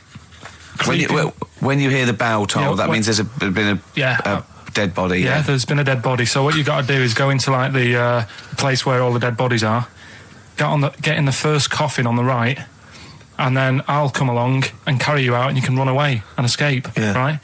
So she goes, yeah, all right then. So she hears the bell go. I'll bury you, right? And then I'll come back later and dig you up. Right. Yeah, but that's the point. It doesn't matter. It does matter. Trust me, Carl, it really matters. Okay. Listen, I don't know if I'm going to ruin this for people at home. Yeah. Can I just skip to the end? I would imagine that she gets buried and he doesn't come back, and she has to get buried alive. Better than that. So she gets in the coffin, and she's lying there for ages. She's buried. She can feel a bit of movement going on, so she's obviously, being carried somewhere, so she's thinking, this is it, I'm getting out. And she's lying there for ages and thinking, why isn't someone coming and lifting the lid off this? Do you know what I mean? Letting me get out. So she's really bored. She gets a lighter out, right? Lights it to have a look at who she's lying on. It's only the fella who said he'd help escape. Oh. How bad is that? That is... How bad is that? So it is quite important that she's buried alive then, isn't it? In retrospect, you realise that the jeopardy is that she's buried alive and can't get out. Yeah. It makes it so much worse, doesn't it, than just like lying in the morgue and going, actually, I'm getting out of here. Yeah. This isn't going to work. Look at Carl's face. Having told that, he's so pleased. His face is lit up. He's beaming like a child. Have you seen any? Is that your favourite horror thing ever? What was that one you told me about with the porn? That was a good one. Oh, this was fantastic, right? Right. There was this. Sorry, can I just check now? We're just remembering classic episodes of the Tales of the Unexpected. This is important. Well, I saw one, right? I saw one on Tales of the Unexpected, right? And it was these two gents. What they used to do, they look down the obituaries and they'd blackmail the wife or the son of a dead eminent person, like might be a priest or a doctor, or something, and they'd go and they'd say, he bought some erotic stuff from us before he died, and he owes 100 guineas and all this sort of stuff, and they'd pay up because it'd be so embarrassing. They just didn't want them to say, just pay him, right? And this one bloke said, who are these people? I'll meet with them. And he goes round there, and he goes round, and they go, your father, he goes, my father could not have bought any erotic material from you. They did it, he goes, he couldn't have, he's blind. Right, and that was the twist. And Carl went, so it was magazines, not videos then.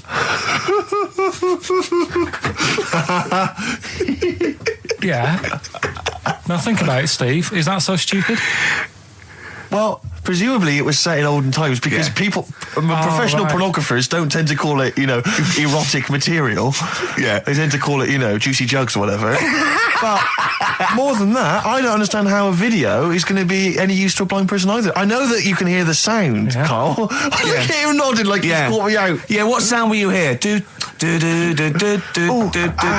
Your meter needs looking at? Yes. Cut. What's then? What's that? Then it's just noises, occasional groans. Yeah. Right. You could listen through the wall at your neighbours. He does. I mean, that's why I save a lot of money. But I thought you were going to point out, Carl, that they could have had a Braille porno. Now, have you thought of that? Look, feel the lumps on that. Exactly. Think about it, Carl. Think about it. You're excited now. Yeah. Your girlfriend's away, Carl. Yeah, the cheese grate is only under the cupboard. No, she's a good-looking lady. What do you make of the first genetically modified baby? Oh. Are you worried about this? Do you know what did they do? What? Let me see what it says here. Isn't it just choosing the, eye colour? Well, this is the concern, isn't it? That in the future you'll be able to decide whether it's a boy or a girl, how intelligent it is, what it looks like, is it handsome, is it ugly? Obviously, no one will choose an ugly baby, and so on and so on and so on. And so it means that where will it lead? Where will it end, Carl? Are you concerned? I've thought about this a lot. What will us three look like in the future if they're being, genetically modified beautiful people? What will we be like? How will we be considered in society? True, yeah. But we've talked about this before, haven't we? About the cloning thing. Yeah, that's a bit weird. Yeah. But I don't think it matters, because at the end of the day, right, you might look like some other kid, but it's the way you're brought up that will change your features and the way you are, you know, your personality. If you lie, you get a long nose, don't you? Well, no, but listen, right, because I remember when we, you know, I was growing up on this estate. This is going to be good. Go on. No, it's not. It's just an example of how this doesn't work. Go on. So we don't need to worry, sort of thing. Sure. Right? Okay. So I'm growing up on this estate, and there was this woman about 4 houses down, right, who's a bit rough. All right. Didn't fancy her. Oh God, no.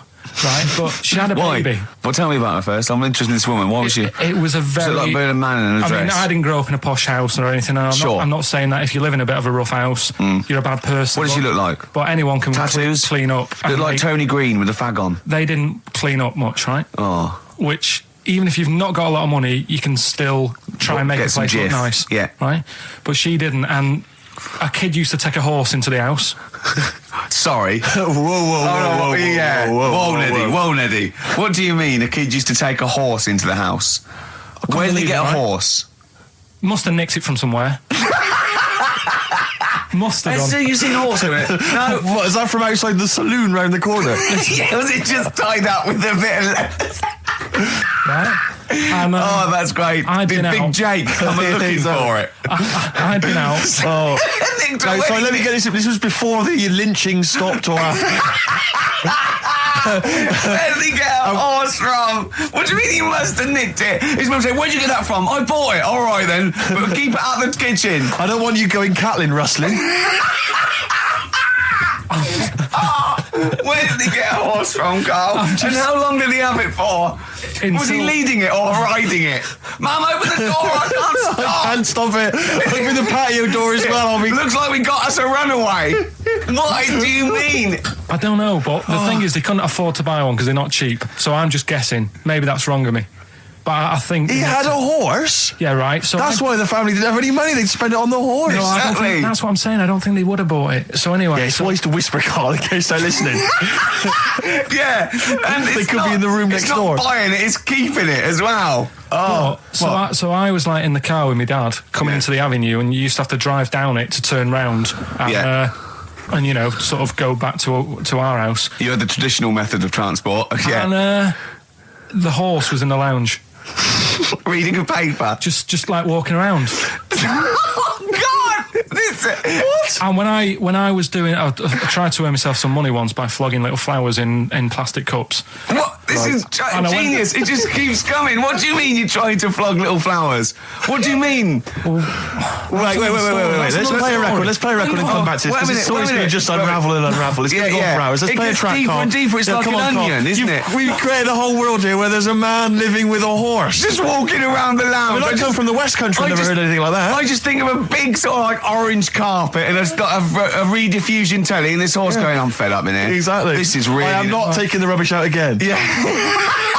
Right, play a record. Let's have Velvet Underground. We've got that lined up. Oh, yeah, the classic from the first album. I'm Waiting for the Man. Let's come back to the horse in a second. Little flowers in pots. What do you mean?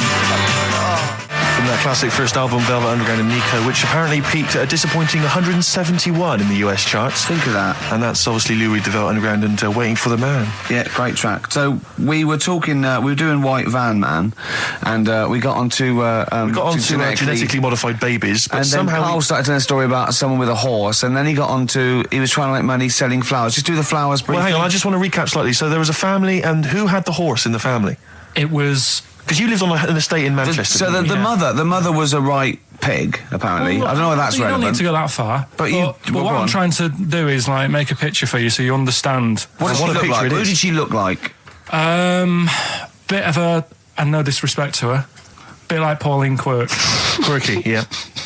Right? Okay, I knew you were going to say that. Yeah. I knew it was going to be Pauline. Did she have any tats? I've never got that close to it. Okay, all right. So who had the horse? Was this her son or her husband? No, her daughter.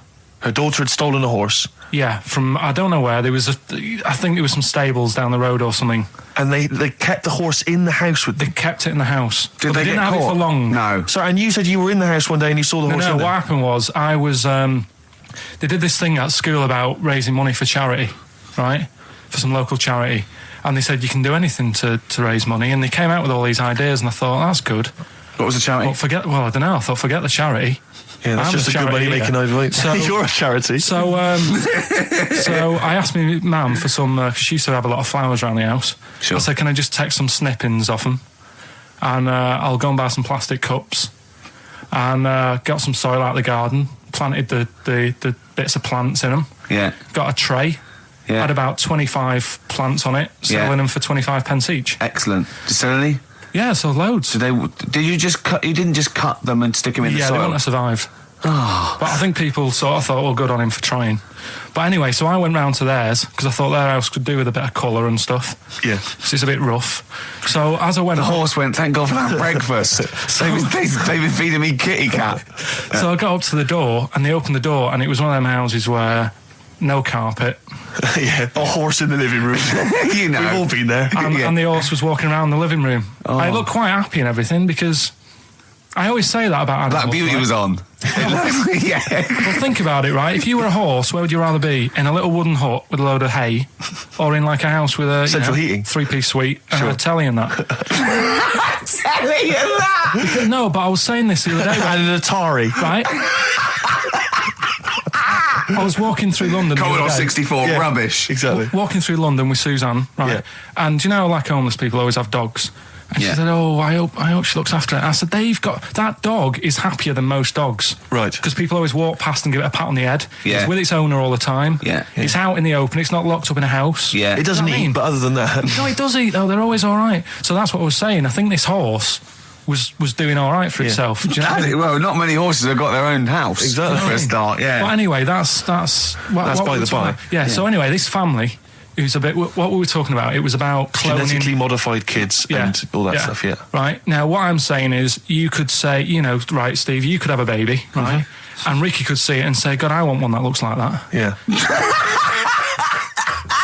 Right? It could happen, Rick.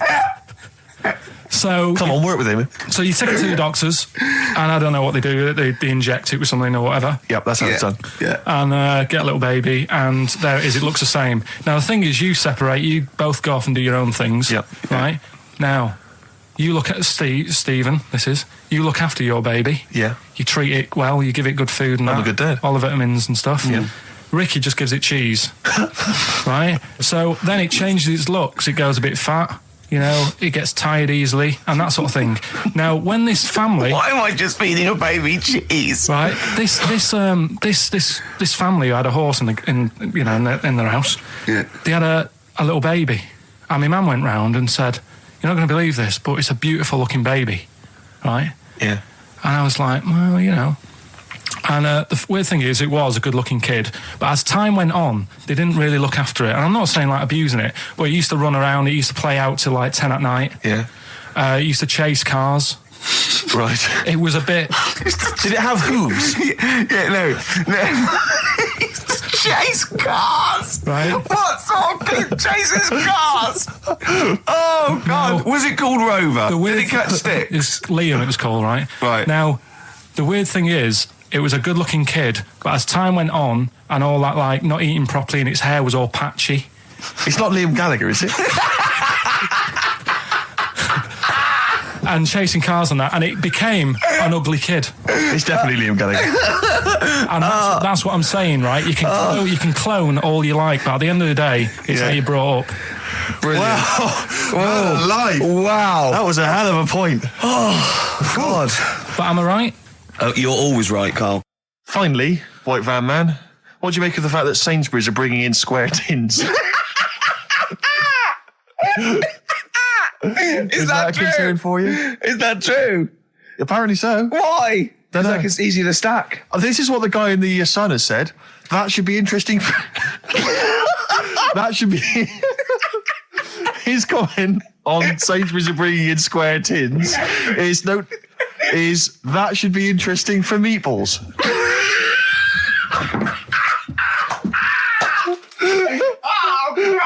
Ricky's just collapsed on the floor. Let's just play a song, Carl. I don't think even you can top that. Cooper Temple Claws. Who needs enemies? Good question, lads. Nobody. This is XFM 104.9. I'm Ricky Gervais. Oh, they should print a little book of those. They're great. Oh, how you can relate any song or artist to anything else. Easy. Joyful. Easy. Well, yeah, so me and Karl went out for a beer, and it was great, wasn't it? Yeah, we started off, good. and you met my mate Robin, didn't you? Yeah. And some of the stories. Do you want to tell Steve some things about Robin that you've learned? Do you know him well? Yes. Well, do you know about his worm problem as a kid? Go on. Right. What I can remember is he had worms as a kid. Not sure how you get him. He never answered me. He was getting a bit touchy about it. Right. This is like the second time I met him. I think he was a bit annoyed that Ricky told me about his problem. What yes. Now straight away, you not being there, instinctively, what do you think went on with this story about worms? My suspicion is rather like when you told a group of people that Robin had once suckled milk from a cow's udder. Yeah. Did you mention that as well? Yeah. My suspicion is that, like the cow story, the worm story is not true.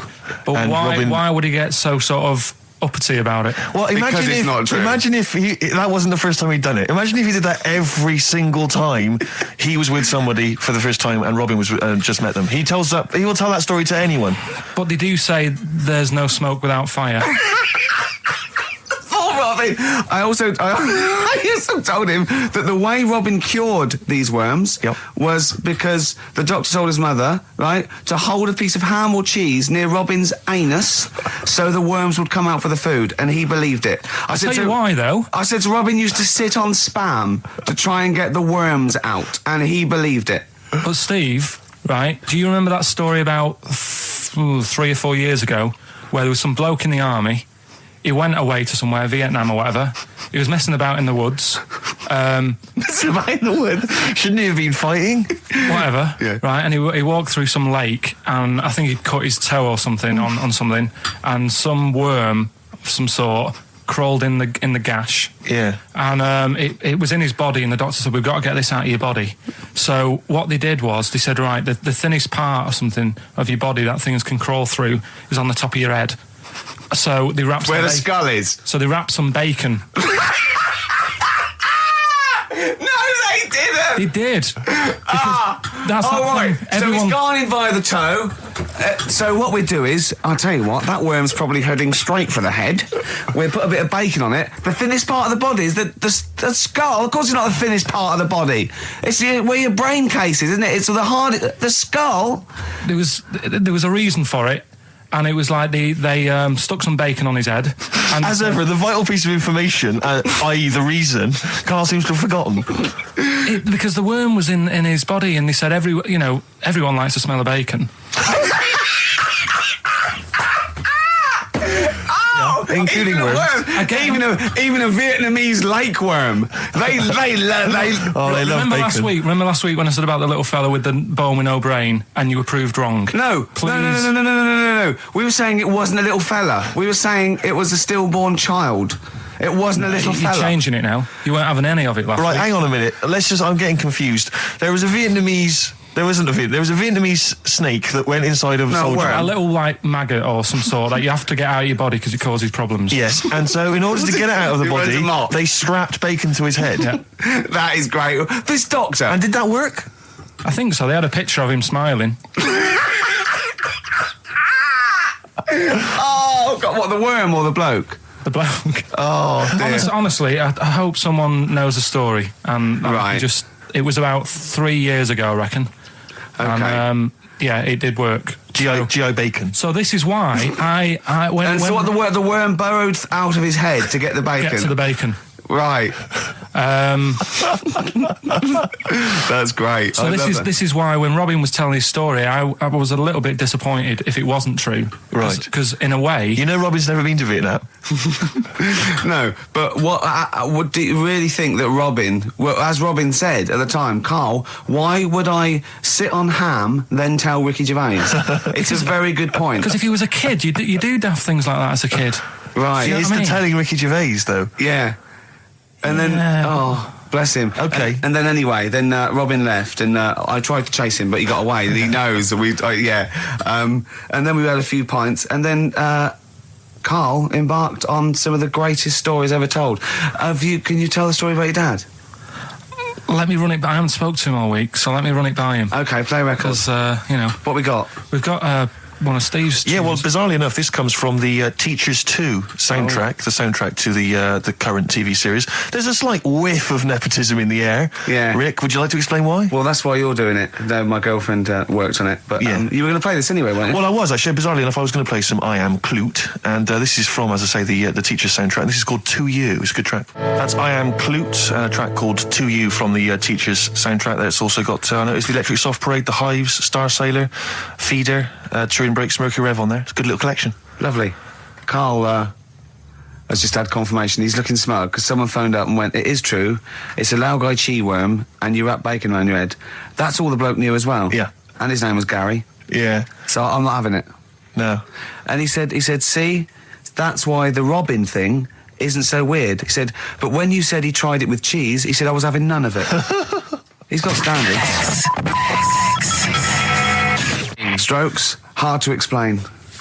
Like Karl, really? Yes, yes. So, Karl, concentrate. Yeah, go on. So, we'll leave the worm with the bacon wrapped round the head, shall we? Well, if you're ever caught in the jungle... Yeah, always carry some... Bit of Danish. Good advice, lovely. So, would you like to start on your... to Steve, because I've heard all these.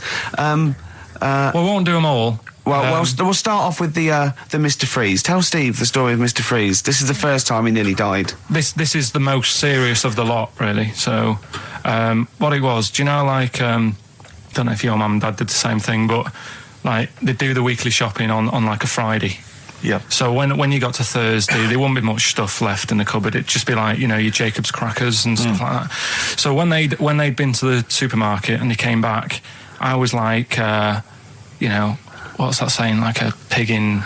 You know, I loved it. It was like loads of food coming in, loads of biscuits. What is that saying? He nearly said pig in shit. Right. Is that the saying? Yeah. Right. So yeah, all this food comes in. Thank God he didn't. Otherwise he'd have been in trouble. That's true enough. Because he's culpable for our actions because he's the producer. So technically, that twat's in charge. Go on. Right. So anyway, there's loads of food, and I'm like, oh yeah, look at this, and chocolate biscuits, and you know, penguins and stuff. Bacon. And bacon. Just in case, you never know. So anyway, my mum and dad's putting the food away. Me and our kid are like, he's already grabbed something, gone back upstairs. It's like feral children. it's like a quest for fire. And then they ran upstairs. What did he just sit under the bed, gnawing at some sort of pig's trotter? So I saw, do you remember Mr. Freeze Pops? I do, yeah. So they're kind of like popsicles, icicles. Yeah, but really long, like a foot long, right? Yeah. So I thought, I'll have one of them. So I grabbed it. Went for the nutritious stuff first. Absolutely. And like my mum and dad are putting this stuff away and what have you. And I rip it open and knock it back. Right, straight away, just right back like Swallow that. Right, yeah. But it went down the wrong way, right? So what, down your shirt?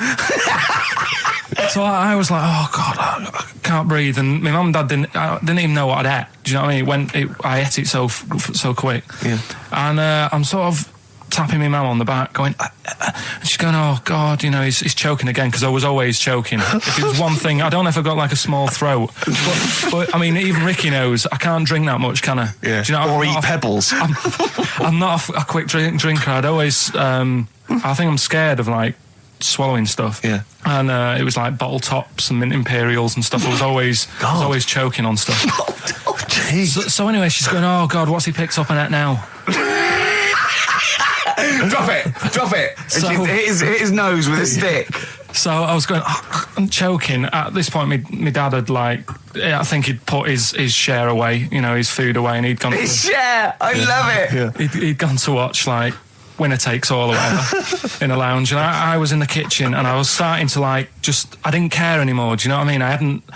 I just got to that point where I wasn't struggling anymore. You just thought, I'm done. I just was like falling to the ground. And my mum's going, you know, get in here, I think it's serious. And my dad comes in and sort of starts shouting at me, saying that's what you get for being greedy. He didn't even know what I'd eaten. Well, it was the moment to teach you a lesson, certainly. So he's there like that, and my mum's going, oh, look at him. And my lips were going purple, and my eyes were rolling into the back of my head. You look like Marilyn Manson. And so anyway, she grabbed me from behind and did that fireman thing. The Heimlich manoeuvre. Yeah. And, you know, winded me. and it came up, and I was all right. What, the whole popsicle came flying back out? You see, that's what I don't understand, because there was nothing there. No, just a little bit. No, it swells up, doesn't it? Because it irritated it. So it went down your, just sort of like your epiglottis. It went down the wrong way, like it went into your air canal instead of your throat, and it sort of spasms, and that's the fear. You just got to calm it down and relax. So in time, I would have been all right. Yeah, anyway. you don't. You might have. So that's so that's hang on. one. But But the weird thing is, like for like 3 days after that, I felt like a sort of special person. I went to school. I'm saying nothing. I did full days. A special needs person. Yeah. I went to school the next 3 days after that. I didn't like wag it or anything. I did full days. I love that. 3 days, turn over to yeah, exactly. After 3 days, you thought, screw it. Yeah, did a quick history exam. Yeah.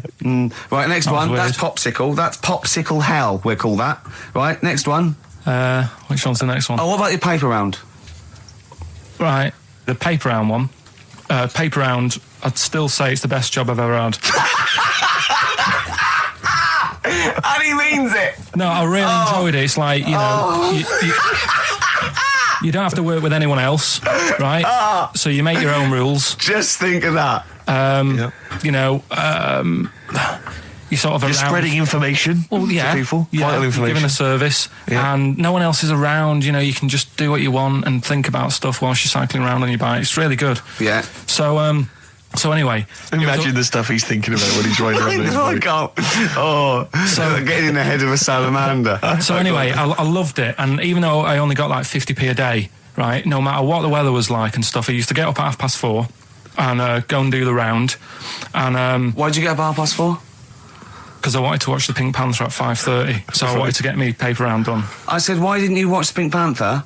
And then he went, I can't sit there thinking I've got my paper round to do. He'll ruin it for him. Yeah. So is it a good job or not? So 4:30 I was up and about, and this morning it was like winter, really bad winter, bad snow, you know, freezing cold, really windy and all that. And my mum said to me before I went to bed, she said, don't be getting up tomorrow, I'll give you the 50p. I said, it's not about the 50p. So, you know, people want the papers and stuff. So, conscientious.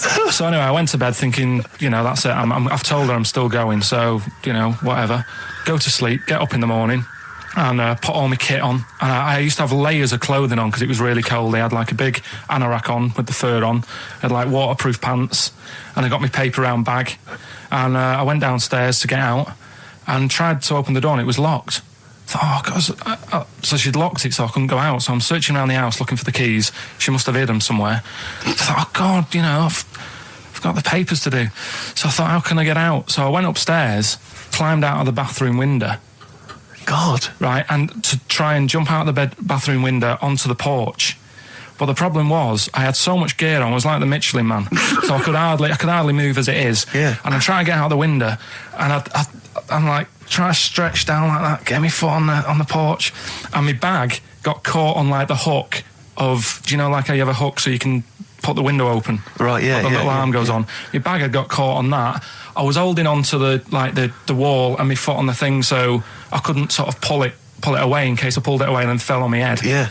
So I'm stuck there. Dangling. My dad comes back from working nights. Yeah. He thinks I'm a burglar.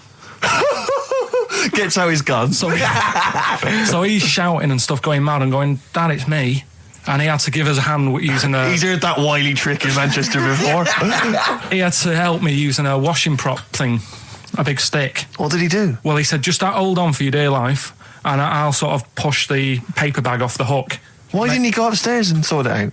It was at that point where I was in the middle. There was nothing you could do. Do you know what I mean? It's at that point where you've just got to make a decision. Yeah. And by the time you go upstairs, who knows what might have happened? Sure. Do you know what I mean? You've got to act there and then, not messing around. Yeah.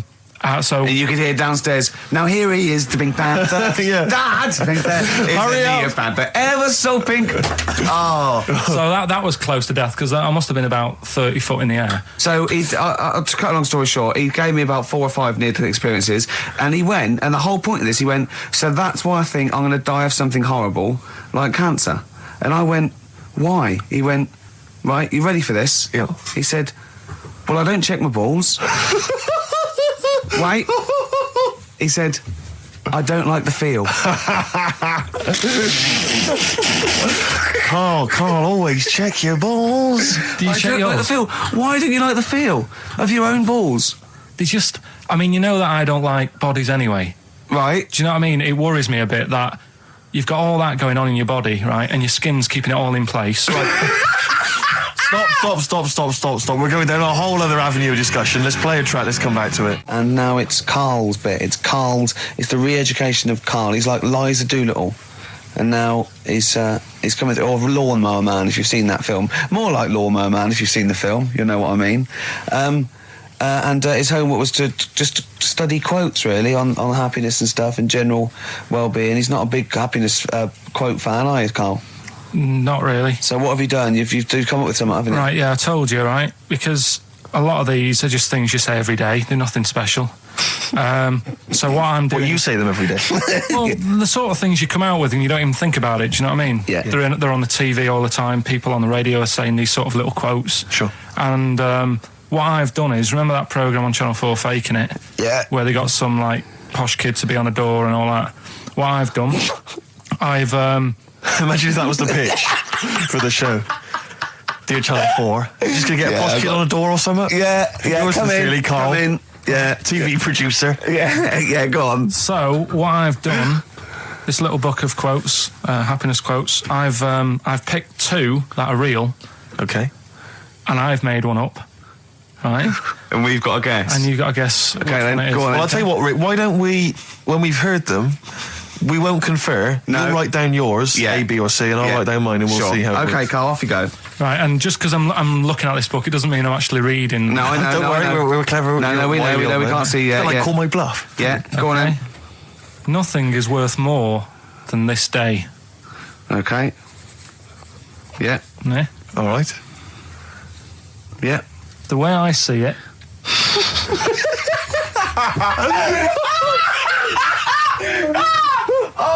Oh God, my head's gonna burst. No, hang on. My head's gonna burst. No, Hang on. this might not be Karl's. Oh, it might not be. How do you know I haven't tweaked them a little bit? Yeah, good Okay, point. fair Good enough. point. No, good point. The way I see it, if you want the rainbow, you got to put up with the rain. Yeah, okay. All right? All right, yeah. Okay, hang on. It's not here. Come on. Cat food. Cat food, come on. It stinks a bit. But if you don't put up with the smell, the little kitten will die. Steve, I don't know what to say. I don't know what to say. Imagine this in faking it. Imagine their faces when he says that, and they're going, "Oh my God." Oh. Karl, play a song, mate. We'll have to confer on this one. Right, Blair. Well, that's just amazing, Karl. Just read them again. Two were real, one was fake. Go on in. Right. First one. Nothing is worth more than this day. Excellent. Next one. What does that mean? Well, cherish now, cherish your time. Okay. Because you can't get it back, and you know that's the way I saw it. Carpe diem, whatever it is, seize the day and all that. Okay. If you want the rainbow, you've got to put up with the rain. Yeah, of course. Yeah, rough with the smooth. You know, it's not all plain sailing, but you know, rainbow's beautiful, but it comes because of the rain, which you might not like. So make the most of everything, and good. Cat food doesn't smell good, but if you don't put up with it, then the little kitten will die. Right, now, Karl, that is a good effort. Now, that one's yours. I mean, obviously, right? Right, no, but it's a good effort, right? I mean, it slipped seamlessly into the others. Yeah. Don't think it didn't. No, but it's good. I mean, we knew it was that one. But what I will say is, it's good, but what you don't know, maybe subconsciously, is, I mean, it's very similar to the putting up with the rain and the rainbow. But that's good. Why do you think that? Well... What does mine mean? Well, even though it smells bad, it's good for something.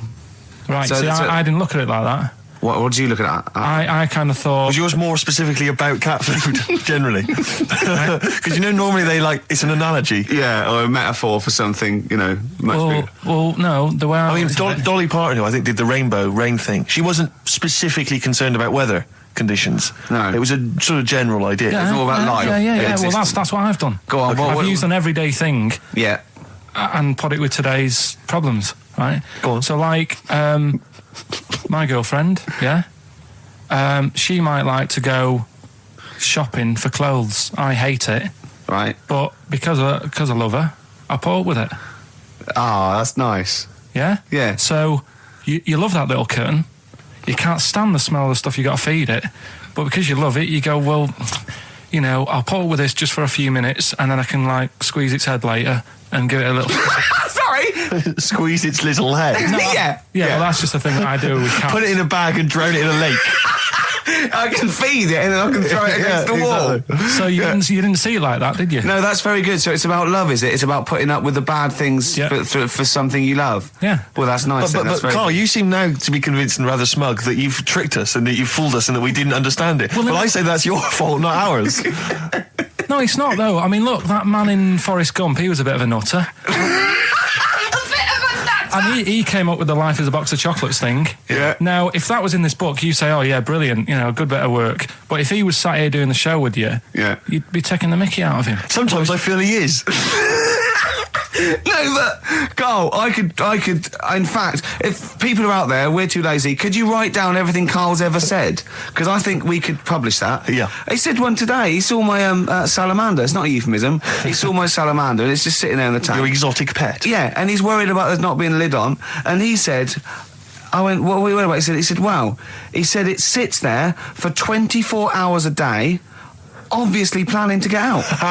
Well, he's got nothing else on its mind, and it's, the daft thing is, he has actually got the lid ripped up a little bit. And he'll be looking up there, and it's going to get out. But what's the worst that could happen? What's it thinking? What do you think it's thinking, this salamander? It's got its eye on the DVD player. I can have Ian be down the market. Class. Rock the Casbah. I love the fact you had at least 3 minutes to get that right. I know. Prepare and get that right. I know, but my mouth was full of Maryland cookies. Yeah. You know, last week, this would blow your mind. He came in, do you know what he'd bought? For himself, about 10 penguins. Who buys penguins still? I know. Or wagon wheels. Oh, I've never liked wagon wheels. You've not been a fan? No, but I was sorry about that. It's The Clash and Rock the Casbah.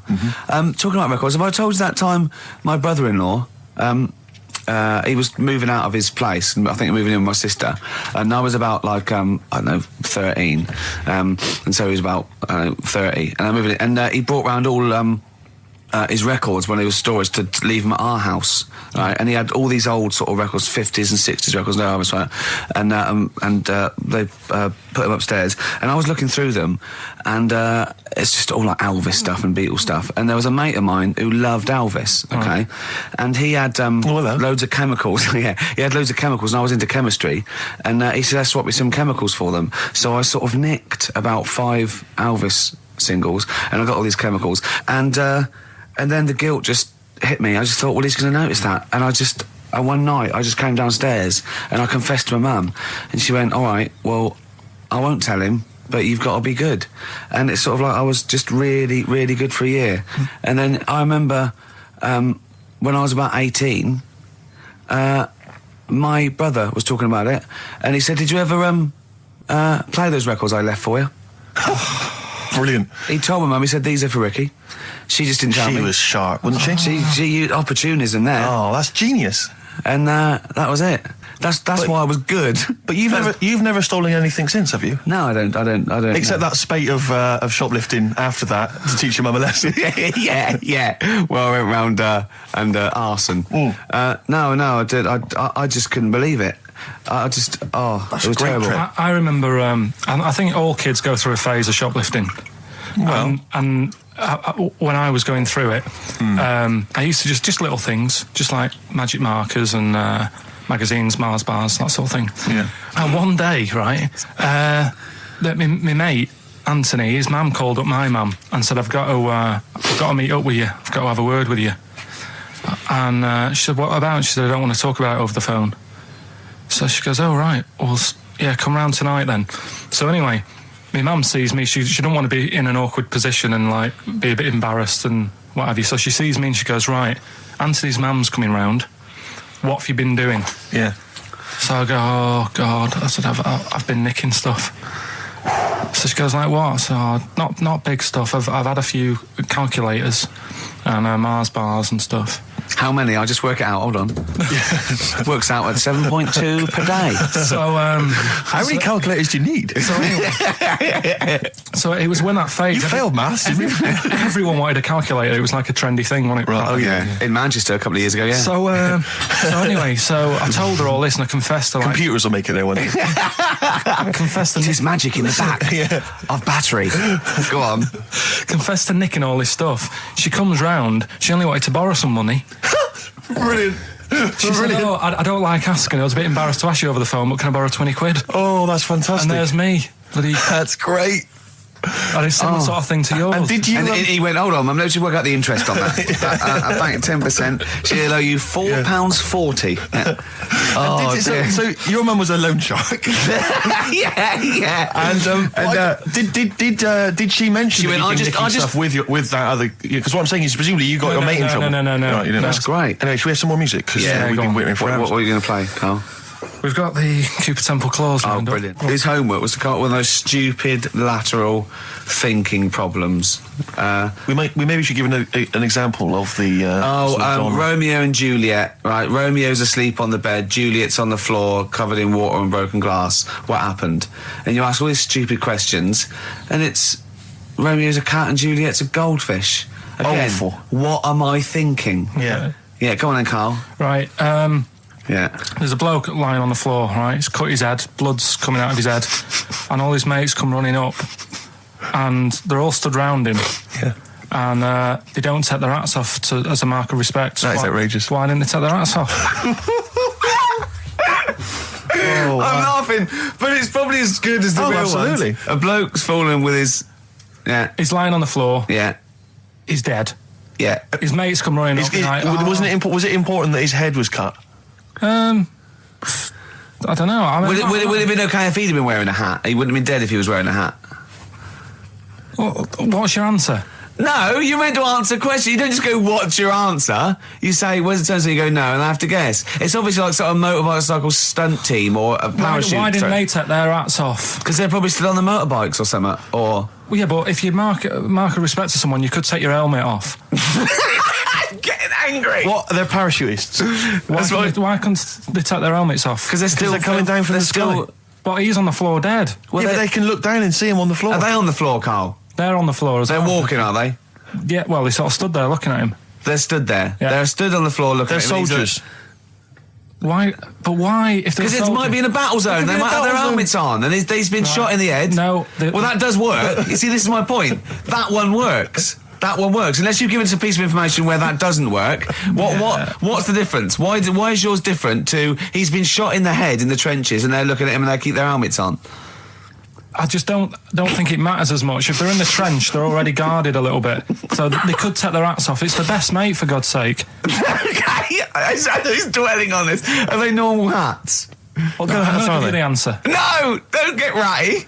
What kind of hats are they? Baseball hats? If I told you what sort of hats they are, you'd have the answer. Wow. Okay, I've got to guess what sort of a hat it is then, have I? Right. Is it a trilby? No. Is it a bowler? I know what it is. What? They're spacemen. No.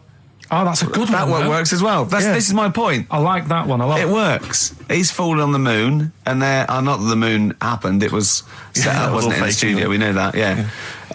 Okay, Carl, what's your answer? Builders on a building site. Why is that different to soldiers? Because bricks don't fall in wars. But bullets fly! Right. Let's play a record and we'll come back to it, Carl, while you think about what you've done. Oh, yeah. You've embarrassed yourself. Let's play some classic Suede. Yeah, and this is for David and Kieran. I think you wanted a bit of Butler. This is a bit easier, but I still think it's a good one. So this is, we should explain what this is if you've just tuned in. It's one of those stupid lateral thinking problems. That Carl himself has created. Yeah, that was his homework. Right, this one. It's a fella. He has a normal day doing stuff. Nothing wrong with him. Right. And it's the twist in the tale. It's just like Tales the Unexpected. Yeah. Just a normal day, nothing wrong with him. Hold on, though, he's got the legs of a fish. Go on. So, that's why he's been hiding his legs. So Go on. He does his... The legs of a fish?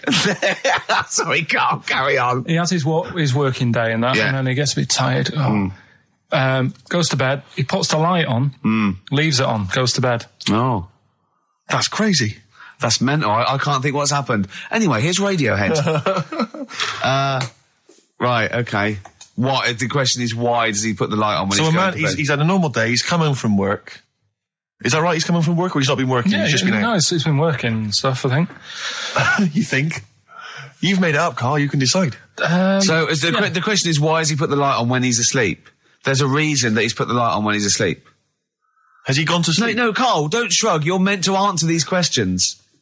He put the light on before he went to bed. Yeah, and the question you're asking me is why? What's the scenario? And the light's on and that, but he's gone to sleep. Yeah. He started reading and then he fell asleep. No. Did he intentionally, for some reason, put the light on? Every night. It's mad. Sounds mad.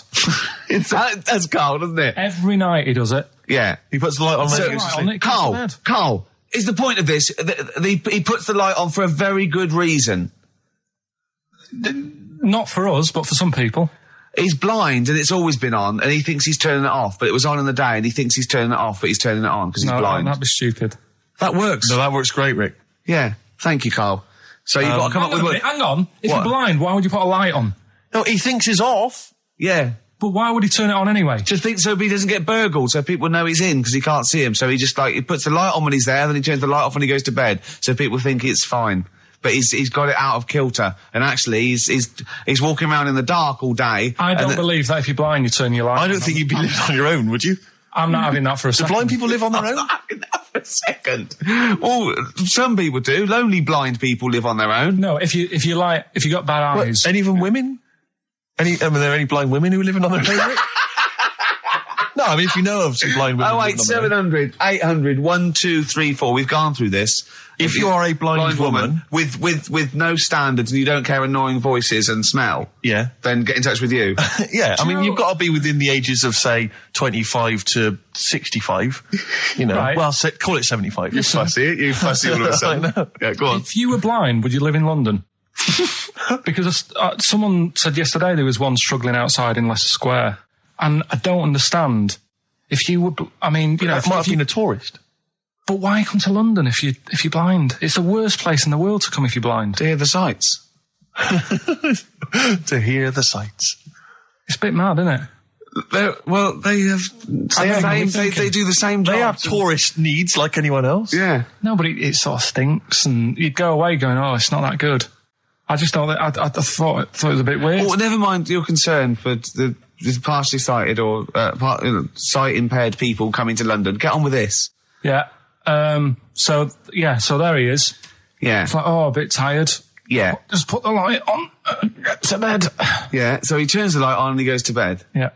Oh. Should we play a track? He's not sleeping on the job. He's a lighthouse keeper. Well done. Is he a lighthouse keeper? That's not it, Carl. He's a lighthouse keeper. Right, why wasn't the light on all the time? It's light in the day. You idiot. Play a record. What? Play a record. You're a buffoon. No, actually, the light isn't on in the day, is it? No, it's not. I think you're the buffoon. Yeah. Carl has won! You don't talk to anyone, do you, in the week? You just hide in your little sound booth thing and you really don't talk to anyone, do you? Much? Not really. No. I mean, you might call up. Yeah. But no, I keep myself to myself. Yeah. Then you don't get bogged down in the office politics and stuff. Yeah. Is there a lot of office politics here? I don't know. I don't get involved in it. Oh, yeah.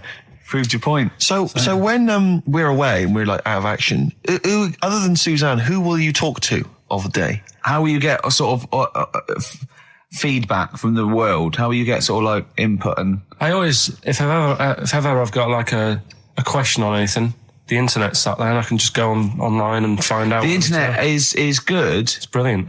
But it's not all verified. It's not all necessarily factually accurate. Anyone can put things onto the internet. It's it's freaks and things that put on things one, right? like... Here's one that I read in a week, right? Go on. About this woman. Yeah. She was a bit of a punk. and to get her hair done like she wanted it. Super glue. Right, no. She got lard. Apparently it's a popular thing, you might know. Put lard on your head. Yeah. And you put it in the oven. Oh. Now, apparently the heat that you get from the oven is different from the sort of heat you get from an hairdryer, right? And she had to do that to get the style that she wanted. But anyway, she comes into the money or whatever, treats herself to a microwave, right? It's not true. Opens the door, jams the things, like the little catch, so the microwave works. She jams it with a screwdriver or a knife or something. Yeah. Puts the microwave on, sticks her head in, boils her brain. Don't be ridiculous. Right? Well, why is that ridiculous? Boils her brain. She boiled her brain. She boiled her brain. And this is what's good about the internet. I went straight from that, and there was a subject about brains. And do you know that Russell Crowe, when he dies, he's given his brain to charity or something, some sort of... some people who can do stuff with it. She gave hers to Pot Noodle. Vesta. Yeah. Oh, that's boiling a skull. Yeah. It's not true. It's not true, Carl. Just urban myths. Someone made it up. Yeah. For a laugh. They're just too convenient urban myths. Everyone said you can tell an urban myth's not true because it's always this happened to a mate of mine, and when you say what happened then, they go, don't know, that was it. Was it? Was that it? Was it? Someone boiled a brain and that was it. There was no more story. Well, were there any dates, locations, times? I think it was in Belgium. There's that one that a bloke, right, was going to get a phone call at 4:00 to find out if his business was, okay, right? And if he didn't get the phone call, he knew he was broke, destitute. So dead on 4:00, the phone didn't ring. So he went up to the roof of his office and he jumped off to commit suicide. And as he was passing his window, the phone was ringing. Oh no. Carl, it didn't happen. Didn't happen. Think it through. Who told that story? Who told that story? As he hit the pavement at 120 miles an hour. He's the only person who could have known that series of incidents. Also, why didn't he wait? As his life's at stake, why didn't he wait till 5 past? I said I'm going to give it 5 minutes just in case. In case the lines are busy. Yeah. And what sort of bloke goes, I'll call you at 4, okay, if you're busy. Well, call me anyway. No. If I don't call exactly 4, then, you commit suicide. Commit suicide. I would, because if I don't call at 4, that's the end of it. Well, call me anyway. No, that's not the way I work. Why can't you just call me and tell me the other way? Well, I'm telling you how I do it. If you're bust, I don't call. Can't you just call to verify in case something goes wrong? What if it's engaged? If you want to be engaged, just commit suicide at 4, please. It didn't happen, Carl. The other one, right? A bloke, right? He's on a train station, and that's how I heard it.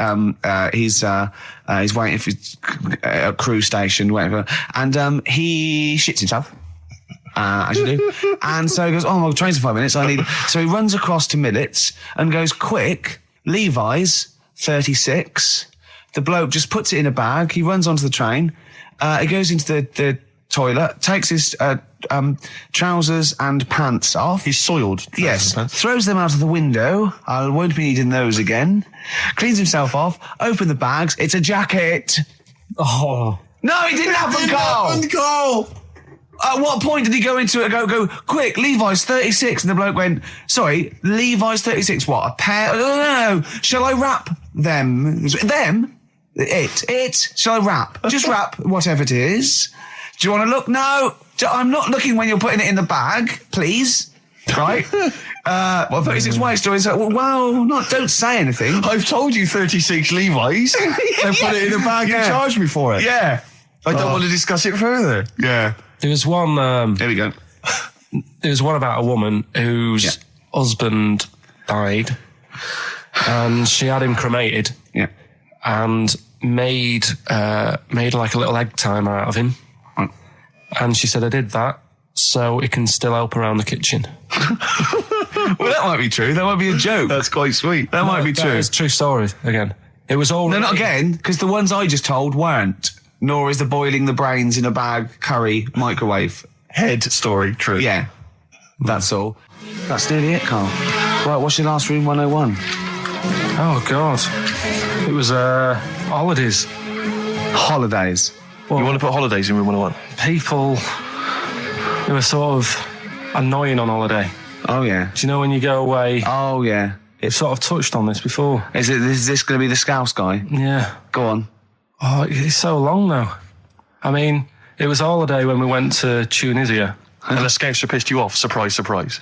Yeah. Yeah. But the annoying thing was, when you go on it was a cheap holiday, and like the lesson here is, if you want a good holiday, you gotta like spend some money. Yeah. And we didn't on this one. We spent about, I don't know, 400 quid for two of us for like a month or something ridiculous.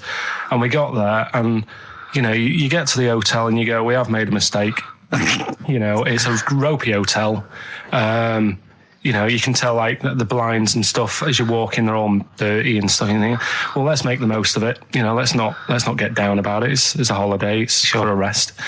And you try and make the most of it. And we had to meet. Like you have one of those things where you get to your destination and the rep says, right, go and unpack your bags and that. Go and sort yourself out in the room. And tomorrow morning we'll meet up at 10 o'clock. And I'll go through, the best sort of place to go for camel rides and, the best deals I can get you. That sort of thing. Can anyone here walk like an Egyptian? So she says, right, tomorrow morning, meet 10 o'clock in the discotheque.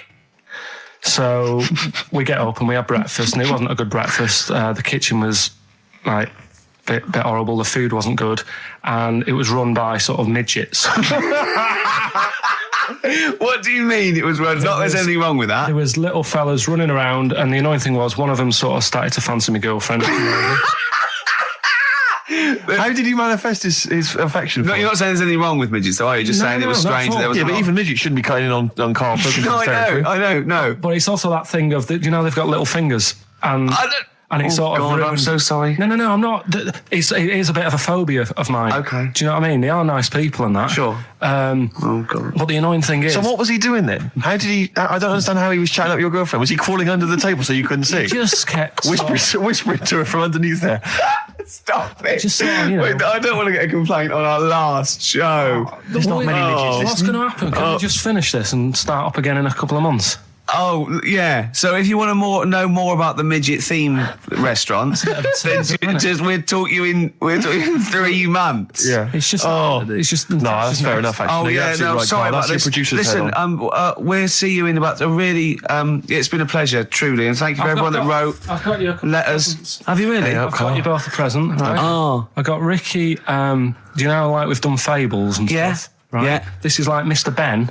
Oh. This is brilliant. Yeah. Right, and it's like little fables that Mr. Ben goes on. Oh, fantastic. So I want you to learn something from that for when you come back. Okay, brilliant. That's lovely, I'll tell you Karl. one of the stories I read this morning. It's brilliant. In fact, when you've done with it, give it me. Yeah. Because I haven't finished reading that. Okay. Thank you, Karl. And for Steve, a little... chat-up lines. A little book of chat-up lines. That's fantastic. That's great, Thank. Well, we'll see you in 3 months. But carry on emailing Karl. Cherish Karl Pilkington. He sits in a little room by himself, so keep him in touch. And we'll see you in August. We're going to leave you with something that we all love. This is There Is a Light That Never Goes Out by the Smiths. Very apt, I think. Goodbye. See you later. That was the record before us, and here we are, pre-recorded, because we did this a few weeks ago, because we're not here at the moment, are we? We're away in that. I'm Ricky Gervais, with me Stephen Merchant. Hello there. And Karl Pilkington. He's not actually with us. He'll be in some of the best of clips that will be coming up shortly. Yeah, this is just us, isn't it? This is just us. We did this, when did we do this, Rick? A couple of weeks back. Hold on, what is it? It's the 27th today. Yeah. I enjoyed Christmas. I loved Christmas. I loved Christmas. I had a great time. What did you get? Loads of presents. So did I. I'm glad they made it to number one. I'm really glad. Stroke, he, she. Yeah. I'm really glad that the pop idols, Cliff Richard, Westlife, made it to number one. Bo Selector. Yeah, just delete that. Yeah. Okay, well, we're going to play some of the best of, some of the greatest moments of the last 3 weeks. Yeah. Ever heard on XFM 104.9. What about this? Do you remember this one? Oh, which one is it? All right, so here's the first bit. You were going to tell us a little story about Just a Volvo past my estate? test, Yeah. My parents had a big Volvo estate, and there's quite a big car to drive. My parents didn't have a car. But I know you don't drive cars, Rick, but it's got a big car to drive if you've just passed your test. It's safe, though, isn't it? It is very safe. That was the thing. Yeah. And come from the West Country. Obviously, there's quite a lot of windy lanes. No, you're joking, do you? They have cars there. Well, here he comes. Blimey, Carl. Learned on a tractor, automatic it was. Do you want me to tell it or not? Oh, don't give up the accent. Oh no, I'm not a Wurzel. Go on. Go on. So I went to this party. You never got him being from the north. Not when he's telling an anecdote. He's never telling an anecdote. Oh yeah, fair point. Yeah, go on. So I went to a party and I was quite excited because I had the car, the motor, and there was a chick heading down to the party that I was like, I had my eye on. And I thought, now I've got a car and going to the party, it's going to be amazing, right? And various friends had said, like, can we get a lift? I thought, yeah, groovy. Yeah, I'll pick up the chick as well, who's a friend of a friend. Yeah. So cruising down to the party in the motor, the Volvo estate, and there's nothing sexier than that. Slipping a little bit of Billy Joel on the stereo or whatever. Something classic. Exactly. And maybe it was Billy Ocean. I think maybe it was quite a Billy. Maybe it was Get Out of My Dreams, Get Into My Car. Ideally. Yeah. So I get to the party, and inevitably it was one of those house parties where the chick that I had my eye on, she kind of was chatting to other guys, and she wasn't really paying attention to me, and I was sort of... Saying hard to get, was she again? Same old story. Oh, they make me They laugh. know how to tease, don't they, the ladies? They make me laugh. Who are they kidding? So I'd follow her like a dog, from room to room. Yeah. And watch her Quite while... literally, sometimes he was barking. Yeah. And while, just watch her while she talked to other blokes. And then, obviously because I was driving, I wasn't drinking, so I was not really enjoying myself. And then somebody said, should we go and pick up Vera? And I thought, right, okay. And they went, Steve's got a car, let's all leap in there, we'll go pick up Vera. And this girl was like up for it as well, so I thought, brilliant, I'll be back in the car with her, away from all these lads. Yeah. One guy she had her eye on, he came as well, I was a little bit annoyed. Yeah. But anyway, he was in the car, so I'm driving down these country lanes, just driving along, and they're directing me, they're saying, go left here, go right. And then suddenly we stop, and one of them goes, just drive into that field, this pitch black field, right? And I'm sort of, well, it is my parents' car. Just drive in the field, Steve. I'm thinking, well, I don't want to, not seem like I'm a hard, cool, crazy kind of guy, because the chick's in the car. So drove the car into the field. They all leapt out, started running off into the darkness, shouting, Vera, Vera, Vera, where are you? So I'm just sort of sat there in the car waiting. Wasn't Vera Lynn, was it? Because she likes to hide in fields. Bizarrely, it wasn't. Right. It was I was just left in the car on my own with Billy Ocean, and suddenly, at the darkness, they come back holding a Vietnamese pot-bellied pig that they had stole from a nearby farm, and they knew that the pig was called Vera because someone knew the farmer or something. Anyway, so they got this pig, so now they're going, I'll put the pig in the back of the car, we'll take it back to the party, it'll be hilarious. I'm thinking, well, I'm not sure I want a pig and all its, piggy crap in the car, right, crammed in there. But they say, yeah, so obviously I'm thinking again, I don't want to look like I'm, a nerd. I'm terrified of that, Rick, ever happened. Yeah. So, So you go, hey, bring the pig into the car. Exactly. I'm no nerd. Exactly. Yeah, go on. So now we drive off again. I got this pig kind of screeching in the back of the car.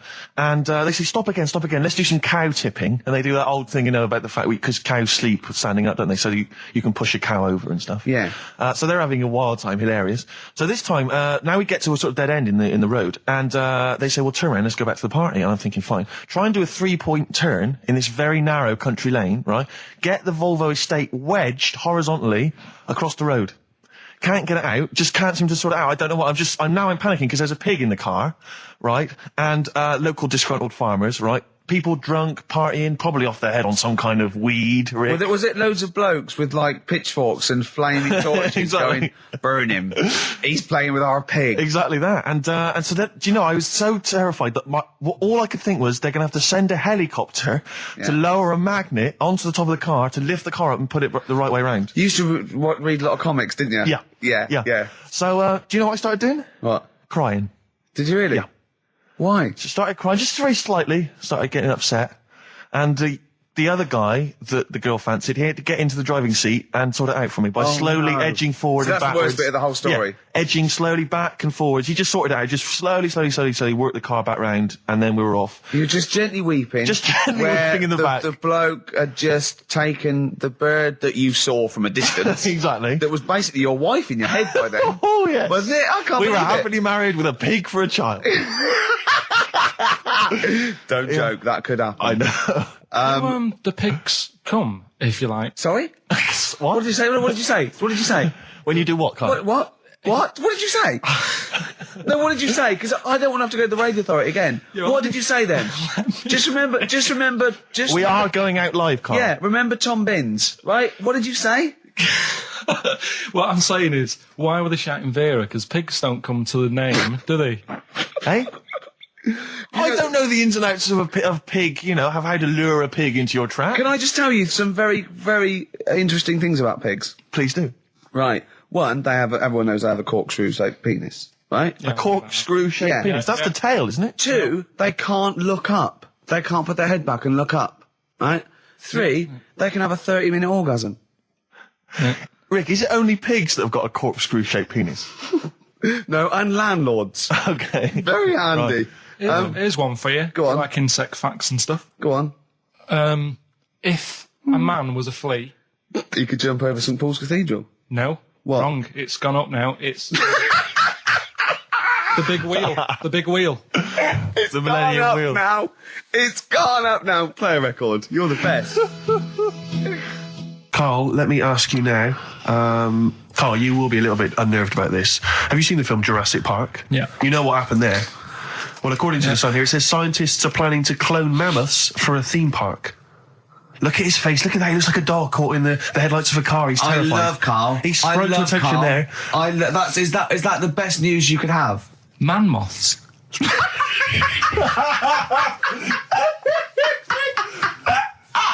Right. Yeah, man moths. I man love moths. the fact that that's why he was so excited that they bred a man moth. What is this? Yeah, it's a human being that hides in your wardrobe and eats an entire jacket in a day. Yeah. What do you mean, man moths? Mammoths. Mammoth, the big hairy cow from the Ice Age. I mean, elephant. You're not so excited about that, then? You can take or leave bringing back mammoths to life, but a man moth... A man moth is a different matter. Oh. if we'd have never brought that up, he'd have gone and told someone now, they've bred an half man, half moth. This is how things start. This is what we mean when you hear these ghost stories. Are you slightly deaf? Is that it? When you hear these stories, is it... Carl, is English your first language? Are you actually foreign? Is that the thing? Yeah. Should we speak when we say sour? foreign, we mean not of this planet. Yeah. Should we speak sour? Would that be a help to you? No, go on. Next what do you make of that? Do you think that's good? Do you think that's good to bring back mammoths? Prehistoric animals. These giant elephants. They're slow, aren't they? It's not as if they're going to get out and run fast and they can't capture them. They'd probably be a fence, to be honest, Carl. They'd probably be a fence. No, but you're asking it as if it could all go wrong, but it couldn't, could it?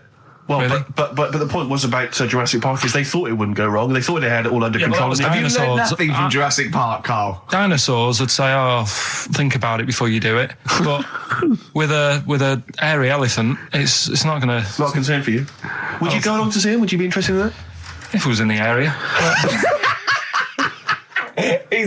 He's great, isn't he? I'd love a queue, Nothing right? impresses No, him. but what I'd like to do is Carl sitting like Yoda in a little cave, and I'd just like to see people like Tony Blair and Stephen Hawkins in a queue, and they go and say, "Carl, got a bit of a problem." And thinking of cloning a man and a moth. Problem? Not an issue. No, if I'm in the area, I might cruise around and have a look at it. Otherwise, just don't send it near my clothes. Oh, that's fantastic. So it's just for a second.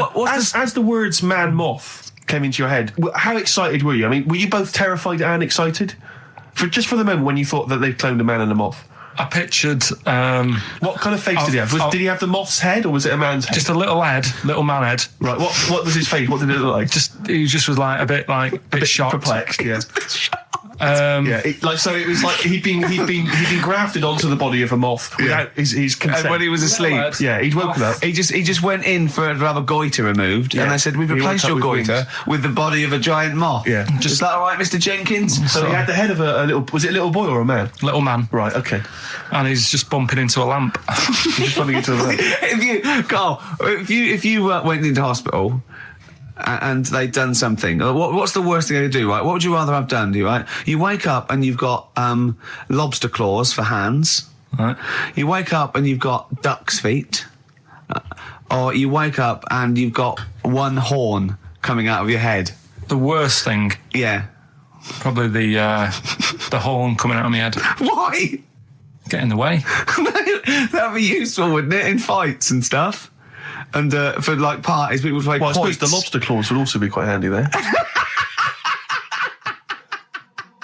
Alright, this is Carl, the producer. of Ricky Gervais and Stephen Merchant on XFM 104.9. We're playing out some of the best bits. Hope you're enjoying it. Here's another one.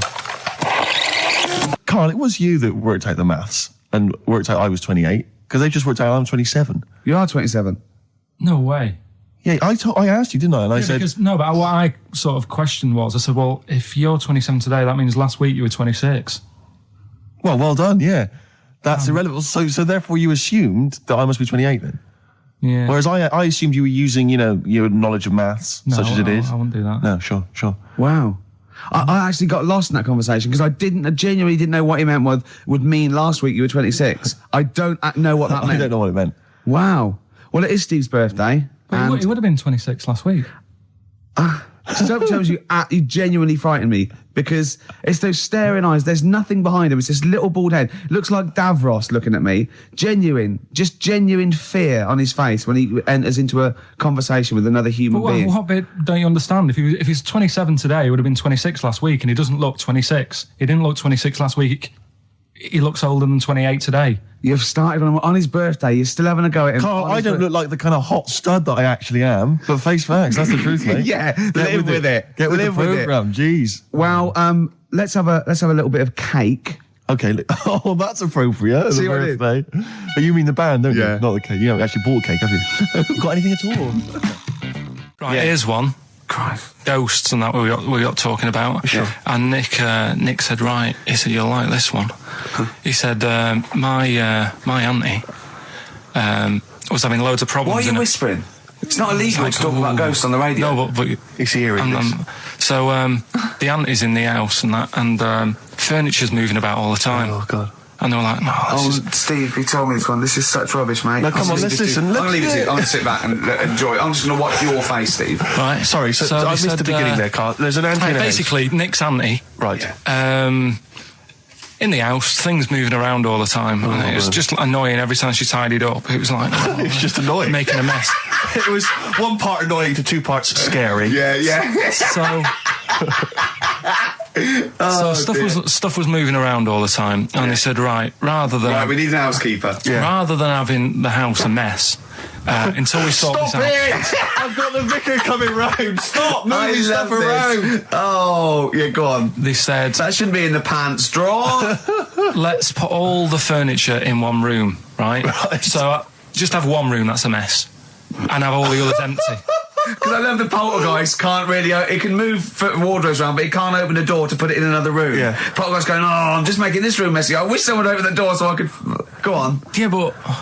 So all this stuff's in this room. So they moved all their furniture into one room? They put, like, the drawers in there and everything. And it was really uncomfortable, because they were all, like, on top of each other. They sat in the room with all the stuff? Yeah, they had to, because that's where the three-piece suite was. Okay. Oh, God. Right? All right. Oh, God. So they sat there, like, all crumpled up and that, but nothing can move because it's so tight. I think things were trying to move, but everything was so tight. It's they just foxed that poltergeist. So anyway, one night they sat there, like, sort of a bit awkward watching the telly and that, and they hear some banging in the next room. So she goes, oh, God, what's that? Oh, he hadn't moved in, had he, the ghost? So to some of the empty rooms. So there's this He's moved some friends and family in. There's this banging about going on. She gets up, right? Yeah. And what it is, they had the baby in the next room because there wasn't much room for the cot. Right, so they left the baby with the ghost. So they go into the room where the baby is, and the banging... Yeah. Is like, do you know those plastic balls you get that you can chuck around the room and, like, they go mental? Right. The ones that you chuck once and they keep bouncing for ages. Yeah. That was bouncing around the room. Wow, the baby had thrown it? Hitting all the walls, and the baby was there, stood in the cot, sort of laughing. Right. And looking at the ball, and wherever it looked, the ball went. Yeah. And then she said, stop doing that. Yeah. And the ball just stopped. Did it? And it rolled a bit and stopped. Right. So the baby had thrown the ball and it was watching it as it bounced around the room? It wasn't throwing it, it was in control of it. No, the point is, Steve... The baby had been doing it. It would have been the baby all along. The baby had been messing with the furniture. It was the baby that had the power. Yeah, it's a baby that had the power. Special baby. It's a baby that had the power. It's a baby that had the power. The power of telekinesis. Right. They were then trying to convince me that telekinesis was not like all the other stuff that I didn't believe in, but that was a science. Right. Telekinesis was possible. Yes. Yeah. It's not like ghosts and demons and all that sort of. Telekinesis is different. That's science. But Nick's auntie saw it, and I love the fact that you're telling me that someone else's auntie saw it, so I should be satisfied with that. Yeah. I should be satisfied with that. I mean, no. So does she still live in one room with all her possessions? No, I think the baby grew out of it. Apparently, the baby grew out of it. So it doesn't use its telekinesis powers anymore. Well, no, it's like in Carrie, innit? She was upset for a bit, and then she got over it. Okay, I'm just gonna say one thing, Carl. That was a film. Do you want to play a record or? Here's a problem that someone's emailed in. We're taking emails today. If you've got a problem, a concern, or, just a general query that you think Karl could answer for you. It could be about anything. It could be about some of the big kind of philosophical questions. Yeah. It could be something to do with war or famine, anything like that. Or it could just be a personal dilemma, something that's happening locally. Anyway, this seems one that I think you and your father have probably come across this sort of dilemma in the past. Yeah. And I'd be interested to know what your take is on it. Let me see. This is from Lee Matthews by the look of it. He says, he lives in a suburban area where the local teenagers also live on the same road, and they're running riot. They're smashing wing mirrors off the cars. They're crashing into parked cars on their skateboards. And they're just generally making mayhem, night and day. What can he do to stop this going on? The parents of the kids don't seem to give a damn. Anyone who complains to them, they just say, oh, piss off. The police are useless because they never catch them in the actual act of violence, which is what they got to do to apparently convict them. So they don't know who to turn to, really. It's rather like when a little old lady went and got the A-team, and he was dressed as an elderly Chinaman. Exactly. She knew who he was. Colonel Decker didn't have a clue. Yeah. You see, it's weird because now it has got out of hand. Sure. Do you know what I mean? Like years ago when I was growing up on the estate, you had problems, but not like you have now. Do you know what I mean? Summers were nice as well, weren't they? Well, right. And police are getting shorter and younger. But you yourself kind of admitted in the past that you were something of a tearaway. You didn't do anything like these kids here. The thing is, I was scared that if I got caught doing it, my dad would go mad. Yes. And I remember smashing a car window by accident and legging it in the lounge and sort of pretending to go asleep on the settee. Right? Genius. And I heard a knock at the door. He chloroformed himself just to be unconscious when his dad came home. And there was a knock on the door, and I thought, oh God, this is a fella who saw me. I was chucking a stone in the air, seeing how high I could throw it. Of course you were. Did it keep landing on your head? That would explain a lot. And it came down. Chucking a stone in the air, love it. To see how far I could throw brilliant. it. So, I wasn't bothering anyone. Did you invent that game? Right, Did you get the stone for your birthday? Go and play with your stone. He gave one to Suzanne. Karl, go and play with your stone. No, the thing is, right, and it came down at a funny angle, and of course it did. It ate the back of this car, and the back window is the most expensive because it has that heating thing in it. Yeah. In case you got a frosty window. Yeah. So I thought, oh God. So I legged it in, got on the settee, went to sleep, knocked at the door. Genius. It's a brilliant plan. It's a brilliant plan. I couldn't be guilty. I'm asleep. So I love the idea. So the thing is, our lounge used to sort of, you could see in from the door, right?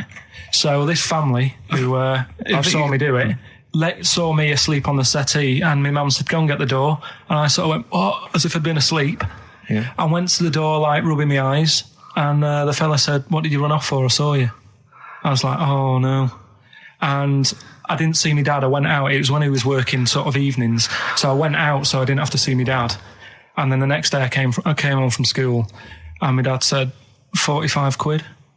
Ooh. That's all he said. He looked at me. And then you fell asleep when he went, wake up. You know what I said? No, 45 quid. Now the thing Karl. He didn't have to do anything. £45, Karl. Now I know you were saving up for a brick, but you can't have it. Yeah. Just equally, if you're doing a bigger crime, a bank job or a murder. Remember to take the stocking off your head, because if they wake you up and go, why have you got a stocking on your head? Just go, oh, I had a weird dream. Right. Some people emailed in the songs with stories in it. One of them was Babushka, and he went, what's that? And I went to ask Katie Bush, what is it? I said, it's about a woman who dresses up as another woman and seduces her husband. He went, they wouldn't work. Just dismissed it like that. Why do you think it would work? Because you'd know. I mean, say like, right, Suzanne, right, who I go out with, right? She can see me from, say, if I'm coming down the high street. Yeah. She knows it's me by the way I walk. Right. So just the fact that this woman went and put a wig on, there is no... You haven't even heard the song! I know, but you're saying that she put a disguise on, and he's like, oh, I fancy her, and he takes her out, and he doesn't know it's his missus. You're not buying it. I mean, I'm controlling this. Whereas the flea with your brain going to Glasgow, perfect sense. Yeah, babushka, rubbish. Carl, can we have the tomato story after the next tune? Yeah. Bit of Coldplay. Yeah, love it. Yeah. You're listening to the best of, basically, Karl Pilkington. There's only one bird that has a penis. It's not a joke. It's not a joke. This is a genuine trivia question. I'd say... I think I've seen one on this. Is it an ostrich? Right, you're going for ostrich, Carl? I'll go for ostrich as well. Right. Did you come up with that yourself, or? Yeah, I was going to say that before you said it. Well, guys, you went for ostrich. Chicken? You're both wrong. It's actually the swan. The large chicken. Yeah. That's a bit worrying then, because I thought I saw an ostrich penis, so what was I looking at? I don't know, were you just examining it closely at the zoo? I just... It's probably a strap-on. It was probably two lesser ostriches giving each other one. Exactly. And that's how that can influence people. Things like that. Dirty, filthy lesser ostriches can confuse a child if he's at the zoo and he doesn't know. A swan's got... That's really annoying. I'd never give a swan a knob. So it's the little puffiest of all birds, isn't it? Yeah. Oh, I'm protected by the queen. But I need a knob. If I had to give a knob to any bird, Good question. I wish I'd posed that myself. If you could give a knob to any bird, what would it be? Phone in. Vulture.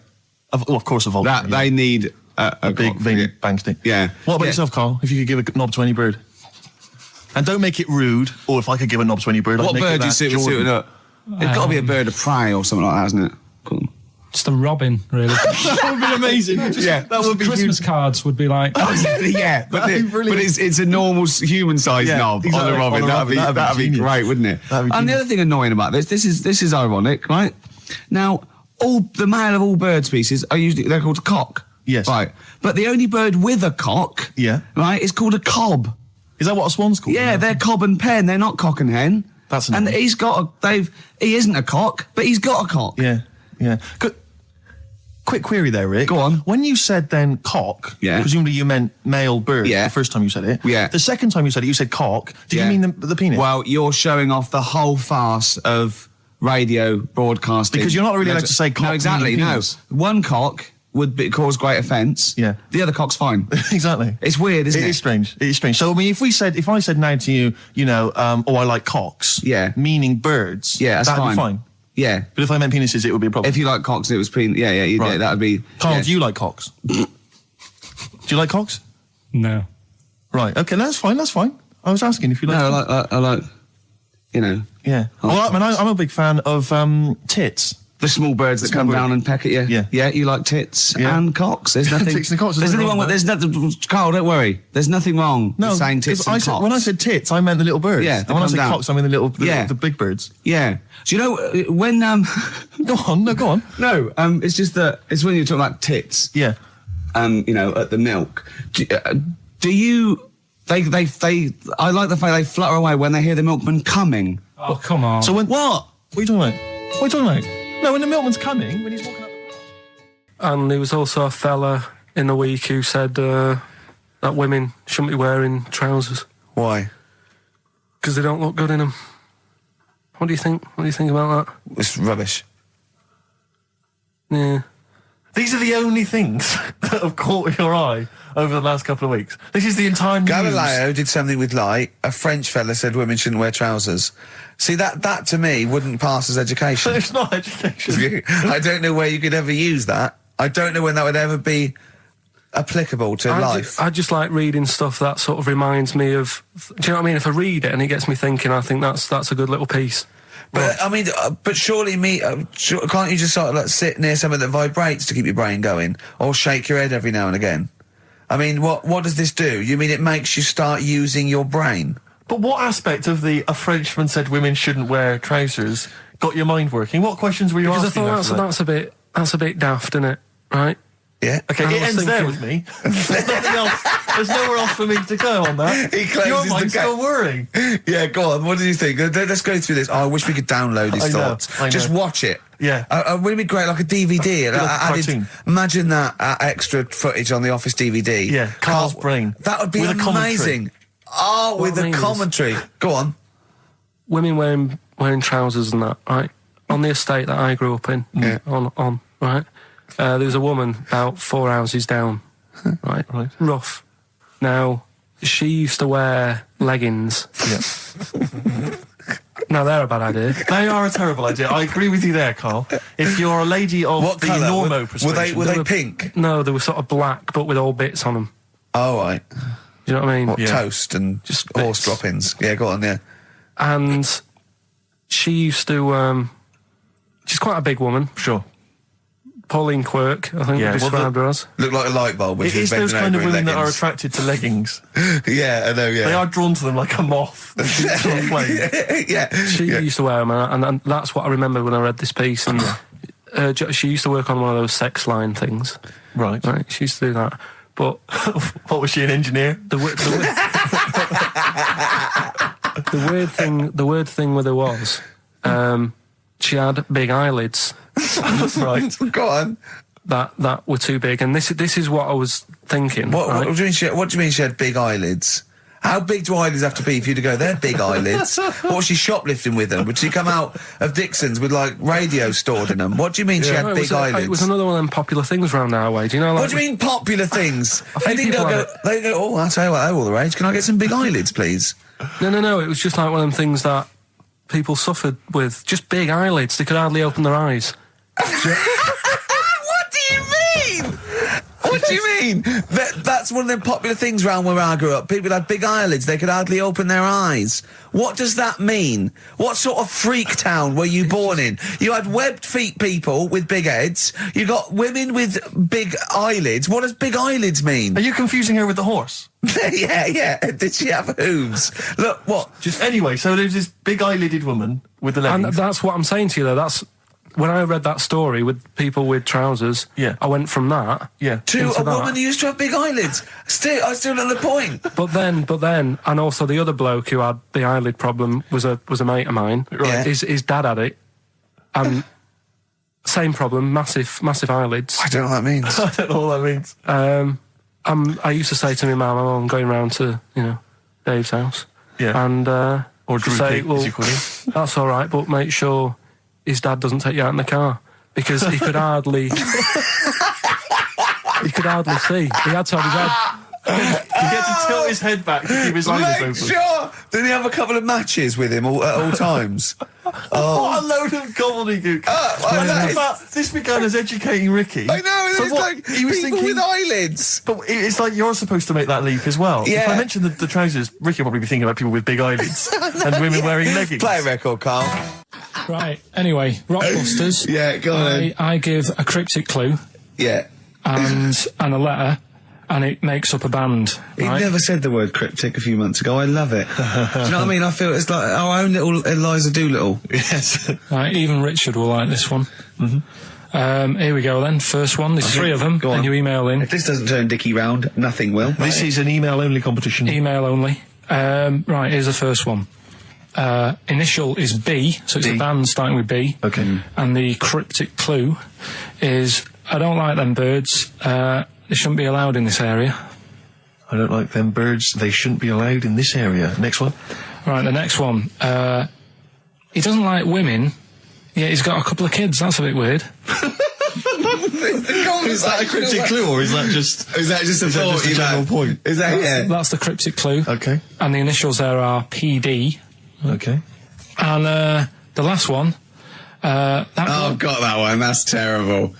That's terrible. Okay, quickly. Oh, God. And the last one is that bloke who does... Come on! He's making me laugh. Come on, Carl, be professional. Right, the last one. Right.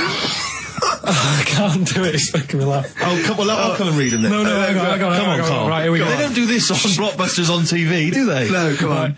That bloke who does sport on telly. He's got a little kid, right? Initials DC. What? Right? Is that I'm the completely clue? confused by that. Was that the clue? Yeah, that bloke who does sport on telly. Yeah. He's got a little kid. Initials DC. Okay, is that a band? Or an artist? It's I'm not cheese. This is a well-known sandwich. Is it? What is it? Is it a band or an artist? So just quickly recap. Okay. It's a Come on, Carl. Right, come on. Quick recap. The first one is B. I don't think them birds should be around in this area. Right, that's B, right? Second one, he doesn't like women, yet he's got a few kids. It's a bit weird. That's PD. And the final one, that bloke who does sport on the telly, he's got a little kid, right? DC. All right, and it's ricky.gervais@xfm.co.uk if you want to enter for Hellraiser. Oh, I'll tell you what, continue to do a little theme of like some old stuff people haven't heard of. If you're under 30, you probably never heard of this band. It's also a new thing I want to introduce. It's Show Up Camfield. Camfield talks the talk, he doesn't walk the walk, he doesn't play some rock classics on his show because he's scared. I'm going to play the tracks that Camfield's too scared to play. This is Kansas and Carry On Your Wayward Son, alright? Alright, this is Carl, the producer of Ricky Gervais and Stephen Merchant on XFM 104.9. We're playing out some of the best bits. Hope you're enjoying it. Here's another one. Coldplay, One I Love. That's for Nick, Neil, Olivia in Tower Bridge. Absolutely, and also Nikki from Bromley who emailed in. She's enjoying the show and she wanted a bit of Coldplay. That's the B-side of the current single. This is a great show, isn't it? We've got great music, we've got laughs, tears, we've got requests, we've got Simon Mayo games. It's just like Radio 1 for less people. Exactly. Radio 1 for less people. This is great, isn't it? So go on then. So listen, Guy, you were so excited about this game, weren't you, earlier? You came in with a hop, skip and a leap in your step. Although I must say, the phones are going mental. We're going to have to take some more calls. High and Dry is great. I mean, it works. Can we have a very quick recap in case someone's just Can you make it so High and Dry doesn't work now? Give us a bit of information that makes it different to High and Dry, or can't you? So for those that have just tuned in, Carl describes in a roundabout way a story which somehow is representative of a song. Is that right? A song title. Yeah. Okay. So this woman, she's all right. You know, she has a normal life. Pretty much. Kind of. Yeah. There's probably a few things actually that she can't do thinking about it. But the main problem would be having a wash or having a bath or having a shower.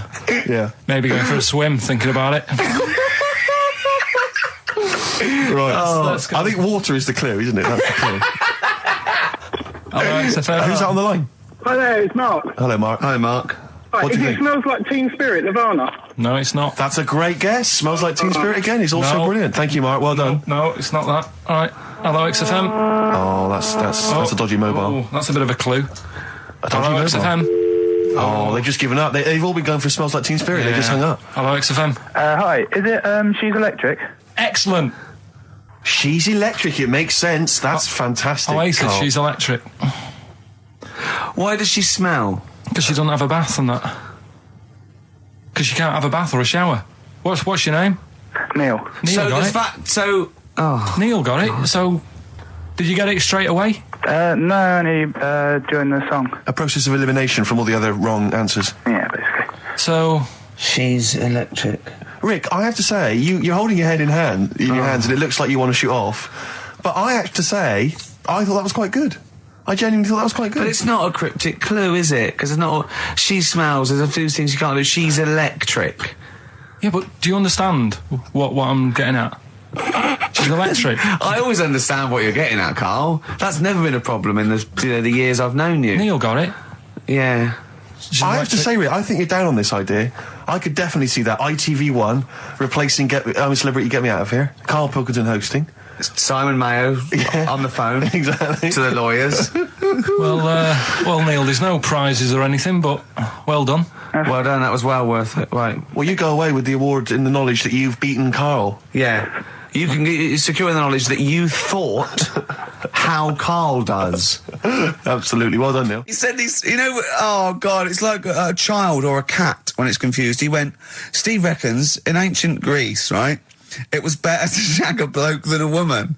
And I went, well, yeah. I mean, that's about the male being sort of a first-class citizen, much better, wasn't it? An aspiration to sleep with a beautiful man than a beautiful woman. Women were lower-class citizens, so therefore men were seen as higher class. So to have sexual relations with a man, there was no shame in that. No. In fact, it was looked upon. And I said, well, ancient Rome. I said, Nero, he sit in his big jacuzzi and he used to get, pretty boy men to go into the water and just nibble at his testicles while he was having a wash. He didn't do that. He did. Yeah. And he's not a gay fella. No. I mean, I don't know about Nero, but I mean, it wasn't a case of a big delineation between what was heterosexual and what was gay.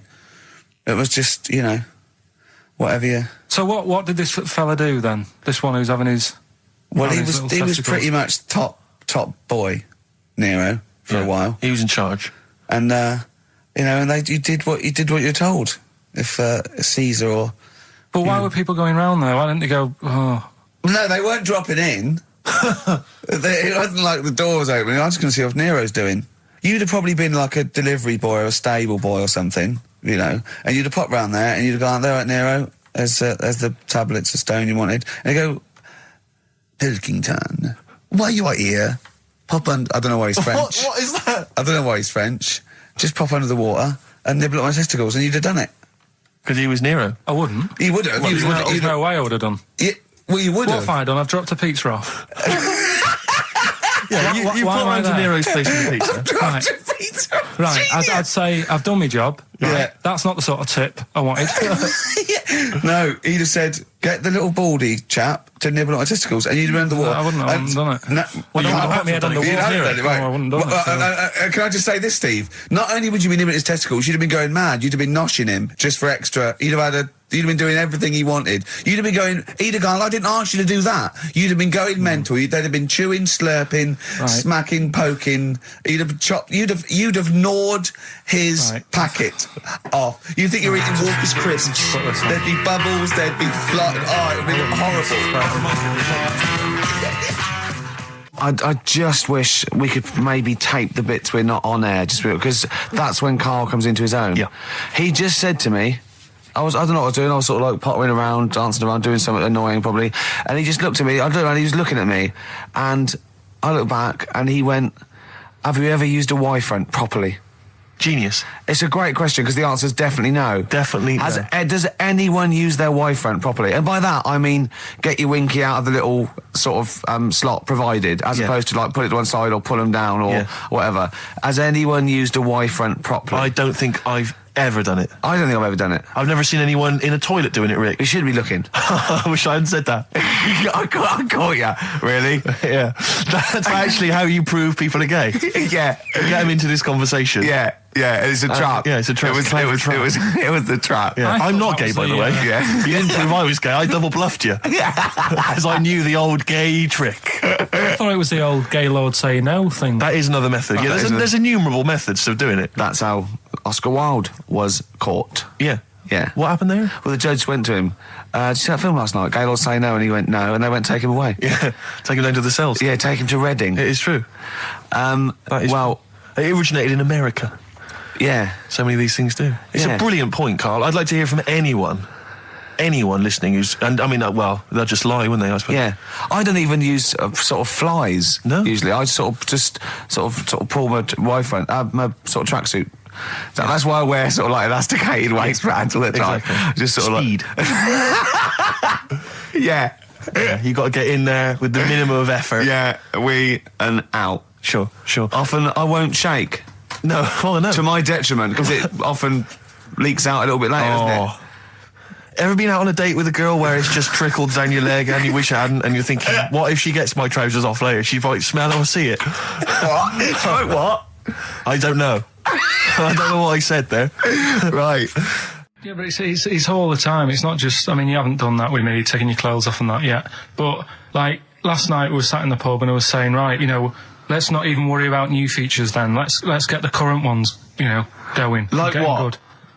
Like, the one I was trying to work out, the cheeky freak of the week. Think of that! Yeah, but Think of that, though, as a normal conversation. Yeah, I'd looked online, right? I didn't find that much. I found... actually, I'll tell you what I found later. Brilliant.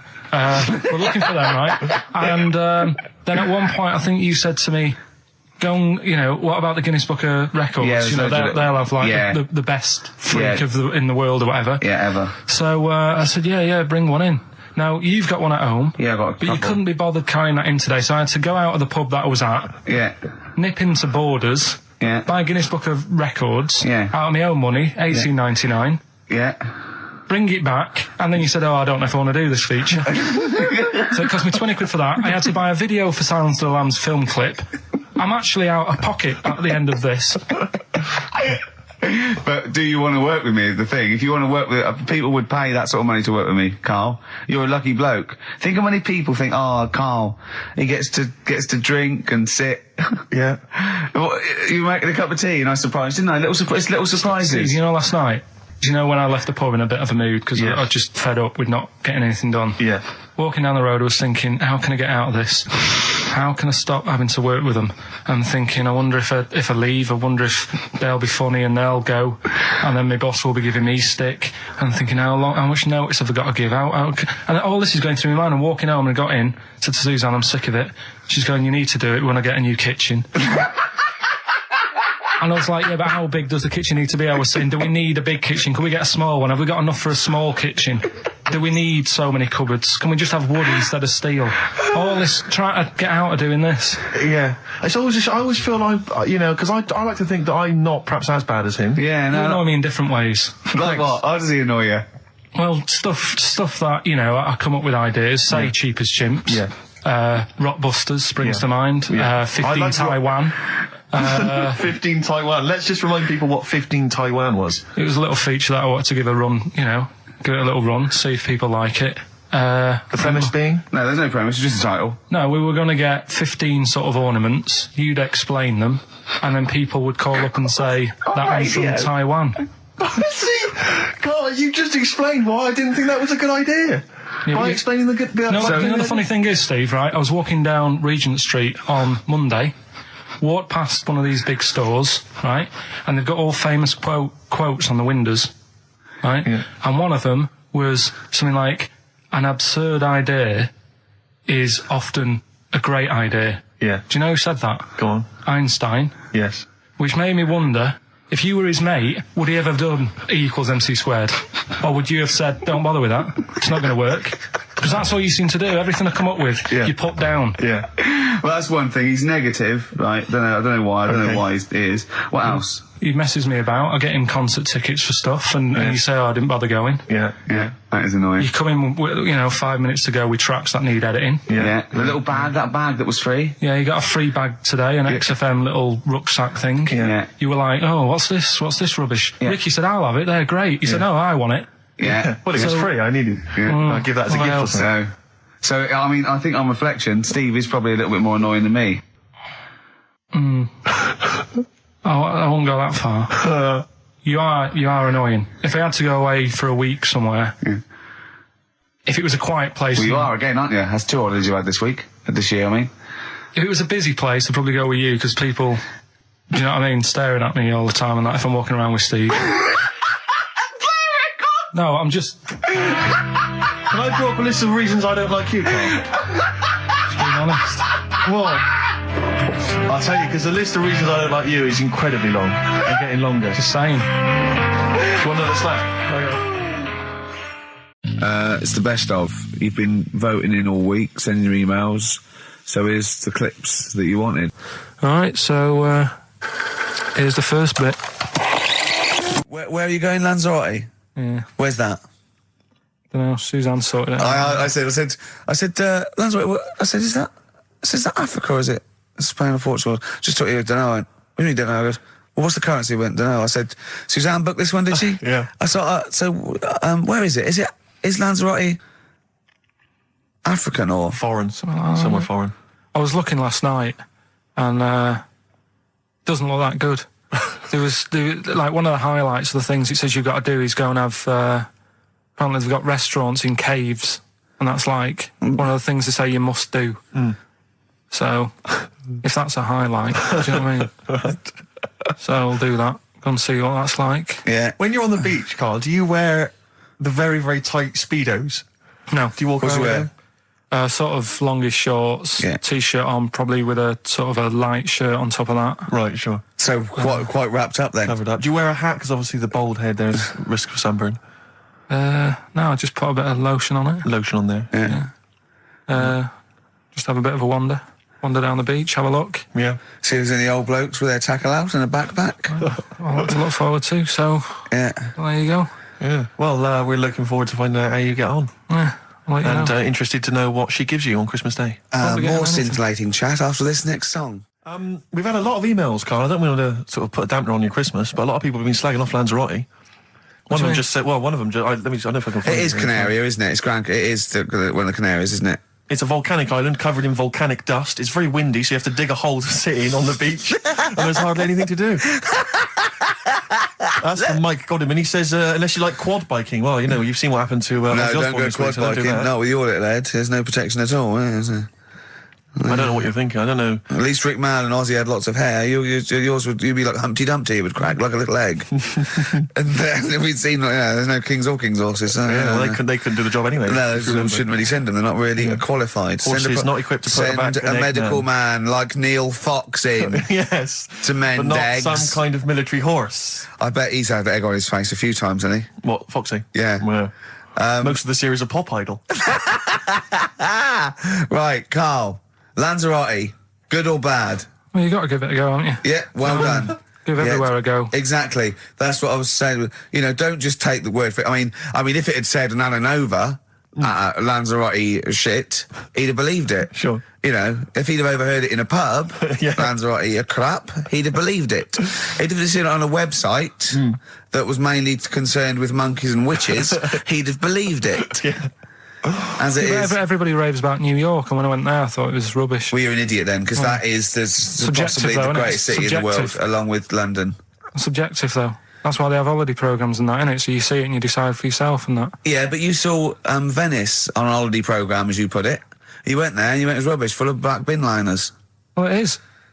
Right.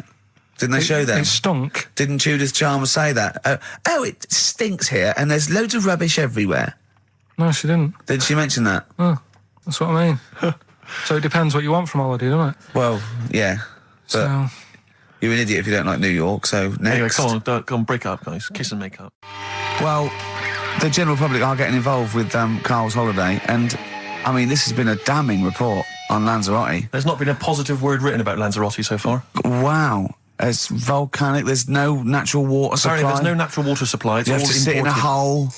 What do you think of this, Carl? What do you think of the people that want you to know that you're going to a rubbish place when you can't change it? What do you think of that? Rubbish though, will it? What do you mean? All right. What do you mean it'll be right? Because I'm going to go there thinking, there's no water and that, and there will be water. No, they didn't say there's no water.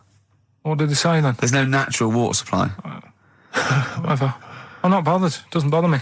All right. I'm going to have a good time and that. What are you going to do? What do you plan to do? Got a book. What book you got? Rich Hall book. I'm just going to read that. Brilliant. And the weather's better than here, isn't it? What's the matter? What's the matter with Carl? I've got something to cheer him up. Someone's emailed in, Emma's emailed in, she said that for those in the know, they referred to Lanzarote as Lanzagrotte. Brilliant.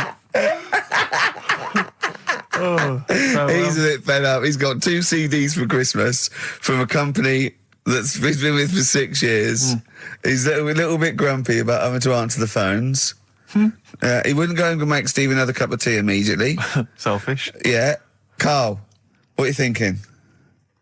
Nothing. Go on, what were you doing? Come on, Carl, you're getting paid for this. Project. Out. We'll take one of those CDs away. All right. Man grows penis on his arm. Why people are constantly losing their penises around the world? I've no idea. But why? I didn't realise it was a bit. What do you mean why on the arm? It's just a graft, isn't it? Yeah, but put it on like your buttock or your side. You can't wear a short sleeve shirt. Why do they've done that before? I don't understand it. Why not just graph it onto the side of your leg or something where it's high up, close to where it should be? I don't know. To get it used to the environment.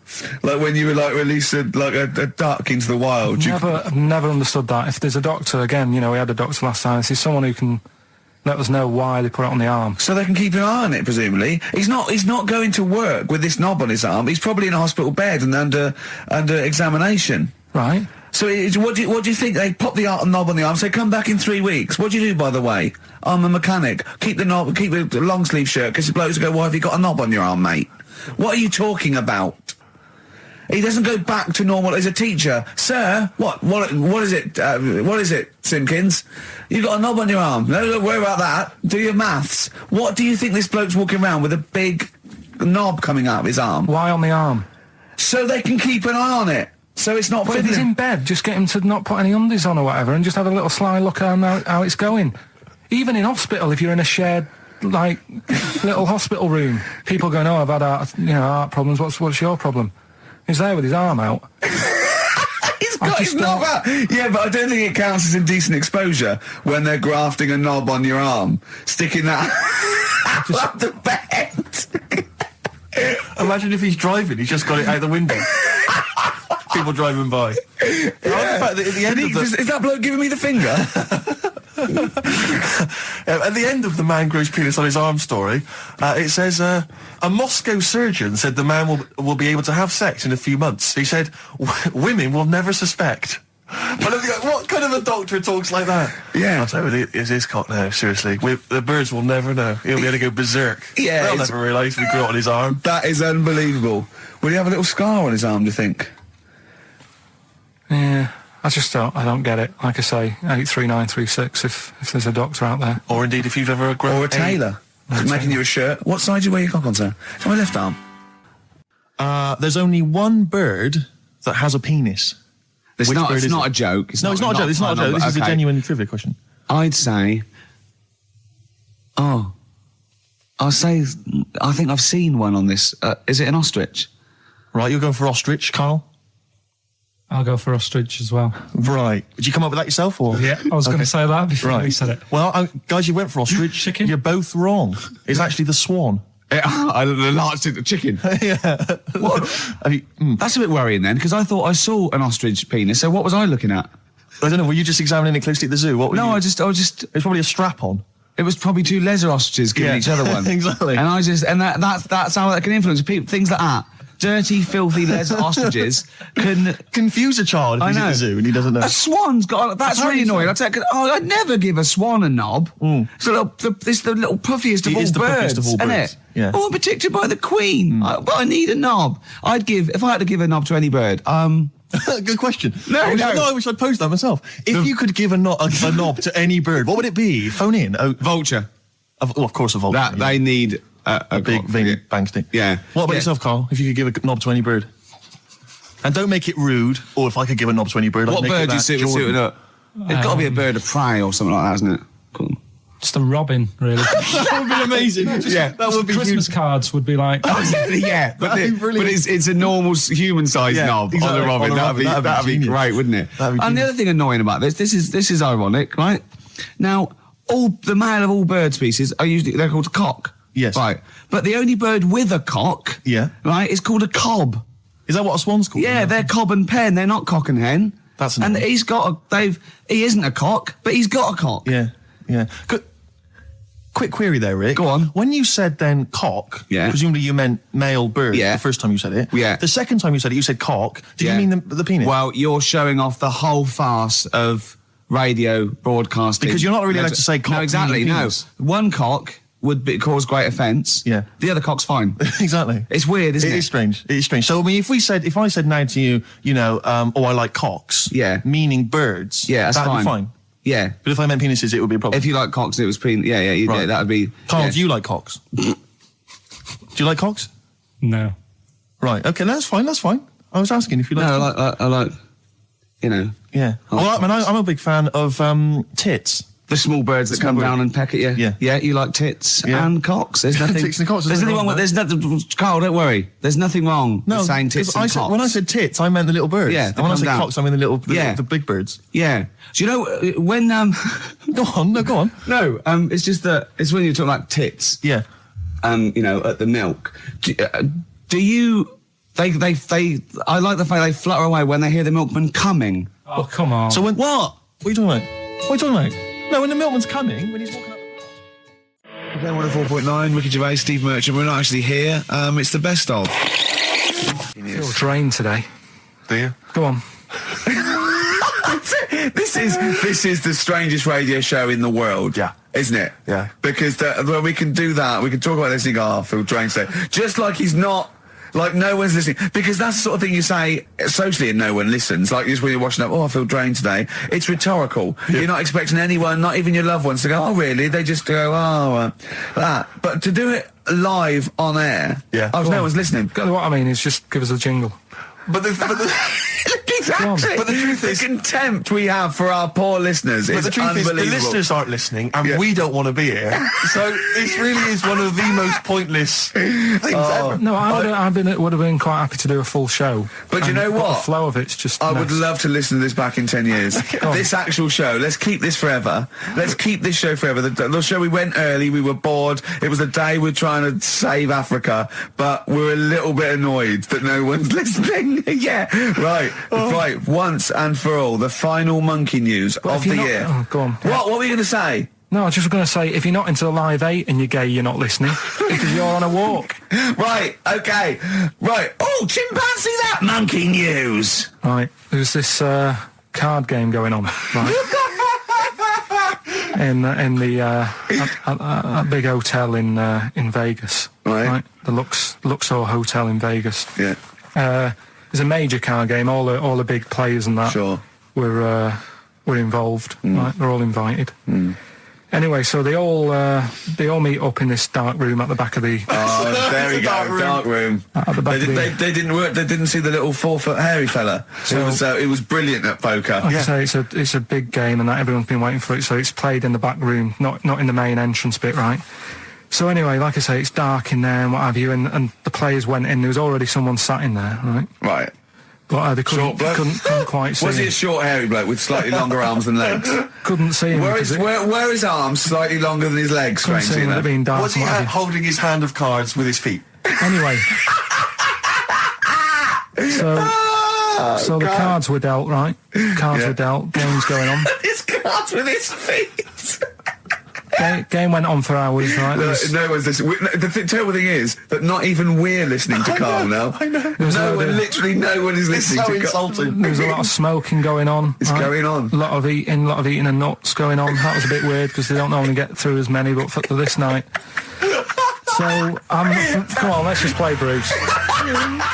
Karl, let me ask you now. Karl, you will be a little bit unnerved about this. Have you seen the film Jurassic Park? Yeah. You know what happened there? Well, according to the Sun here, it says scientists are planning to clone mammoths for a theme park. Look at his face. Look at that. He looks like a dog caught in the headlights of a car. He's terrified. I love Karl. He sprung to attention Karl. there. Is that the best news you could have? Man moths.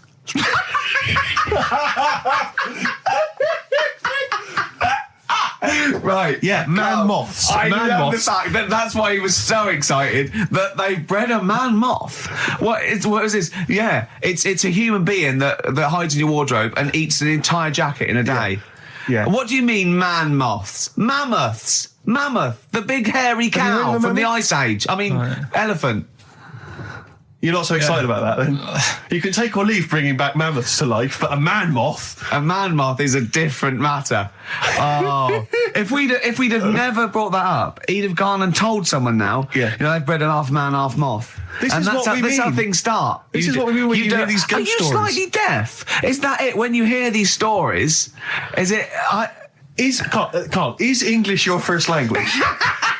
Are you actually foreign? Is that the thing? Yeah. Should we speak when we say foreign, we mean not of this planet. Yeah. Should we speak slower? Would that be a help to you? No, go on. Next what do you make of that? Do you think that's good? That's good to bring back mammoths? Prehistoric animals. These giant elephants. They're slow, aren't they? It's not as if they're going to get out and run fast and they can't capture them. They'd probably be a fence, to be honest, Karl. They'd probably be a fence. No, but you're asking it as if it could all go wrong, but it couldn't, could it?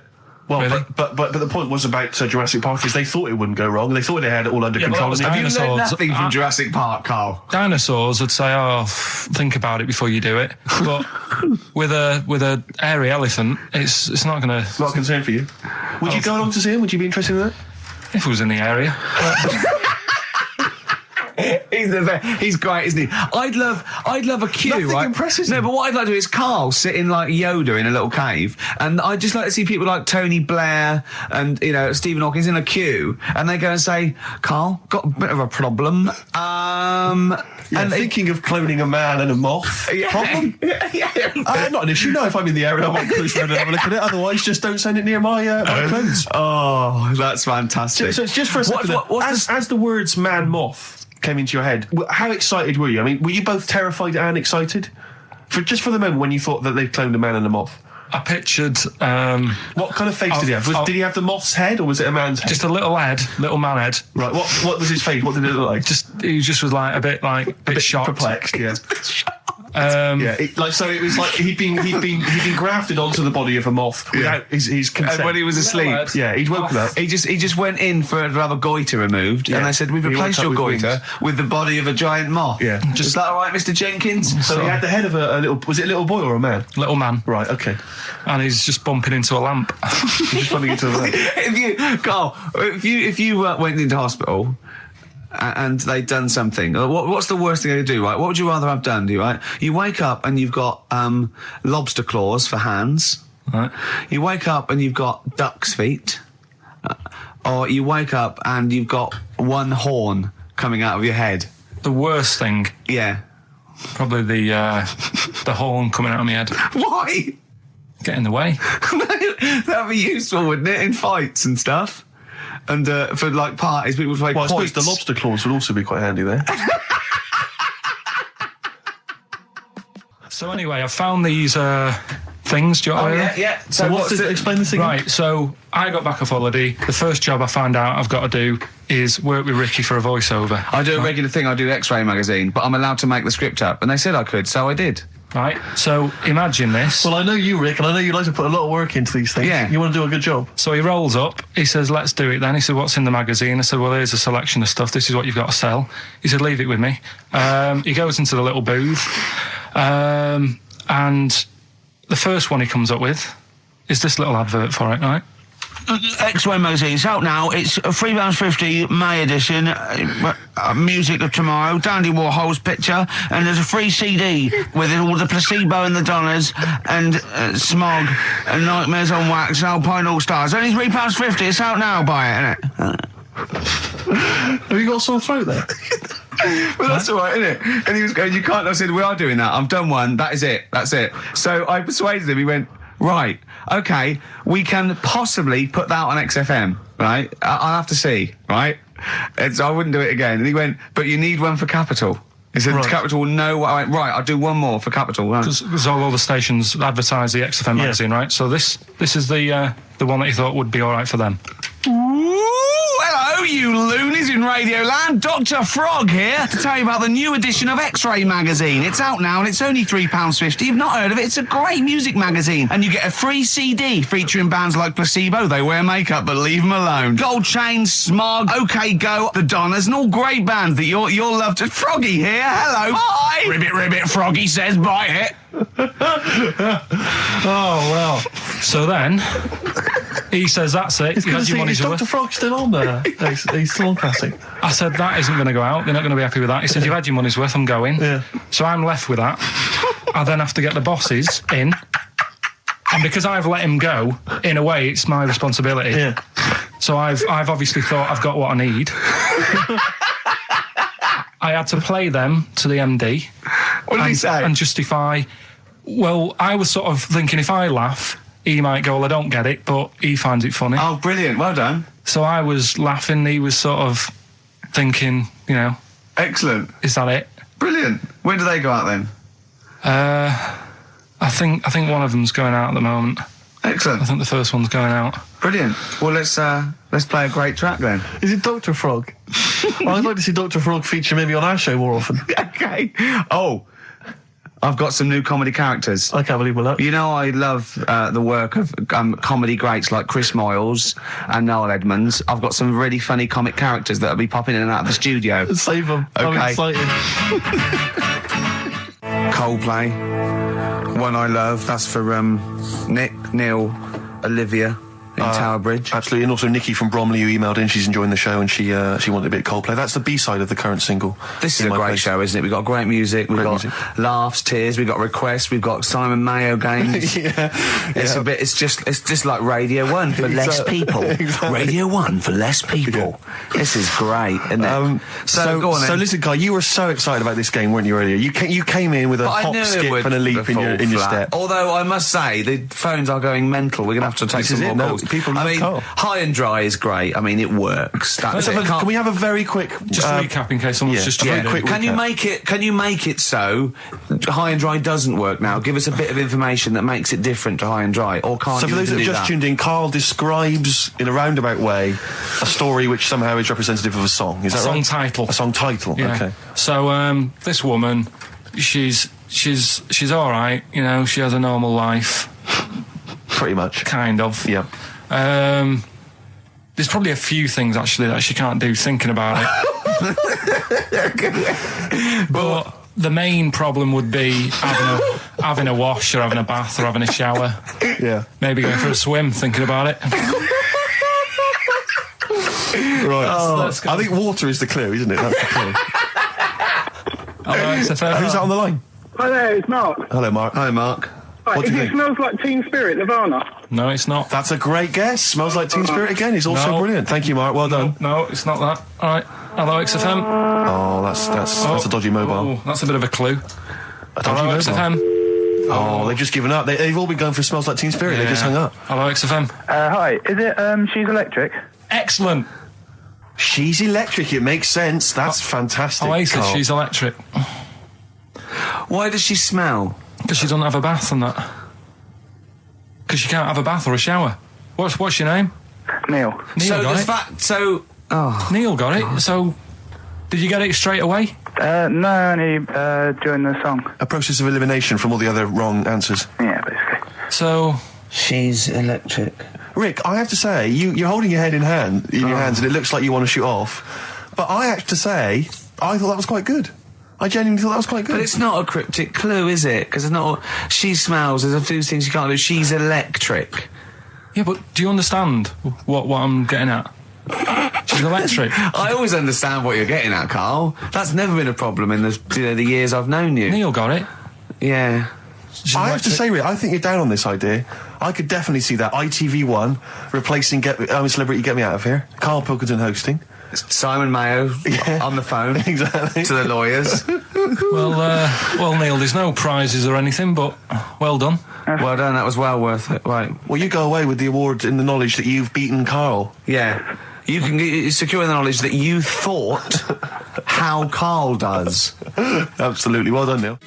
This is the Best Of Show on XFM 104.9. I'm Ricky Gervais, with me, Stephen Merchant. Yes. I hope you're enjoying the Best Of. I'm amazed that these are the highlights and that we've strung it out this long, Rick. But the good thing like this is, we're not here, we recorded this a couple of weeks ago, just the links, right? This has taken us about 10 minutes for the whole show. We get paid the same. Why don't we do this every week? That's a great idea. High five. Listen to this clip, it's brilliant. Carl, you're a second-time buyer, aren't you? Yeah. Bought one in Manchester. Lost £7,000 on that one. Well, don't buy in Manchester. No, it's a good flat. It's just it wasn't. I didn't buy it to sort of make money. I thought I was going to be living there like all my life, and then a job came up here, and it was like, oh. You bought your first flat in Manchester. You assumed you would be living there for the rest of your life. Well, I wasn't in a rush. Play record. You're an idiot. Hang on a minute. So have you got a property portfolio? Have you got the two houses now?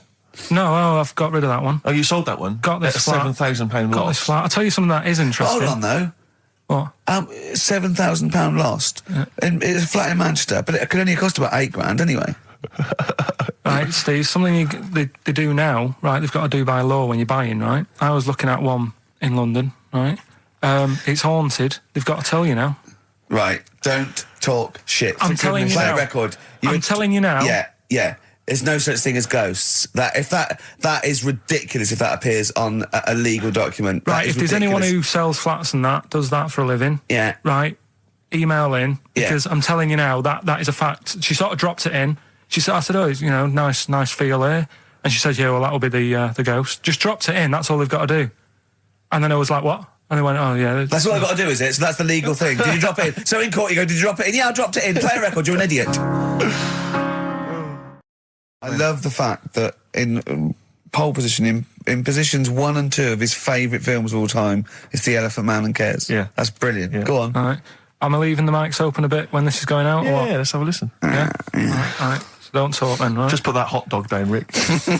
And this is the bit in Kes where it's the teacher and he gets up and he has to Glover. talk. What's his name? Is it Brian Glover? No, it's What's the other teacher. The other one. Anyway. Right, go on. All right, so here we go. Things that had actually happened. I've got another one. What about you, Casper? Casper! All right. All right? All right. You haven't been listening to a word I've said, have you? Yeah, I heard some of it. Yeah, you. Some of it? Just. Stand up. Always somebody, isn't there, eh? Right, now you're going to tell us a story about yourself. What sort of story? I want you to think of an incident that's happened to you sometime in the past that is true and that you think will interest the rest of the class. All right? Right. What about I work on a radio show at the weekend. Well, are you going to tell us about it? I'll just do. It's 2 hours, and it's with Ricky Gervais and Stephen Merchant, and just sort of play music and tell stories and stuff. What kind of stories? Well, whatever. Like last week, it was science. We were talking about this lad who was growing a knob on his arm. So it's weird. It's tricky, sir, because like with Ricky, he gets bored quick and he won't listen to the stories, and he'll start squeezing my head. All right. I'm not interested in what he does. That isn't normal, is it, sir? That. I mean, it sure is a bit gay. Is he? Just messes about, though. Do you know what I mean? I try and like come up with good stuff, like monkey news and like quizzes and stuff, but then he'll just, Ricky will just mess about. I mean, on Saturday he did it again. He squoze me head. How do you spell that? Squoze. S-Q... Oh, you're going to show it off the wall? This is a new word to me. Squoze is S-Q-U-O-Z-E. Now tell us what it is. It's when he gets me head and he puts one hand on the back of it, right? And he puts the other hand on the front of it and he just sort of swivels it. Swivel, right down the front. Oh, swivel's not it's spelled S-W-I-D. How many times a day? How many times a day does he swells it? It depends what time he gets in. If he gets in about 12:30, he could get a good 3 in. But I think I don't really want to talk about. You've done enough, don't you? Well done, Billy. Big round of applause. That is the effort. Yeah. Wow. That's the best thing you've ever done, Carl. Right. Here's the last clues of the year. You had. There's a load of letters there asking for advice. Put them on Claire's desk. Go on, that was idea. F. That was for foreigner. For Rainer. I don't know what you mean. Claire Rayner. She took advice. She gave people advice. So that's a foreigner. That is shit. Right. I'm sorry. That may be Christmas. That is absolute A garbage. lot of people got the right answer. I know. That annoys me even more. Number 2. The second one, ask your mum. Foreigner. Yeah. Foreigner. Second one, ask your mum if you should. That was S. That was Shalimar. Shalimar. Right? No, bizarrely, what was the clue there? Ask your mum if you should. No, we got a lot of people saying Smashing Pumpkins as the answer to that. But I don't know who's saying that today, Mum. Smashing Pumpkins.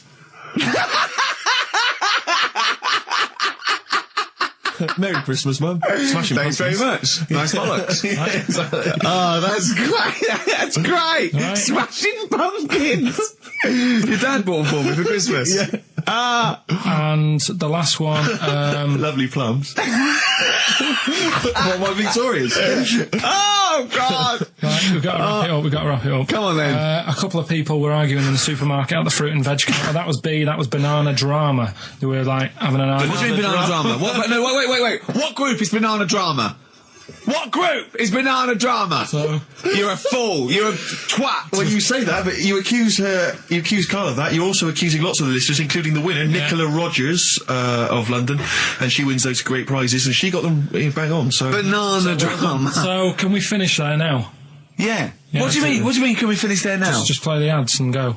What? No, what are you talking about? We're going to play Jodie Chicken Rivers in your all day. Play that then. Goodness me, Carl, look at you. We haven't got time. Merry Christmas, Carl. Merry Christmas, Carl. Enjoy the show. Let's give him a little kiss. Oh, a little kiss. Oh, no, with tongues, it's Christmas. No, don't. Stop messing about. You don't talk to anyone, do you, in the week? You just hide in your little sound booth thing, and you really don't talk to anyone, do you? Much? Not really. No. I mean, you might call up. Yeah. But no, I keep myself to myself. Yeah. Then you don't get bogged down in the office politics and stuff. Yeah. Is there a lot of office politics here? I don't know. I don't get involved in it. Oh, yeah. Proved your point. So when we're away and we're like out of action, who, other than Suzanne, who will you talk to of the day? How will you get a sort of feedback from the world? How will you get sort of like input and? I always, if ever I've got like a question on anything, the internet's sat there and I can just go online and find out. The internet is good. It's brilliant, but it's not all verified. It's not all necessarily factually accurate. Anyone can put things onto the internet. It's it's freaks and things that put on. Well, here's things one, right? like here's one that I read in a week. Right? Go on. About this woman. Yeah. She was a bit of a punk, and to get her hair done like she wanted it. Super glue. Right, no. She got lard. Apparently it's a popular thing, you might know. Put lard on your head. Yeah. And you put it in the oven. Oh. Now, apparently the heat that you get from the oven is different from the sort of heat you get from an hairdryer. Right? And she had to do that to get the style that she wanted. But anyway, she comes into money or whatever, treats herself to a microwave. Right? It's not true. Opens the door, jams the things, like the little catch. So the microwave works. She jams it with a screwdriver or a knife or something. Yeah. Puts the microwave on, sticks her head in, boils her brain. Don't be ridiculous. Right?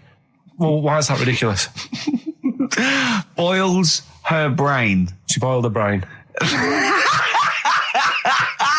She boiled her brain. And this is what's good about the internet. I went straight from that, and there was a subject about brains. And do you know that Russell Crowe, when he dies, is giving his brain to charity or something, some sort of some people who can do stuff with it. She gave hers to Pot Noodle. Vesta. Yeah. Oh, That's boiling the a sort of skull. Yeah. It's not true. It's not true, Carl. Just urban myths. Someone made it up. Yeah. For a laugh. They're just too convenient urban myths. Everyone's you can tell an urban myth's not true because it's always this happened to a mate of mine, and when you say what happened then, they go, don't know, that was it. Was it? Was that it? Was it? Someone boiled a brain and that was it. There was no more story. Well, were there any dates, locations, times? I think it was in Belgium. You're listening to the best of basically Karl Pilkington. Well, listen, I'm a big fan of that TV show. It's on digital TV. A lot of people won't have it. But Inside the Actor's Studio with James Lipton. Yeah. And he interviews lots of big Hollywood stars, and he always asks them these same questions at the end. Can I just run a few of them past you? Go on. Okay. So, if you could do any other profession other than the one you do now, what profession would you do? Can you just change that to apart from a paper round? Apart from a paper round. Oh. If you do any other profession, Carl. And it doesn't matter about It doesn't matter if you've got the skills or anything. In an ideal world, if you had the ability. Well, I think I'm about to buy somewhere, so I reckon something, using tools and like doing a bit of plumbing and that. So a plumber? Well, sort of an all-rounder. Right. A handyman. Well, yeah. I think, you don't get paid that much, but it's useful, isn't it? So. But you get your own show, couldn't you, with Carol Smiley eventually? Well, all that, but the money that you don't make, you save by not having to pay someone else to do the chores. Do you know what I mean? I don't know what that sentence meant. Right. No. A plumber, how much is the average plumber on? The money you don't make, you save on not getting someone else to do it. No, just think of that. No, look, break that sentence down. Are there any... Sorry, Rick, but people who live in glass houses... Yeah. Anyway, let's just go back to Lipton quickly. We've got a couple to get through here. So, your favourite noise or sound? Favourite sound or noise? Oh. Is it me? No. It's not me. Hang on a minute. It's not me. Are you sure it's not me, Carl? I like Elvis. Noise. Elvis. In the ghetto. The sound of Elvis. Elvis in the ghetto. Brilliant. Okay. Yeah. And your least favourite noise or sound? I don't think it should really be records and music. Noises, things that you hear at home or whatever. Maybe like a sound of a... The least favourite noise? Least favourite? The sound of... Probably like... the sound of ghosts? Fire engines and that. Right. That's annoying. Except if your house was on fire, presumably. I think it's a bit unnecessary. You think they're just doing it to wind people up? I live on like a busy street and it's happening all the time, and it is like... just sort of have a blast of it, and people will hear it. You don't have to keep it going. Yeah, Sure. So that is pretty annoying. And if heaven exists, Carl, when you get to the pearly gates, what would you like God to say to you as he welcomes you into heaven? What would you like God to say to you? Who asks these? What show's this? It's a programme where celebrities are interviewed by a guy, an American interviewer, and he always asks these questions at the very end. What would I say to God? What would you say to God if you believed in heaven, and if heaven exists, when you eventually go up to heaven and you're welcomed in through the gates by your God? Parker and your Stussy T-shirt and your... What do you want God to say to you as he welcomes you in? Say, you all right? Don't know, just be friendly.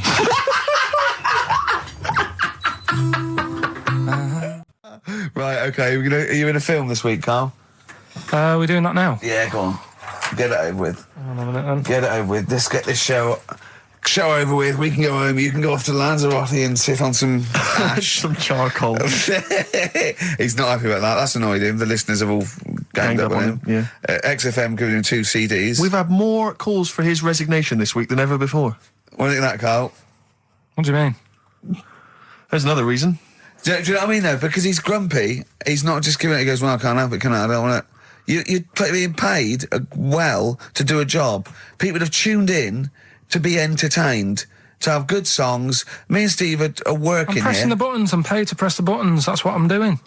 Has every CD started on time? Then why would they give you Monday off if you just paid to press the buttons? Don't get every other Monday off, do I? So have you stopped doing that now, have you? Well, yeah. Why? Because there's work to do in that.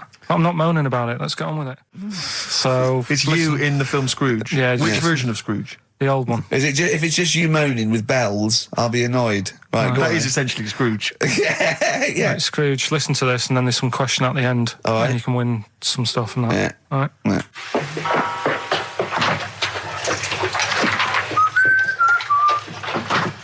You're late. Only 20 minutes. What do you mean by coming in here at this time of day? I've just been doing some Christmas shopping, haven't I? Probably do some more shopping on Monday because it's my day off, isn't it? Yes, I know it is. You don't have to tell me. Do you want to see what I've bought Suzanne? No, thank you. I don't mind showing you. It's only a Christmas present, isn't it? Just bought some more condoms. Why?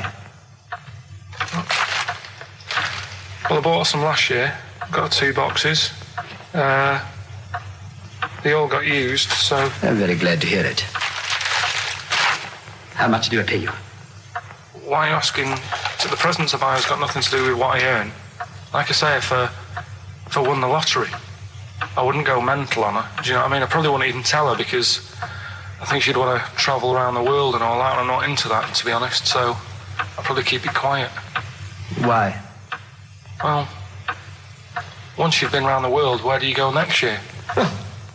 Each to their own, though, innit? You know what I mean? Well, what do you want? What for Christmas? Not that fussed, really. And you, it's just as well I'm not that fussed, because do you know I do some work at XFM? Do you know what they're giving me for Christmas present? Nothing? No, might as well have been nothing. 2 CDs. That's it. I was well fed up. I'm sure you will. They give you a list of about 30 albums and you get to pick 2 off the list. So I've gone for Kings of Leon album and the best of Bob Marley. Mr. Marley has been dead these 7 years. In fact, he died 7 years ago this very day.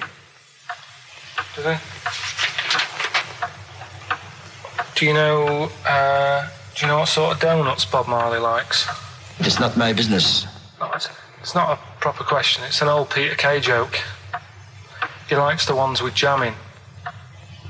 Do you get it? Garlic bread. It's good, isn't it? Excellent. Oh, Carl, well done. Carl in Scrooge there.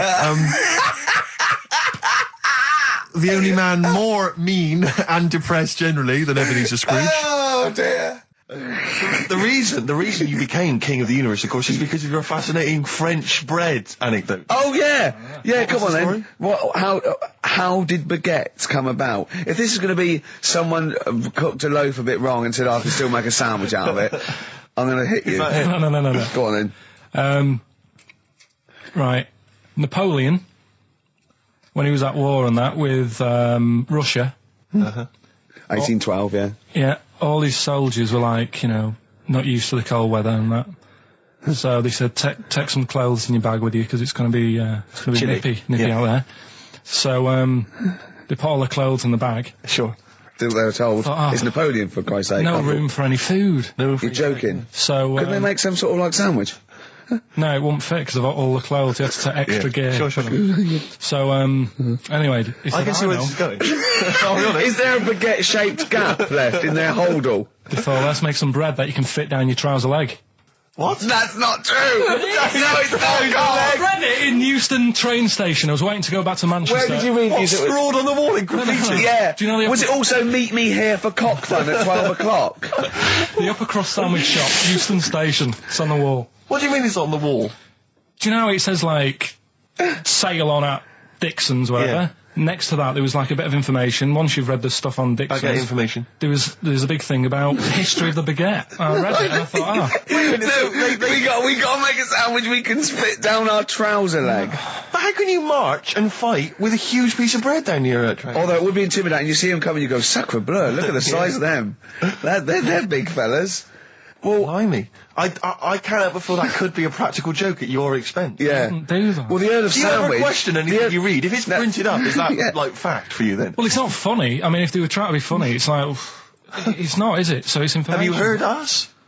Things sometimes want to be funny when they're not. That's exactly what happened with the sandwich. The Earl of Sandwich wanted something he could fit down his pants. And it was those triangle cut sandwiches wrapped in cling film were perfect. You might be right. You might be right. I am. Because the Cornish pasty, so they could drop it down the mines, isn't it? Is it? They wrapped it up they wrapped up like meat and vegetables in pastry, and they sort of crimped it, and it was like and they dropped it down the mine, so, yeah, that's how that came about. And bagels were originally made so that people could play hoopla, but then eat afterwards. I don't know if you're aware of that. That is true, Carl. Well, anyway. Call my bluff. Is that true? Yeah. They're all true. They're all true. Yeah. Tell your kids that when you have them. Yeah. If they're still alive in a million years.